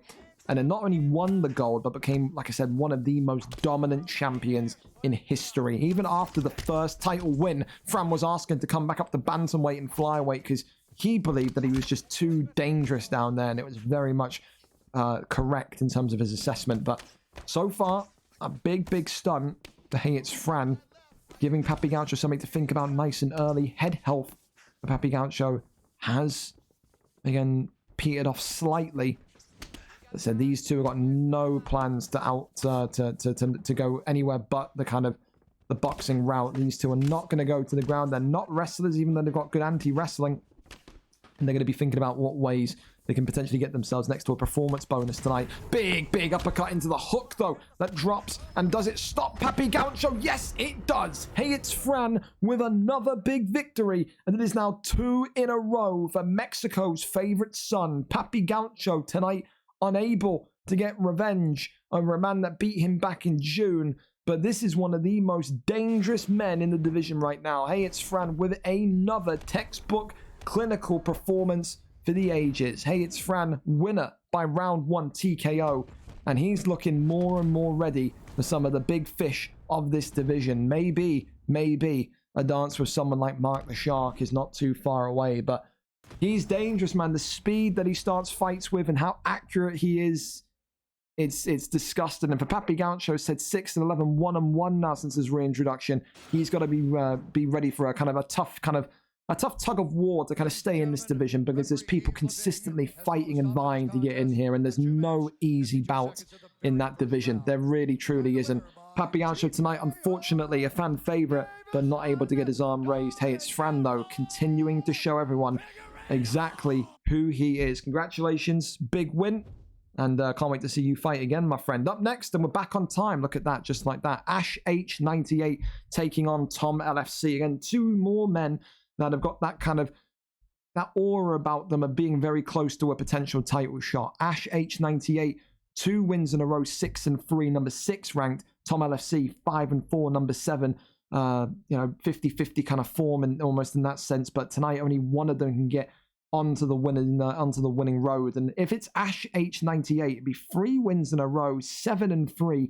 It'd be hard to argue against Ash being the next number 1 contender for Seek and Destroy's welterweight strap. Tom, of course, if he beats Ash, ends that kind of winning streak and also goes to 6-4, he too could make a very valid argument about being next. I think, and I felt like when matchmaking, this is going to be a number 1 contenders bout, and I still feel that way now. I think whoever wins here should be expecting to go for the gold next. Who gets it done, though? Both of them boxers, both of them consistently wanting to fight the best. They're not afraid of a challenge. Let's see who gets it. Ash versus Tom, we're there, we're set, and we're ready for it. Welterweight picks. Always interesting to see where they drop us. Vicente Luque for Tom LFC. Okay. Wait and we see. Thank you again, everyone, being here tonight. Should be good. Should be a big one. Having issues with my Wi-Fi due to some adverse weather conditions. May need to drop. No chance of a hotspot, Mark. You're not going to bless us tonight with a hotspot. This is Ryan K is never going to let you live this one down if you pull out against him. Try and figure it out, man. Oh, it's going to be a nightmare. I don't know if I've got any flyweights available. I'll have to wait and see. The one time I get Ryan K to do a fight, and then Mark may not be able to do it. Oh dear. Tom with Vicente Luque. Ash with some homeless man wearing a white and gold kilt. I don't know what that is. But listen, again, you talk about fights where effectively you win, you're right up there for the gold, the pressure is kind of there, it kind of sets the feel for the fight being nervy. And again, both of them very, very dangerous as kickboxers in general. I think if you sit here and you look at this one through a kind of way of advantages, roads to victory, they're both so very similar. You know Ash can get vicious knockouts. You know Tom can get comeback victories. They've both had such similar careers, but it's a big head kick that drops Ash against the cage. And is Tom LFC going to take a big step towards welterweight stardom, welterweight glory? But he doesn't. He takes him down and now has him in back sitting. Can't do the rear naked. He knows that. Top mount there is denied by Ash H98. Again, Ash H98, again, always wants to fight. When he was in the middleweight division, had a 3-week spell at one point where he didn't fight because we were waiting for the big fights to come up, and he couldn't fight unless it was unstreamed. And he said, listen, I've got to be fighting. What are you doing? I need to fight. So he's always hungry to be involved. And involved he is tonight in a big one. Tries to go for that choke there. But is he going to be able to secure a victory via... No, he's not. Via that anaconda choke on Tom. So Tom is always this guy as well that maybe is a little bit disrespected with his ground game. Of course, we know him as a striker. We know him as someone that's kind of had lightweight experience and is not very good with his kickboxing. But even on the ground defensively, he's so slippery to kind of keep down and nail down. Ash H98 feeling like that's gonna be the way to kind of get him out of there tonight. But again, it's easier said than done. The top mount armbar here being hunted for. Of course, it's a very, very weak sub as well compared to what maybe it should be. And like I said, Ash was inquiring earlier on. He said to me in DMs, he said, of course it was on stream, are there any certain types of CAF builds banned? So he was always going to go CAF. I don't know what build he picked. Maybe it would have been that Jiu-Jitsu Vanguard, but listen, he's going to need to try and find one of those more stronger submissions, that side control Kimura, something to get Tom out of there if he wants to kind of get him out via a tap. Pulls him back down. Tries to go for the guillotine again. That one denied. Ash, again, this is great. You know what? It's really, really good from Ash, because I remember when Ash was in light heavyweight, I think it was, and it was when I was again kind of in the welterweight division, and Ash was sat there one day and he messaged me and he's like, "Can you show me some stuff on the ground?" And he couldn't do any denies. He couldn't do anything. And again, it's a big, big improvement for what someone like Ash was doing back when he first came in, to now be kind of this ground jiu-jitsu wizard in the welterweight division. Equal rounds, similar strikes in terms of significance, 8-7. That knockdown, though, will, I think, seal the deal for Tom in round number 1. Tom's got to be very, very aware, though, that submission's the name of the game for Ash. And if he gets caught, he could get caught in a very bad way. Round 1 to the man in black and silver. 1 round down, 2 rounds to go. Goes for the uppercut. Goes, oh, head kick there from Ash. Off the double jab. Goes back to the body. Leg kicks there now coming out. Big uppercuts coming in from Ash. Ash looking very much more aggressive. Starting round number 2. Head kick again.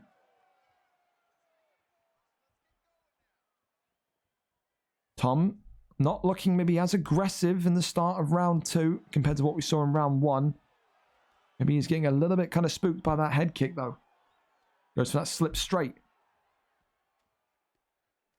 Ash just looking to find an entry point. He's not looking to wrestle so far. Maybe that will come if he starts to get a little bit overwhelmed. On the stand, a big hook there comes in, though. Swings round. Leg kick there. Checked. Shoots a takedown. That one there denied. By his own distance management. A lot more of a conservative round. Neither of these two wanting to kind of dive in there and be too crazy. Ash H98 and the white and gold looking a lot more of the active striker, though, as he catches Tom with a big, big hook. Off the 1-2, head kick, trying to go through the block there. Leg kick there, clatters off the shin, goes back to the body. Head kick there, denied by the guard. 1-2 down the middle. Head kick there, blocked. Shoots the takedown, that one there is denied, and we are into sprawl. Leg kicks there. Big hooks. Straights. Ash looking very, very good in the second round. He is very much so realized that he's definitely got the ability to strike here with Tom, and he's changed from that kind of jiu-jitsu wrestling base to now just looking to work combinations, which is what got him here, what got him onto this win streak. Tom's struggling to recover here a little bit. Leg kick there, cracks the leg of Ash. The left leg of Ash, I didn't even realize that. Very, very, very bad. More coming in from Luke. Of course, Tom's made that Luke pick one of his own. It's not the first time he's used him. Looking very good with him. Now you can see Ash switching onto that right leg, and maybe going to be a little bit awkward for him. Takedown is there, but we're going to see round 3. Got to say, so far, 1-1 into round 3. A very, very good comeback round indeed for Ash H98. Listen, it's a big one because now you have to make a decision if you're Ash. You've just done that in round 2. Do you go back to wrestling? Do you just keep this one going as you had that one in round 3? What does Tom do? Tom maybe getting a little bit perplexed, a little bit thrown off guard as to maybe what he expected coming into round 2. But that's 1-1, man. That is. Figure you're Tom. You know that you've got that kind of that target of the left leg of Ash. But you've got to just move with a little bit of confidence because I think he was a little bit hesitant there in round number 2. And that led to him kind of immediately being overwhelmed 2 minutes into the round. Movements and sways now coming out. And we're back to wrestling. Okay. So he's mixing it up. He's mixing it up. Ash getting into side control. Elbows coming out. Goes over into sprawl. That there is denied. Comes out to the side here. Works off the double jab. Big hooks into the uppercut. More and more danger and damage coming forward. This is the thing, is Ash has just got to get right tight to him. Head kick there coming off, but only through in towards the block. The takedown's there. The land's there. More and more strikes trying to get that flip. Denied wonderfully. Goes over into side control. Works the elbows. Now into half guard. Crosses over into top mount. And now going for that top mount armbar again. Of course, the submission, as we already said, weak. But you take into account the stamina of Ash H98 was never really going to be something that he would cleanly get off. But and it's all about momentum. It's all about maybe burning down the hope of your opponent. So I think so far, you have to say round 3 has been an Ash round. So far. Pausing back down. Goes for a guillotine now. Ooh. Ooh. Ash is in a pretty dangerous position here because of his stamina, but the submission defense is good, but talked about maybe Tom LFC needing to be careful. Ash may need to be careful as well. The counters ignore. Oh, he may have him. Tom may have him. Ash H98 got caught. Ash H98 caught. Tom LFC taps him out in round number 3. Wow. Ash, who was, of course, going for that jiu-jitsu, going for that offensive wrestling, in the end, let his eyes slip off that stamina bar. And it's Tom LFC who ends the streak and will be next for that welterweight strap. Wow. Listen, very, very fortunate to not be finished in round 2. But I'll tell you what, very good IQ from Tom. Very good in terms of the boxing, as we always see from Tom. And that there is going to be a big, big, big victory for him. That will feel incredible in terms of what that means for him. Like I said, now he knows that it's going to be him versus Seek and Destroy next. No matter what, Tom's next fight will be for that gold strap. Congratulations to him. Listen, we're making good moves here. We may have to get a replacement in for Mark, because Mark, of course, is facing issues with the net. Okay, well, we pray, Mark. Listen, over into this next one, then it's Ryan K against Mark the Shark. Mark coming in with a hot spot to see if he can get this one going and moving. Of course, they've never faced each other in all of history of the league being alive. Ryan K 11-6 as a flyweight, coming off of a win. Mark the Shark 9-15, a boxer also coming off of a win tonight, though only one of them can get a streak going and go to 2 in a row. If it's Ryan K, 12-6 will put him above Jack 17 in the flyweight rankings. A 2-fight win streak may well be a good contendership matchup, Ryan K and Jack 17 at that point. That would be brilliant. But Mark the Shark will also want to throw his hat in the ring there as well. So who wins, who loses? Both kickboxers, both work off of aggressive patterns and both work off of aggressive starts. Only one of them, though, can win tonight. Ryan K versus Mark the Shark. Up and over to it we go. We're there, we're set, and we're ready. The hot spot on for Mark the Shark. And we are good here. Shark, I have no concerns. I feel like you're going to be absolutely fine. I feel like it's going to be absolutely fine. Well, unless we go into the high pings. We'll test it. We'll see what it feels like. The one guy was using a hotspot earlier in heavyweight, and it looked absolutely clean. So, yeah. We're going to try it. We're going to test it. I don't expect it to be freezing and jittering. But, yeah. Yes. Yes. Yes. Yes. I won't touch the wash machine. I promise you. I'm just going to go downstairs. I'm going to fucking fiddle with the wash machine.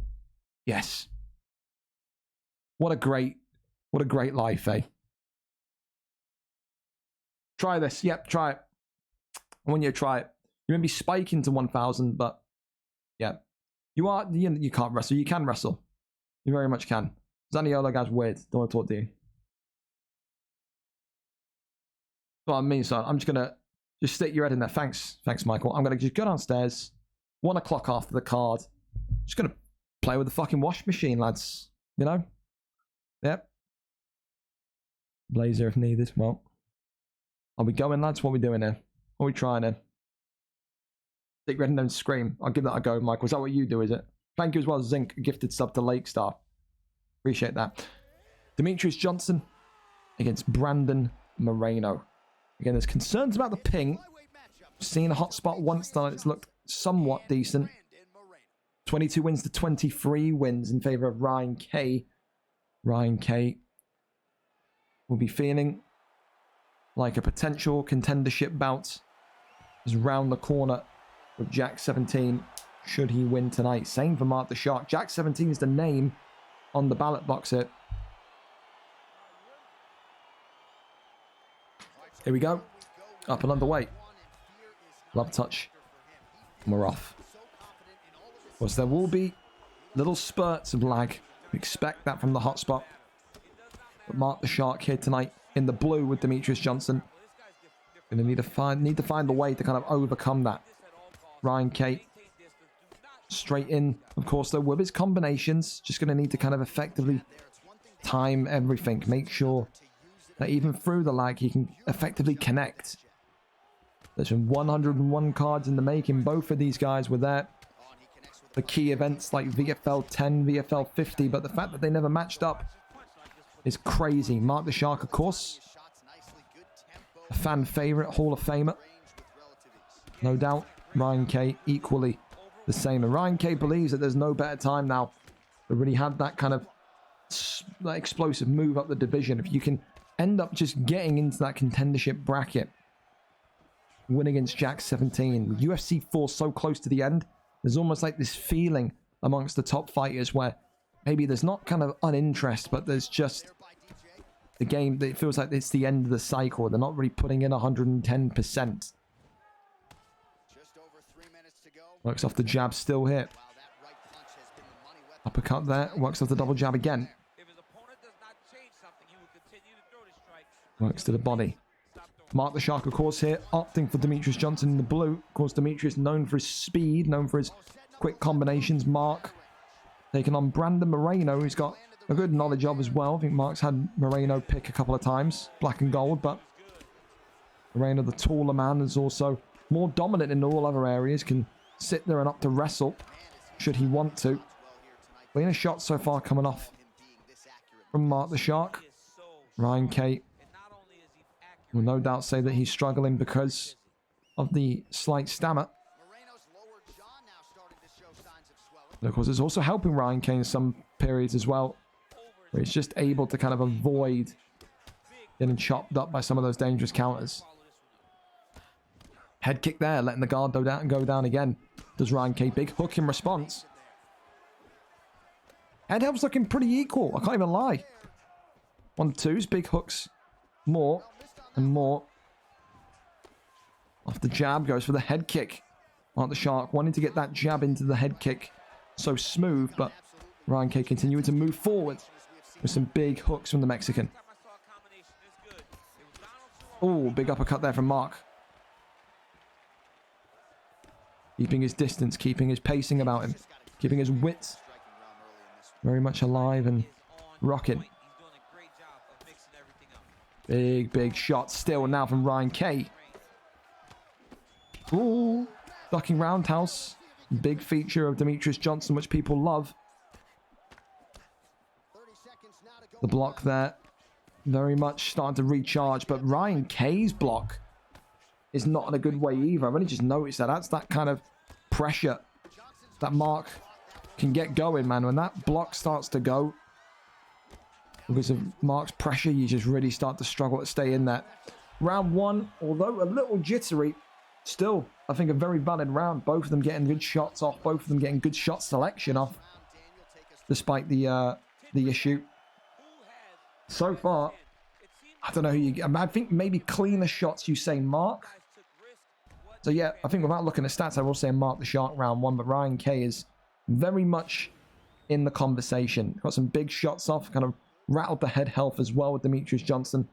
Still, anyone's to win in a very tight matchup in the flyweight division. Here we go. Round number 2. Up and over. Club touch, and we're in. Oof. Immediately, Mark constantly, I think that's like the 5th or 6th time now he's working that jab straight into the head kick because it's so snappy with Demetrius Johnson.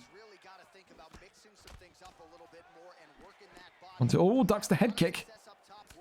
Could have been a dangerous one there for Ryan Kay. The block now going for Mark the Shark as well. Both of their blocks starting to suffer, starting to be seen as a little bit of a potential issue. Big hook coming in from Ryan Kay. Ryan Kay's turned up the aggression. Ooh, head kick though. And Mark the Shark drops him and double taps him, hits him, clips him on the way down. And Ryan Kay not out of there yet. Mark the Shark, I think, going to look to disengage. It would surprise me if he looks to stay down it. Maybe open the door for Ryan Kay to wrestle him. Posture up. Hang on a minute. Mark here looking for the backside. Ground and pound. And he gets him in round number 2. Mark the Shark gets it. Internet issues, weather issues. It does not matter. Mark the Shark and Jack 17 now set themselves up for a very interesting number 1 contenders bout. That will be the next one.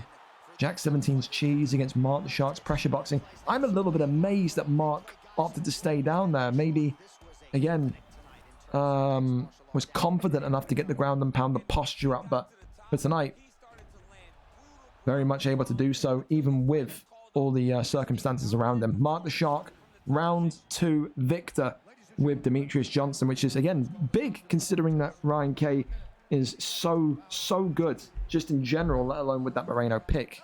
But there you go, the main card rifles on and continues to show up some great fights, some great surprises, no doubt. Again, Ryan Kay, I think, was the favourite on the predictor cards going into that one tonight, but there you go.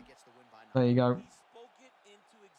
Well, I mean, the fun fact is, Mark, is you have no ability to access the document, so the win will go on your record. You want to walk around and say that you didn't win the fight, then you can. But there you go. We go over to the next one. We go to Sultan Pepe and Maiquinho.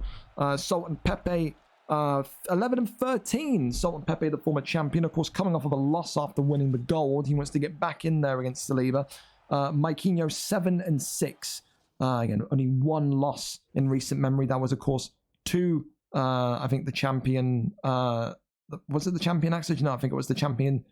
Who was it? Now I'm concerned. Who? No, it was actually because he was on UFC. He's made the switch to Tuesdays. He's here today, wanting to maybe get a crack at the gold at featherweight. Of course, it would suit him a featherweight title shot here at 145 because Saliba is not a wrestler and he does not make any disguise to the fact he's not a wrestler. But listen, he's got to get there today, and he has to do it against someone that's, again, very proven at 145. And Sultan Pepe, former champion, takes on the former lightweight champion. Number 2 takes on number 8, 11-13 wrestler against the 7-6 folk style wrestler.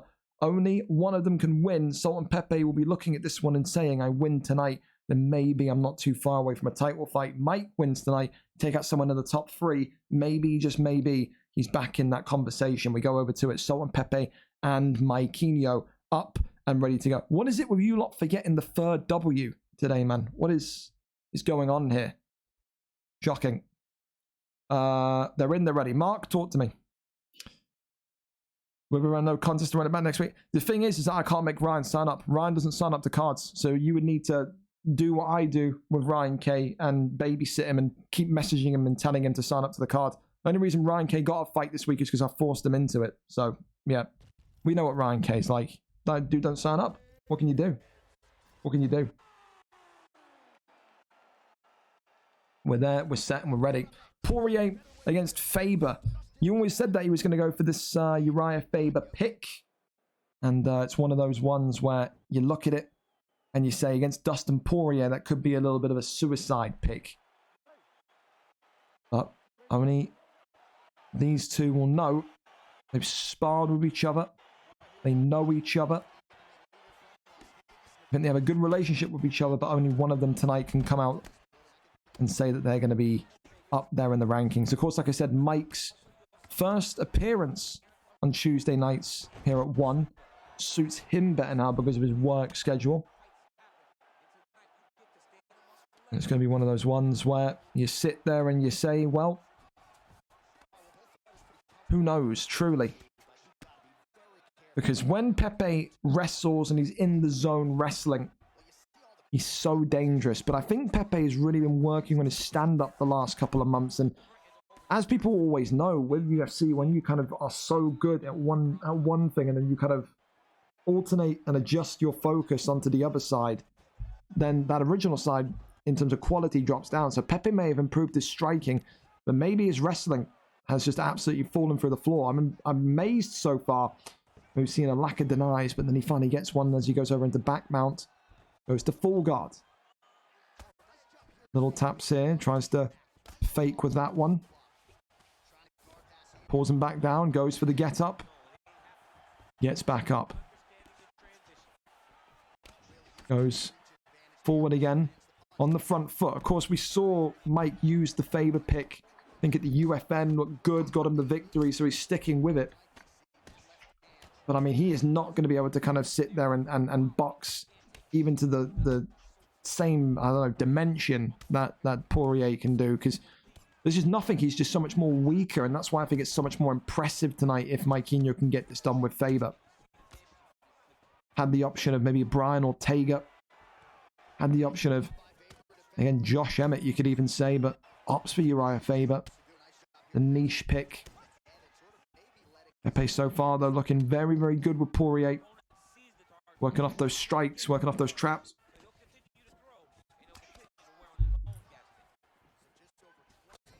The 1-2 there. Leg kick comes off. Side kick to the body, sends him backwards. There's a leg kick there, checked. Goes low to the midsection. There's that side kick to the body. Leg kick cracked. So on Pepe now advancing towards Maikinho. Shooting the takedown, gets the slam. And that there is a big, big, big moment. And maybe Maikinho just to show Pepe that he's not afraid to continuously take this down to the ground. You can maybe argue once, twice, a couple of takedowns. He's doing it just to see what Pepe's like, but he's not afraid to be down there against the former champ. He's not. Maikinho raining down big, big strikes here. Goes over into full guard. And that one there is round number 1. I think you have to give that one to Maikinho. Difficult to say anything but a Maikinho round. A great round. A dominant round. What are we going to see in round number 2? I think with Pepe, he's just got to kind of be that hunter, that chaser. Going against Faber with Poirier, he's got to make sure not only his takedown defense is rock solid just like that, but continuously marching towards him, just like a Hayes Fran used to do in this division. Walk your opponent down, pen him against the cage, take that kind of takedown ability away from him, and just really rock and sock the opponent. It's that judo flip. Side saddle gained. Side control. Goes over into Crucifix. Nothing there, though. It's denied. And now posture up is gained. Going over into side control. Half guard. Denied there. Back into Crucifix. Little taps. Maikinho. Nose against a Poirier. With a Faber. He's got to be slow paced. He's going to have to really maybe take this one deep into the third round. Maybe even to a decision. If it can get to that. Cannot take too much damage on the feet and stand with Poirier. That's one thing for sure. I think he's starting to realise that. After the couple of flurries that we've seen. Big stack guard strikes though. From Maikinho. Kicks him away. The get up is there. Side kick there to the body. Big hooks, big uppercuts. Shoots the takedown. Nothing there. Ooh, big uppercut again.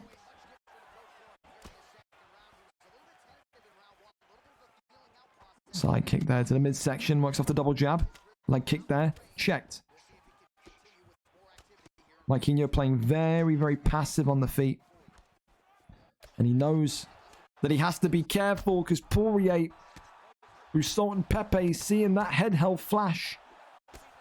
Seeing that start to drop. And he smells that blood in the water. That's a big, big knock and drop there from Salt and Pepe, who no doubt will look to win this round back off of it.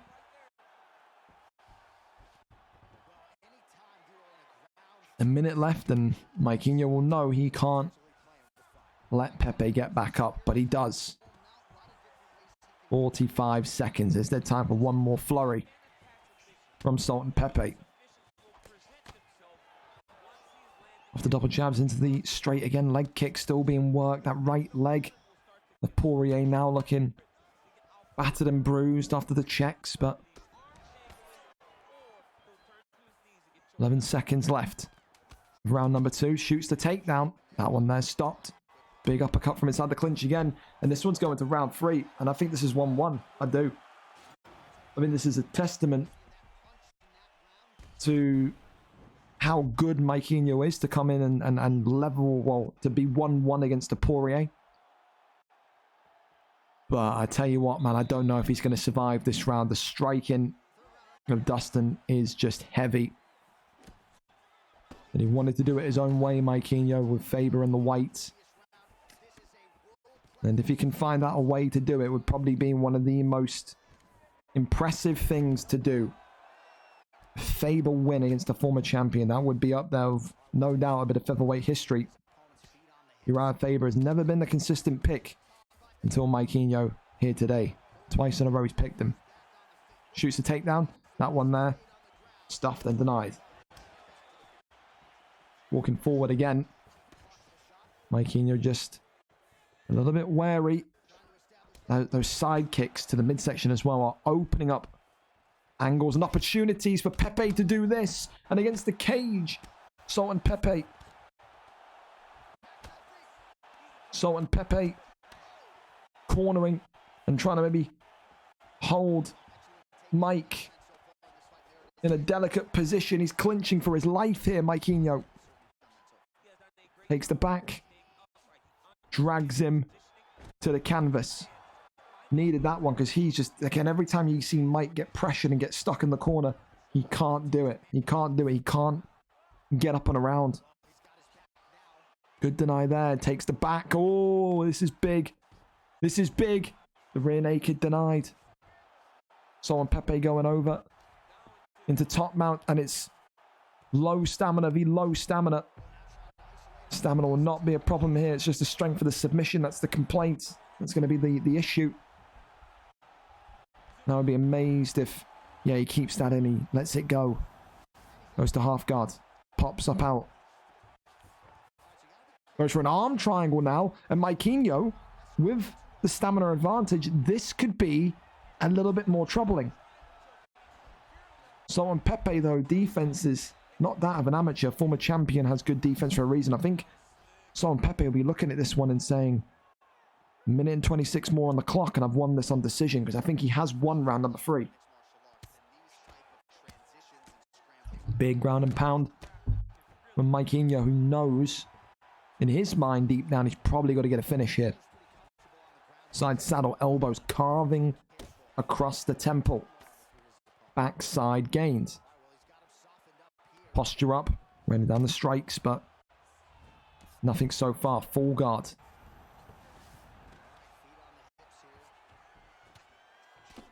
Posture up, pull back down. No submission there. But, of course, Maikinho, one of the most kind of patient wrestlers tonight, not able to get a victory. Pepe not able to get a finish. We do go to decision. And I do think Sultan Pepe's probably taken that one 2 rounds to 1, but I've been wrong before. We wait and we see, but a very, very excellent back and forth. And for Maikinho with Faber, shouldn't be too upset, because to do that with Faber against the former champion with Poirier is very difficult. Took him, tested him, did everything he could, but did he do enough to get the decision?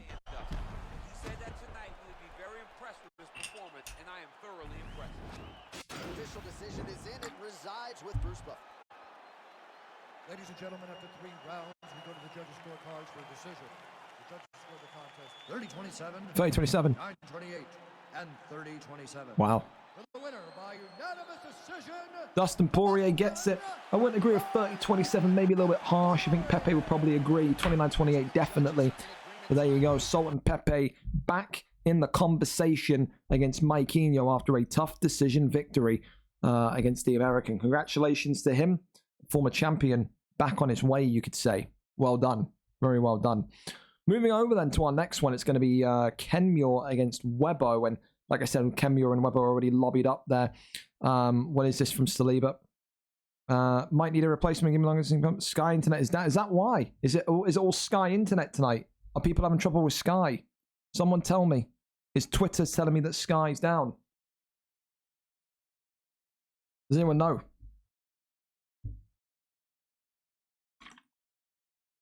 Mine is Sky as well.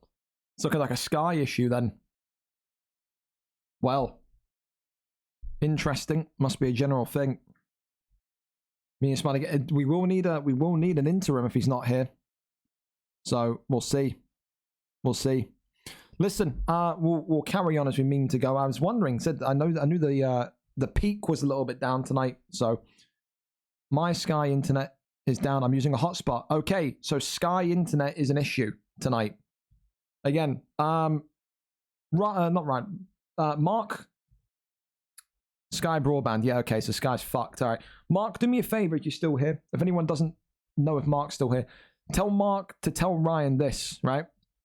If Ryan Case signs up next week, I'll do that as a no contest and run it back. But if Ryan doesn't sign up, I've got to go and fucking push Ryan into fights. I'm absolutely counting it. I think that's more than fair.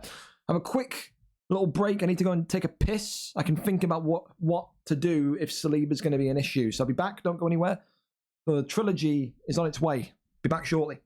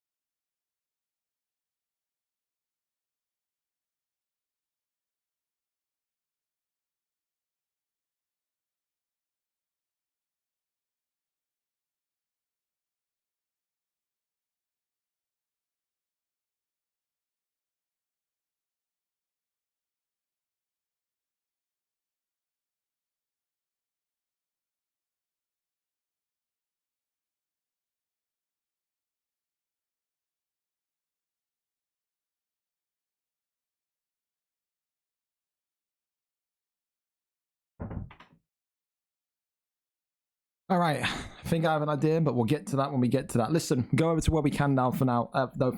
Webo against Kenmure, a big one in terms of how this one could play out. Webo and Kenmure both 1-1 against each other. You talk about the history of these two icons. They've been there, they've done it all.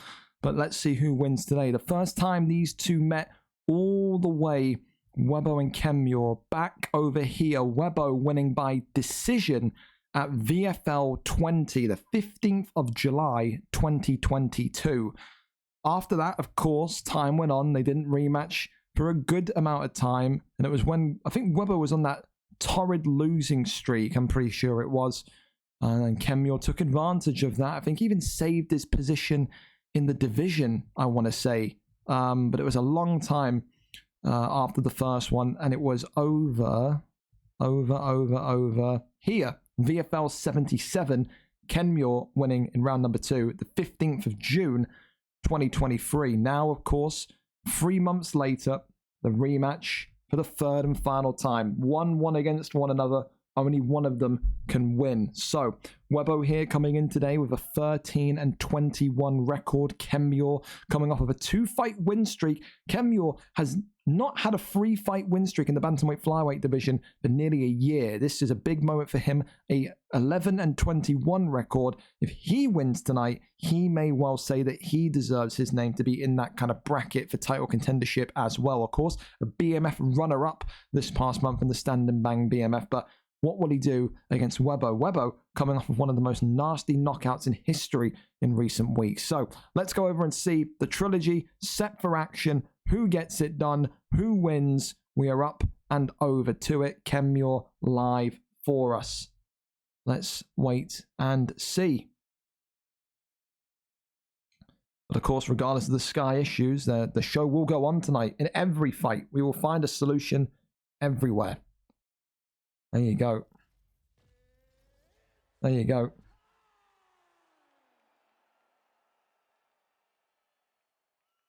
That's, yeah, that would be Pepe that you're doing. That just cringed. What? Who's cringed? What did I do? Did I say something cringy? My fault. I'm old, remember. Kenmure with Figueiredo.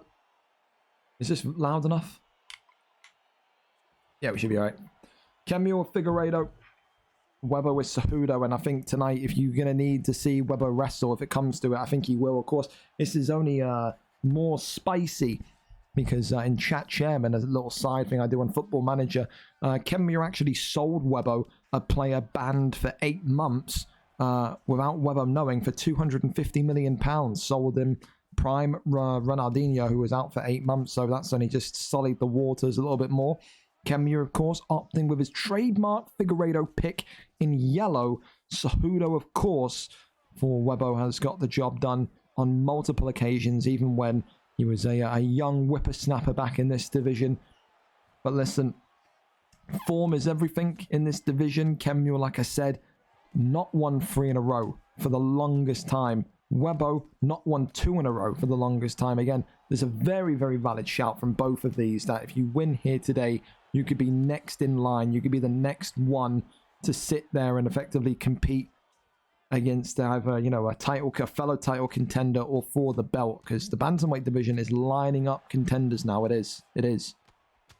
Kenmure's, of course, road to victory will be to stand and box like he's doing with Figueiredo. Of course, Webbo went through that spell 2 months ago where he really just honed in and focused on wanting to box and wanting to kind of be that striker. Of course, his bread and butter, as you always know, will be the ground game, will be against Liam Kenmure on the floor, and I think no doubt Kenmure is ready for that today. He's a guy that very much does not like wrestlers, calls the division, calls half the division crotch sniffers. That's what Kenmure does. But I mean, when the champion of this division is Kiss George, you're gonna have to be very actually no, it's not, it's Jakey B, excuse me. Well listen, when the champion is Jakey B's got great wrestling as well. So I mean, you'd have to think if Jakey was in a little bit of trouble against Kenmure, I'm sure he'd wrestle him as well. Can't get to the bantamweight crown or the flyweight crown without having to wrestle a little bit. Webbo here, looking to just kind of drill these strikes in, goes over into sprawl. That one there, though, is denied. Big from Kenmure.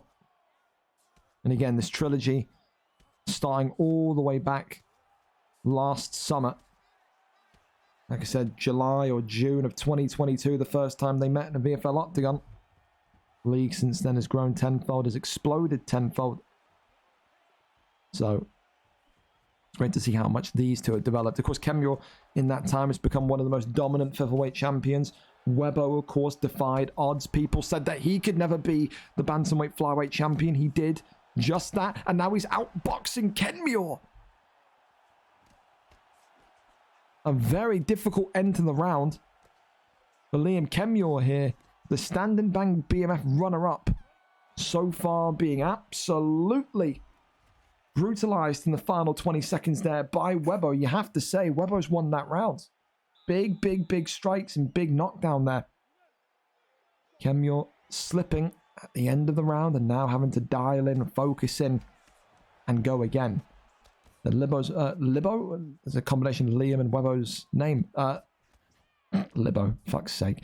Kemure, his main weapon is going to be his pressure. And again, can you really say the main weapon is pressure against a wrestler? I think whenever Webbo starts to get a little bit unsatisfied with the distance between him and Kemure, I think he's just going to shoot a takedown, and that's going to really benefit him. I mean, when your main benefit is a takedown, when your main benefit is that kind of dominant wrestling from Webbo's perspective, it's very, very, very interesting to see what happens, what you can do, what you can't do. 1-2 down the center there. Body kick. The uppercuts. Big hook comes in there. Spinning back fist drops Webbo. And Kemure with a big, big knockdown. And then disengages. Doesn't want to be down there with Webbo for too long. Sways underneath it. Tries to work those body shots. Off the jab. Continues to work. The slip straights. Sways underneath it. Goes to the body. Shoots the takedown. That one there. Whiffing Kemure on the ascendancy. Ostigari stopped in its tracks. Leg kicks there. 1-2. Goes for the uppercut. Fails to connect cleanly. Oh, and Webbo is in deep, deep trouble again. And Kemure with the knee on the belly, but not able to get the ground and pound finish. Posture up and disengages again. Does not want to be down there even for a second against Webbo.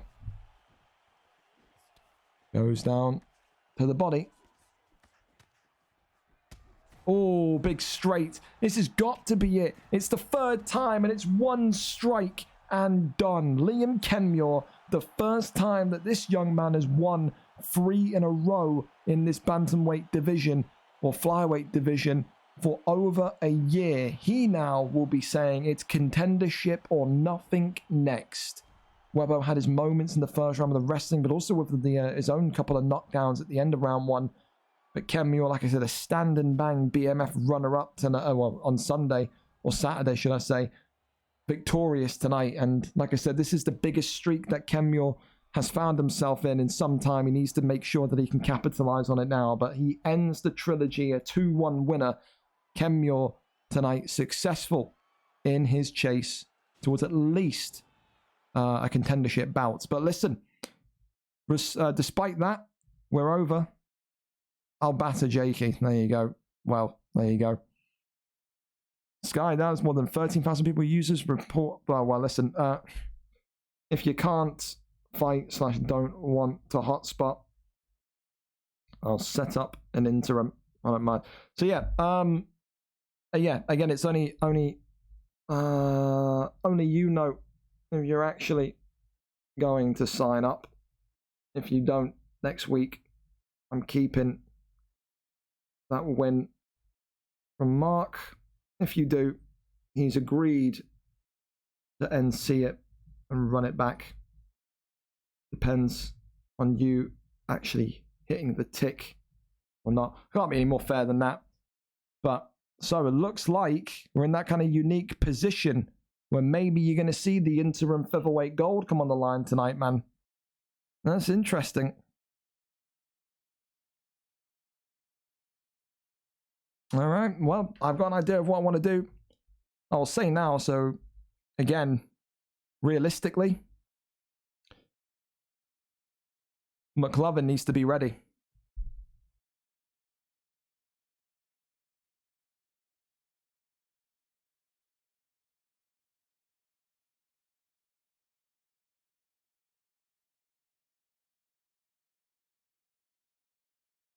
And if McLovin ain't hit, well, he's on his phone. So it's looking more and more likely that it will be McLovin. And yeah, he's typing. All right. So we got that sorted potentially. Anyway, listen, let me quickly go on Twitter and post that the title fights are now live. 4 title fights tonight, fellas. And that says a big 4. A big 4 indeed. Of course, thank you as always for the poster to Orba. Of course, maybe the poster is redundant tonight because it's Saliba versus Smiley, but of course we can't help that Sky is, doo-doo. But then again, who's on Sky in the big 2023?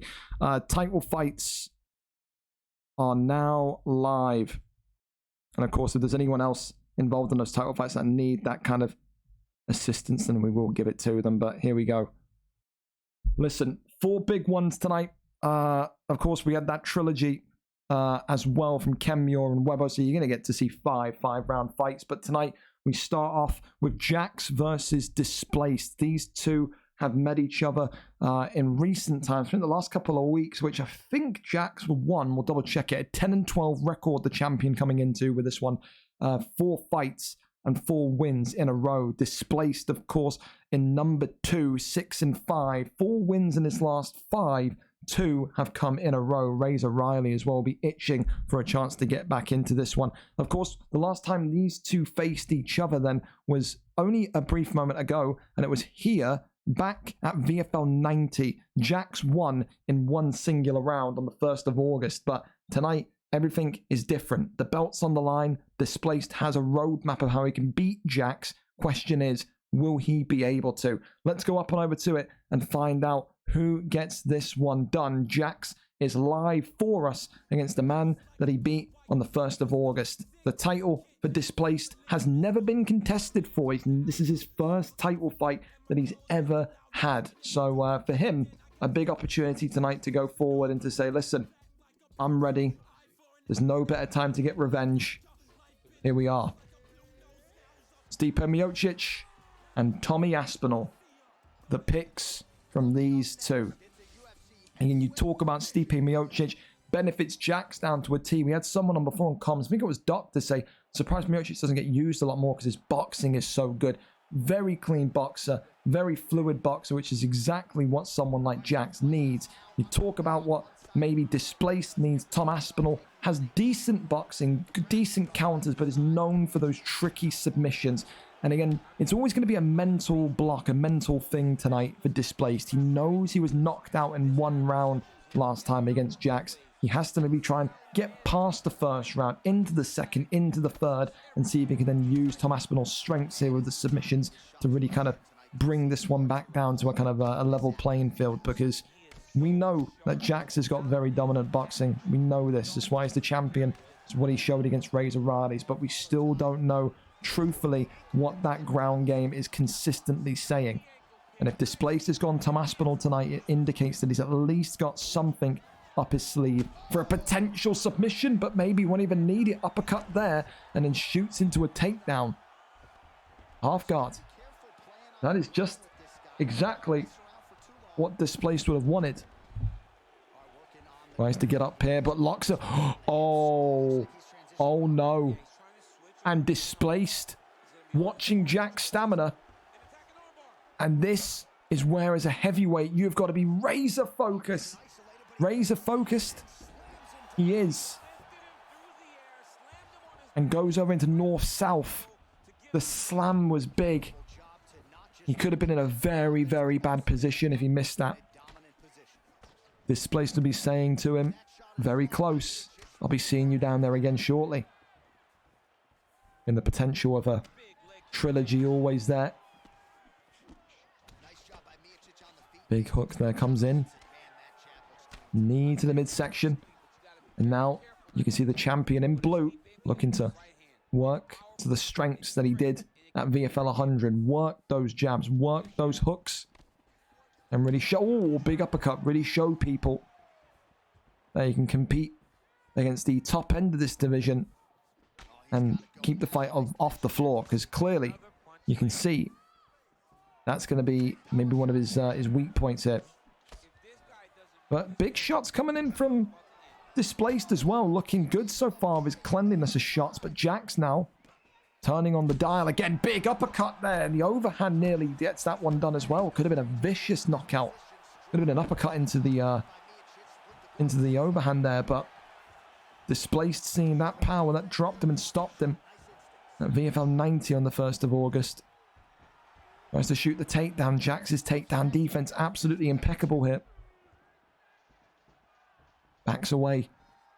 Keeps his calm. Oh, head kick from Jax. Or onto Jax. 10 seconds left of round number 1, and it's been an action-packed first round in tonight's first title fight. What a round. I think the knockdown is big from Miocic. I think that will probably swing the round in favor of the champion. I do. But this is anything but one-sided. This is very, very back and forth. Completely different to what we saw at VFL 90 between them. Maybe those 5-star picks making a difference. Jax's takedown defense is going to need to be high again.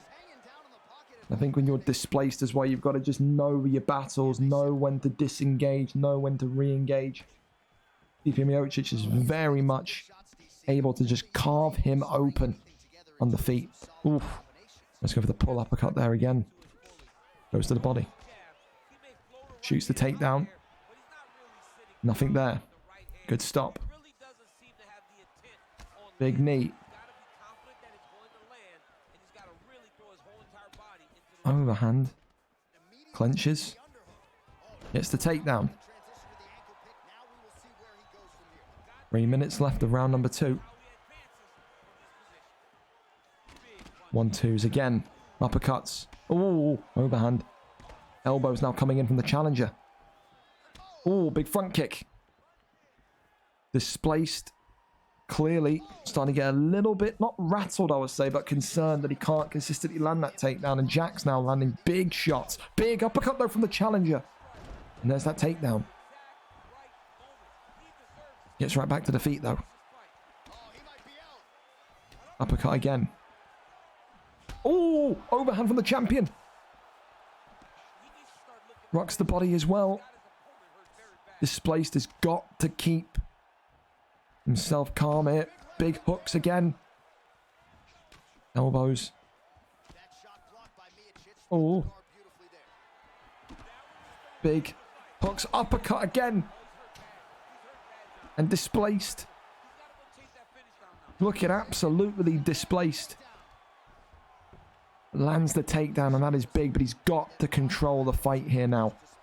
Rotation and flip through. Could the armbar be coming? And it does. Okay. We saw the slam in round 1. Are we going to see the slam again? It's looking like excellent defense this time round, though. But he's got a read of him now. The slam's missed. The slam's missed. But is the advantage too big? I think it's going to be... Oh, actually, I don't know. This could be tight. This could be tight. This could be tight. This could be tight. The champion is out of there. Yoy, yoy, yoy. Displaced was a millisecond away from becoming heavyweight champion of the world. Bottom side Kimura, there's not going to be enough time in this one. But wow. Displaced was 1 millisecond away. It was neck and neck from becoming the new heavyweight champion. And like I said, Jax has just got to make sure going into round 3, his takedown defense is absolutely rock solid, because you can see now exactly what the challenger in Tom Aspinall is wanting to do here. That's wild. That is nuts. Round number 3. I think still you've probably got to say 2 rounds to 0. Displaced is down. Oh! Big hands. from Displaced, though, showing that his boxing is not completely out of the question. Spinning back over the rocks him, the champion. Jax with Stipe walking him down. Uppercuts. Overhand. Goes to the body. Swinging and missing, though, to those body shots. Shoots the takedown. Both of them having a moment of respite. Neither wanting to be the one that walks into something ending. Shoots the takedown, gets to land. Full guard is denied. That's big. Gonna go over into top mount. He does. And now taking the top mount armbar. We always thought, oh no. Okay, getting out of that one, it seems. He needs to move to side control. You'd think he's wanting that top mount armbar. Jax struggling to get moving here. Posture up. Is he going to look to maybe... Oh! This could be it. What is Jax saying of it? I think this is it. I think this could be it.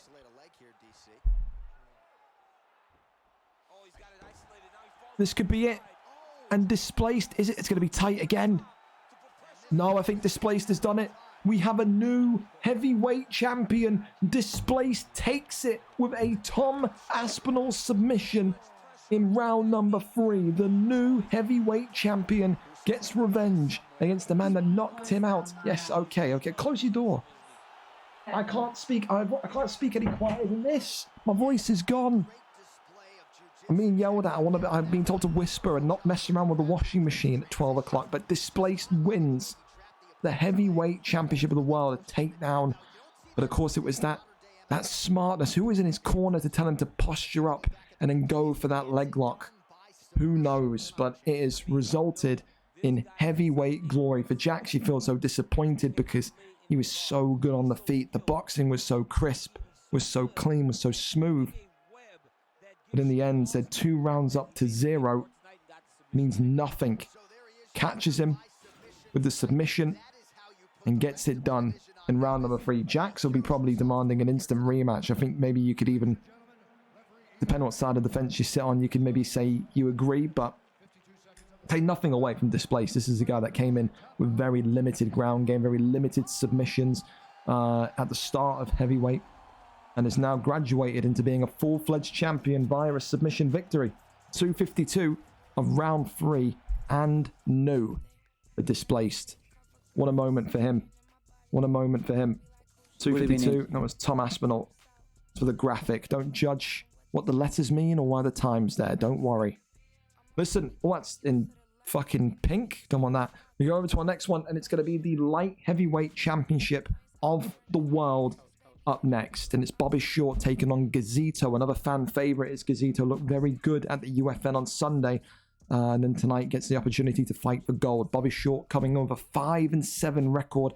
5 straight wins for this boxer, who again looks phenomenal in this light heavyweight division since making the move up from heavyweight. Of course, with that victory streak, though, comes maybe an air of complacency. Will he win? Won't he win? It's one of those. For Gazito, you look back at his kind of resume coming into this division. So little fights he's had. His 10th fight tonight, I believe. Never has he fought against Bobby Short. And tonight he has he has actually fought against Bobby Short at VFL. Wow, on the unstreamed card.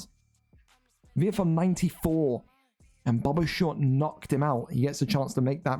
Listen, we saw revenge already tonight. Just now. Maybe we see revenge again. A month on.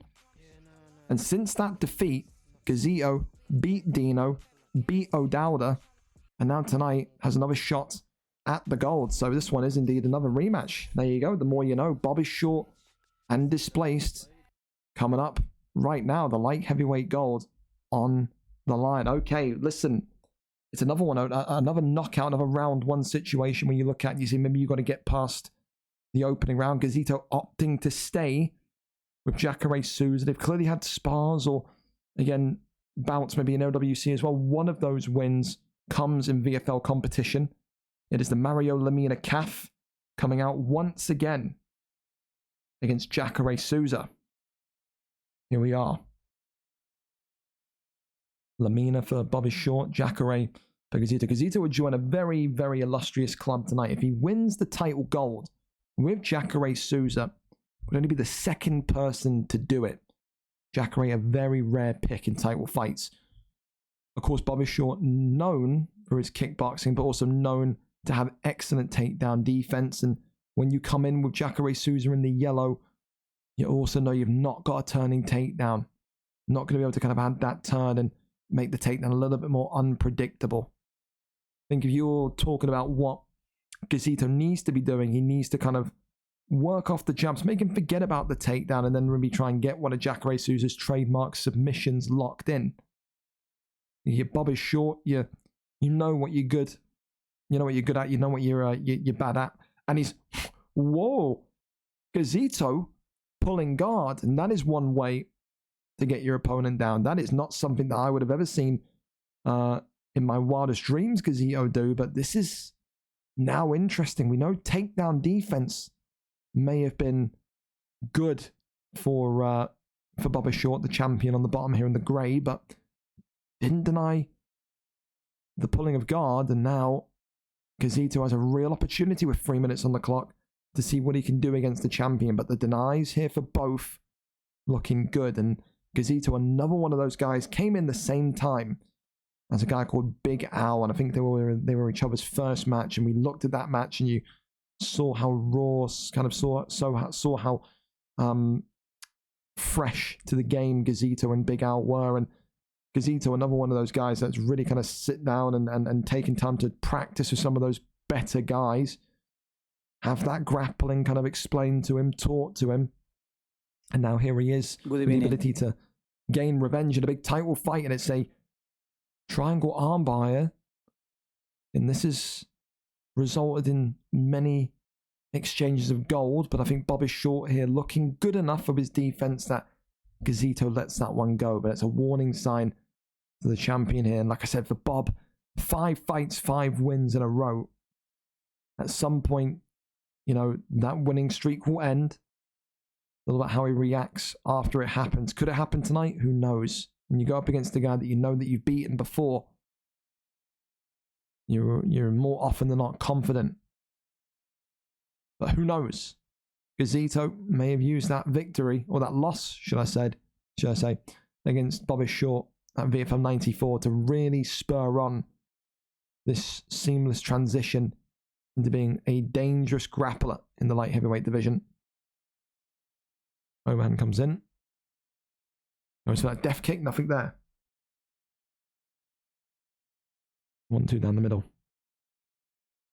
Spinning back elbow. 10 seconds left to round. Ooh!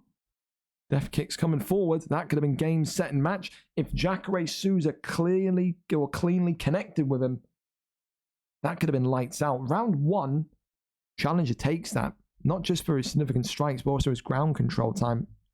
Very impressive so far. He's found a way to get Bob to the ground. I think now it's going to be the interesting factor of, can Bobby Short consistently defend against Gazito pulling guard? Because I think it's going to happen again. Big hooks to start off the round. Leg kick there. Ooh, cracks the left leg. Off the jab straight. Shoots the takedown. Pulls guard again. Yep, he's doing it again. He's not defended it or denied it again. And so Gazito not afraid to sit there and make this a long haul, make this a difficult fight. And again, it just shows you how evolved this light heavyweight division is. Go back to the VFL 1 card, and you had people in light heavyweight that were effectively just doing nothing but throwing overhands. They had no other strike within them. Now you're looking at these two.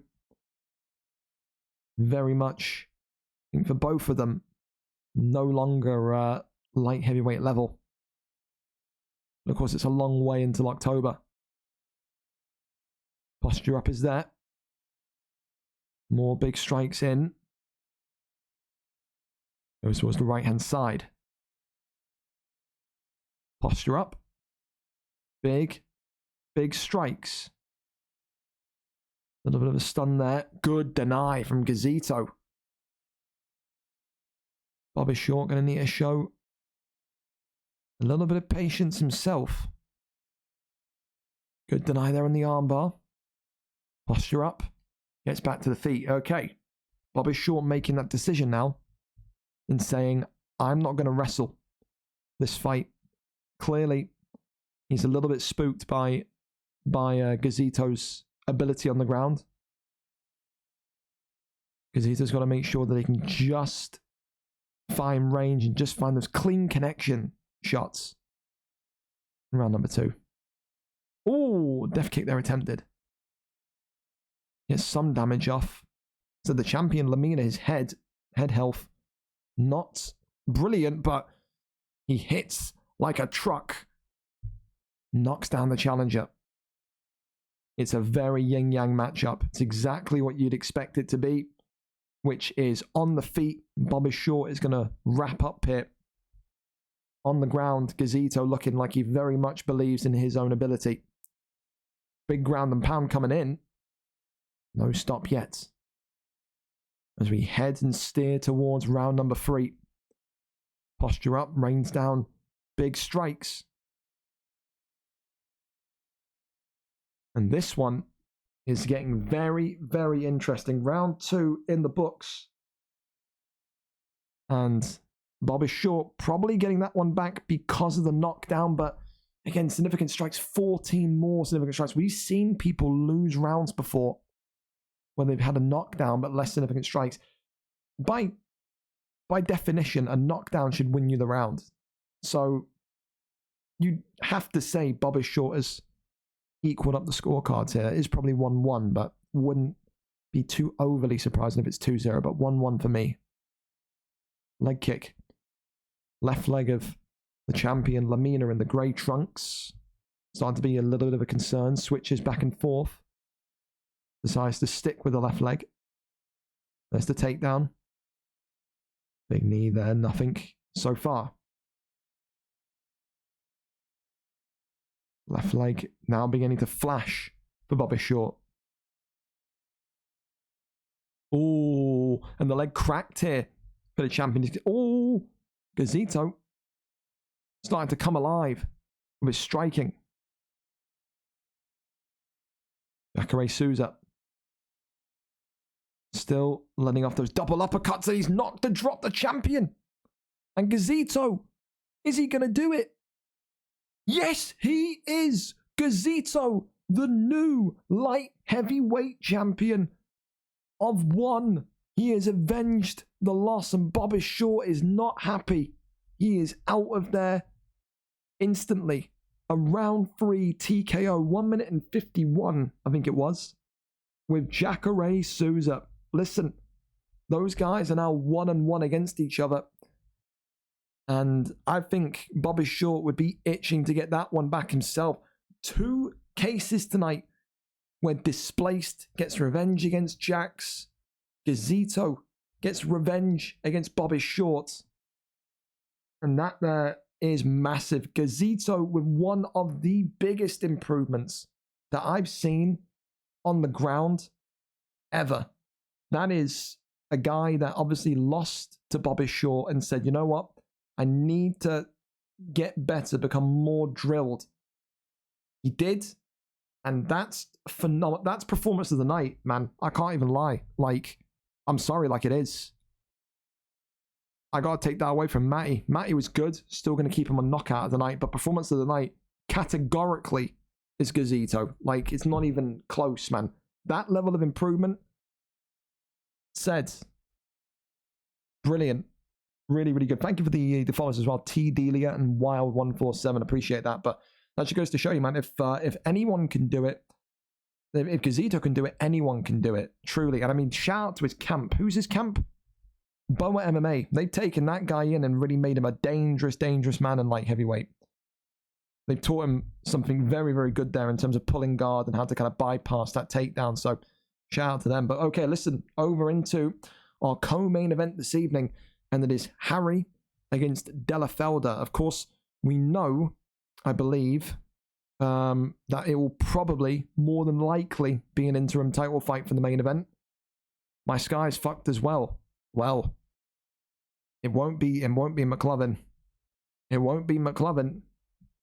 It may be, if McLovin can't make that, sorry Harry and Delavada to delay you.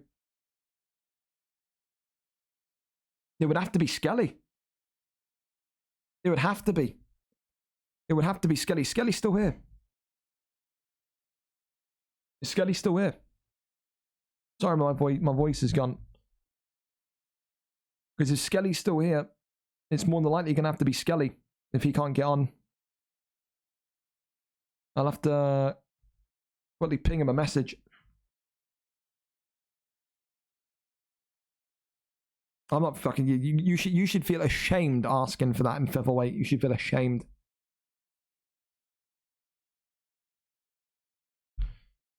But listen, Sky being fucked, I'm not going to hold it against anyone.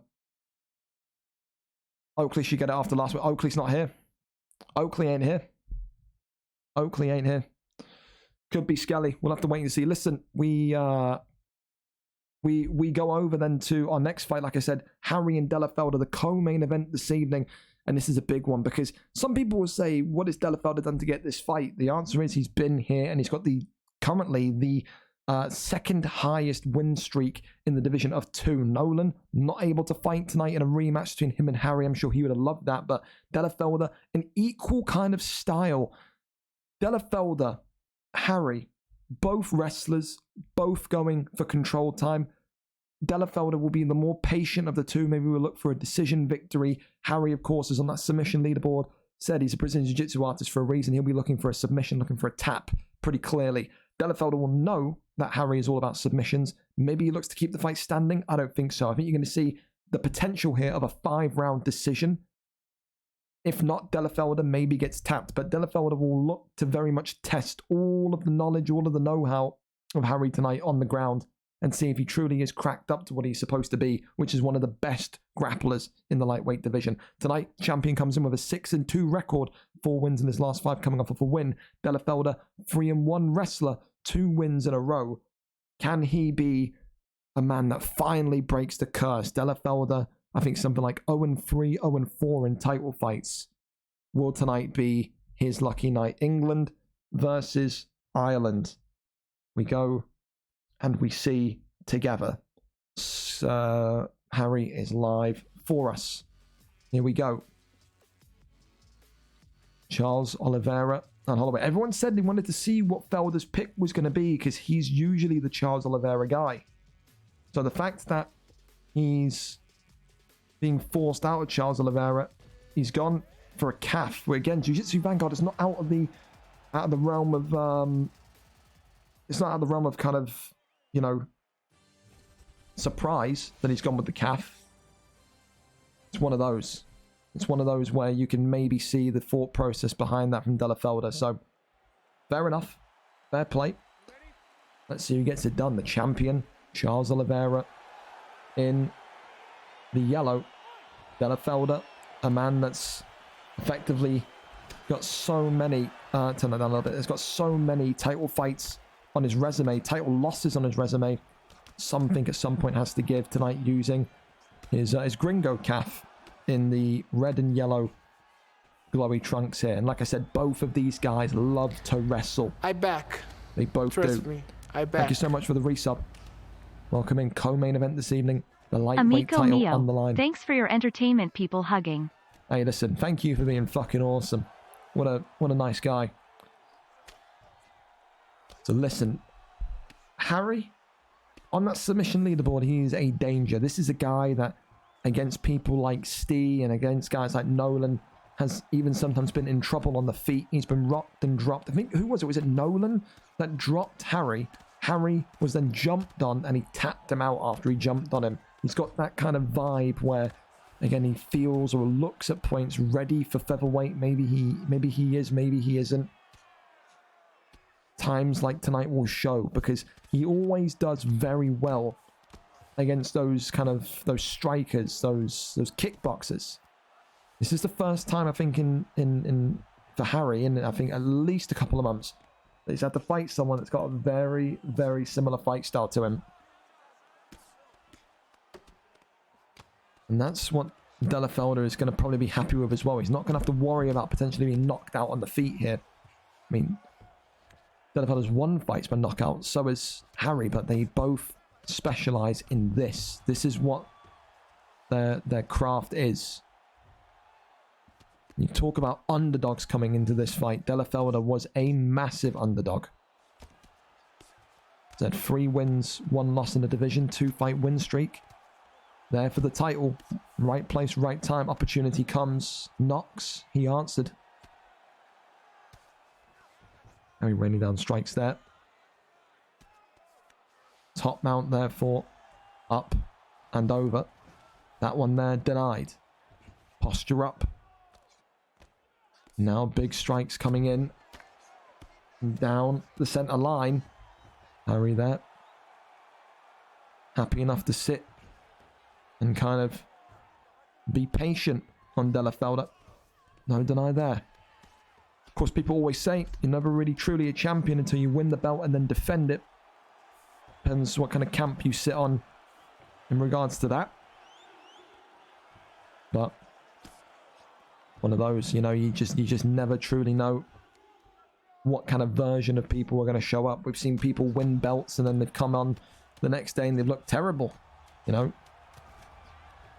Maybe, you know, people have sat there and said at times they won the belt and then they didn't really want to be in the division anymore, so they didn't really feel the need to fight as hard. But you can see so far it's a clear as day win in round 1 for the champion, HR, in yellow of Charles Oliveira. Looking as good as can be so far. Body kick there connecting. Swings round. Delafelder ducking underneath, trying to find ways to maybe...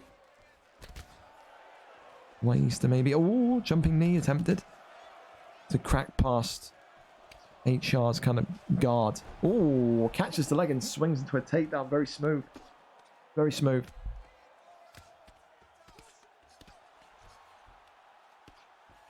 Goes over into full guard.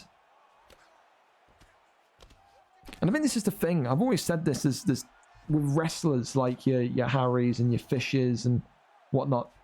You get a feel after watching them for so long what their main kind of preferred position is. I said this before many times. Harry here in the yellow, the champion, very much is a submission artist, a wrestler that works better on the bottom. Delafelder is someone that works very much more better on top.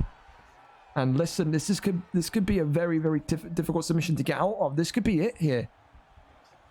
I think Harry's going to get him.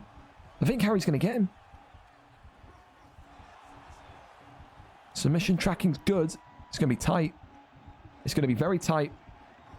And I think Delafelder in round number 2 has succumbed to the champion. HR retains. It is another textbook submission in round number 2. Submission of the night may well have just changed hands yet again. It is a trademark textbook performance from the lightweight champion of the world, who says no one in this division is going to out-grapple me. His Charles Oliveira pick in title fights, looking like the one. 2 wins from 2 of Charles while holding the belts. Maybe that's what we'll be hoping he does to Islam in October. But there you go. What a way to do it. What a win. What a submission. And I'll tell you what, that there looking absolutely phenomenal. Who can stop him?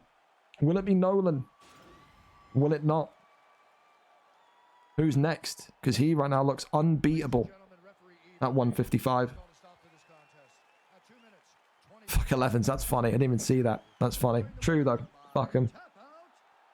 It's good from you, Delafelder. Delafelder's streak of losses in title fights continues, but maybe thrown into the lines then tonight of how good Harry is. A round 2, 226, courtesy of the Olive Man. There you go. Round 2, 226. Olives gets it done. A submission of the night bonus in his future as well. Another, again, another fantastic twister from him. I think he's got 2 now in his career. Takes it away from Udo Vape. That bottom side Kimura was nice in bantamweight, or flyweight, should I say, but not enough to secure it. So with that, then, fellas, we are now up to the big one, the final one tonight. I'm assuming it's looking likely. It is going to be Skelly. Skelly coming in tonight against Smiley for the interim featherweight championship of the world. This is a big opportunity.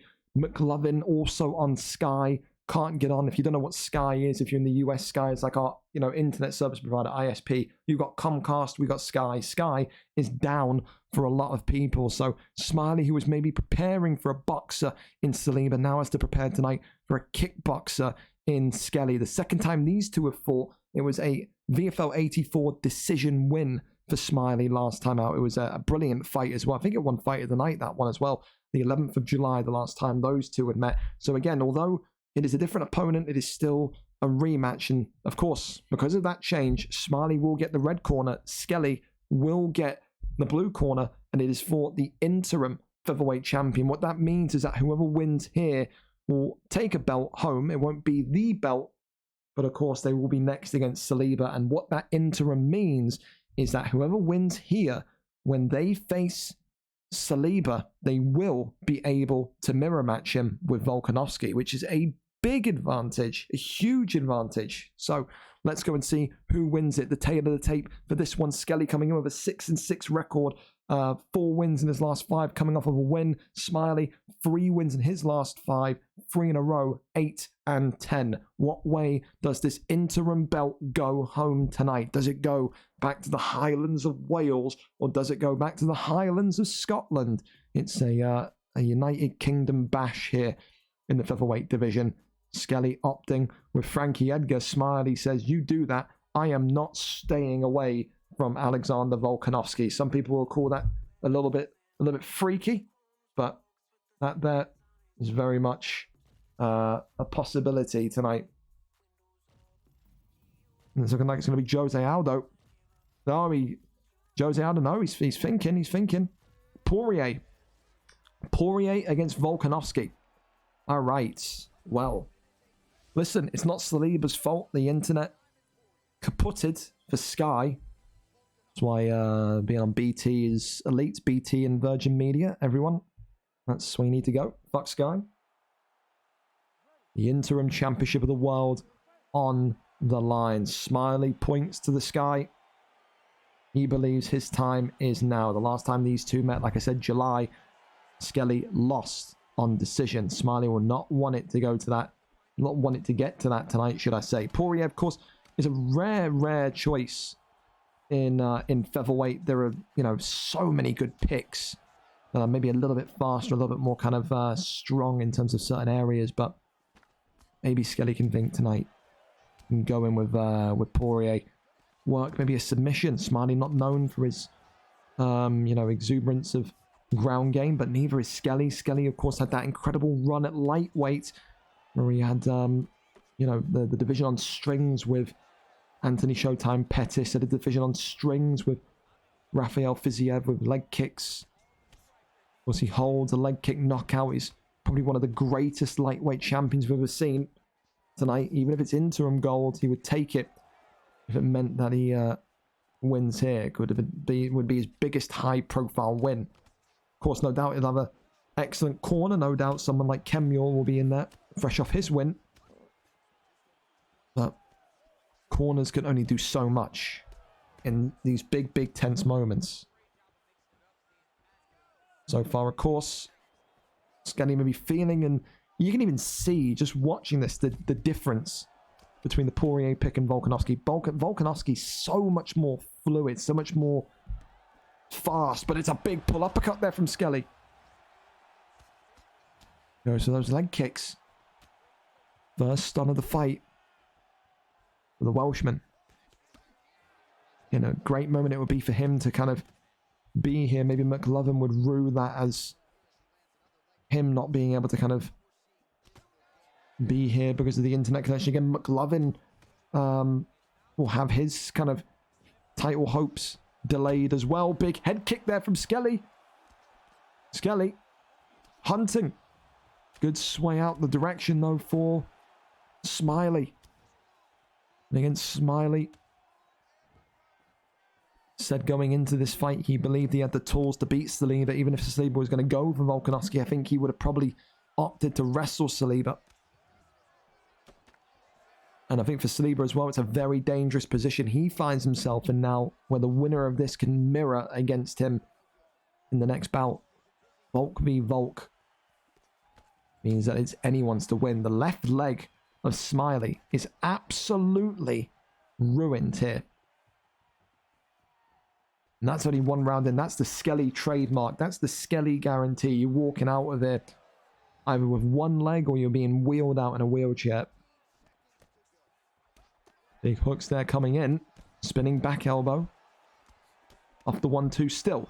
Smiley looking a little bit rigid, a little bit kind of static in terms of his movement in the second half of that round there. But Skelly, clear as day, winning this opening round so far. I think if you're Smiley, you've got to make use of that Volkanovski and make use of him quickly. Like I said, Dustin Poirier would be, again, a very, very niche pick in featherweight to potentially win interim gold with Poirier. Would be pivotal. Would be not just pivotal, impressive. Goes for that body shot. Big hook there from Skelly. Uppercut connects, though. And Smiley could be in big trouble. Skelly should have maybe got that uppercut coming out the clinch. He's not afraid of Volkanovski's power, the Welshman. And Skelly's takedown defense also showing brilliance here. Again, he didn't know he was going to fight. He was inquiring about it. And then he hopped out of the stream to get ready for bed. Hops out of bed and into a world championship fight here tonight. Oh, the leg of Volkanovski. And there's a big knockdown, and now he starts to work on the right leg.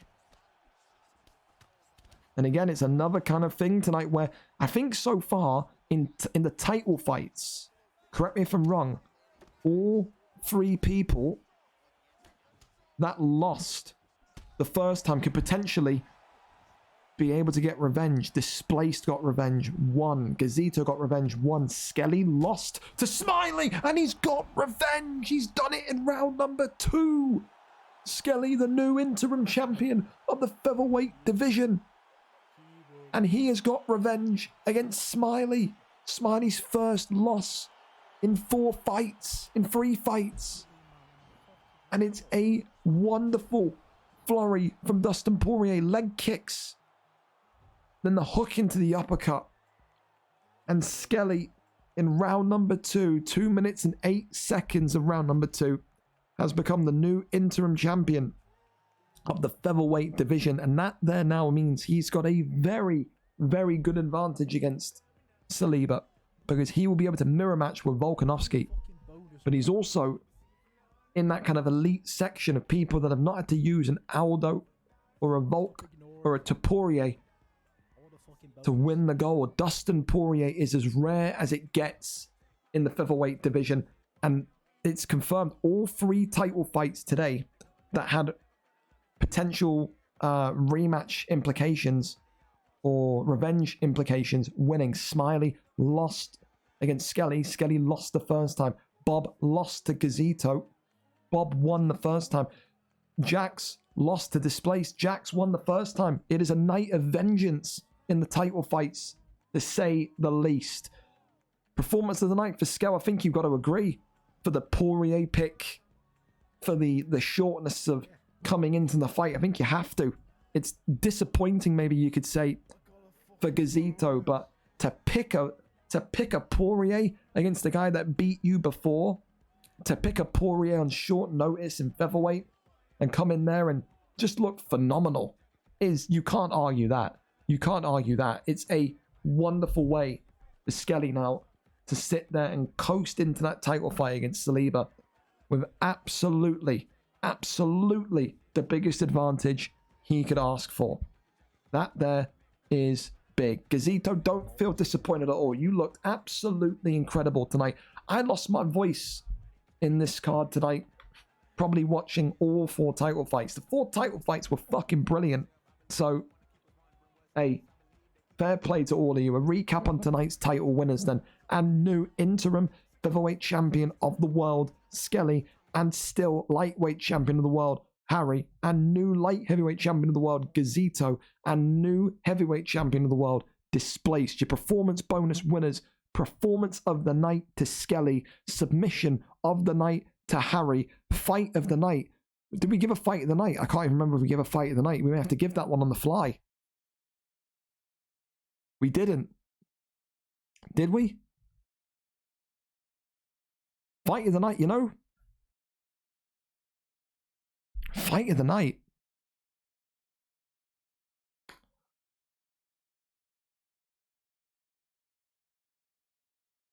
Oh, it's difficult.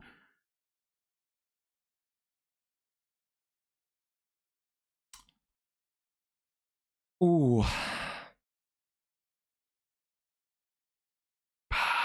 Fight of the night.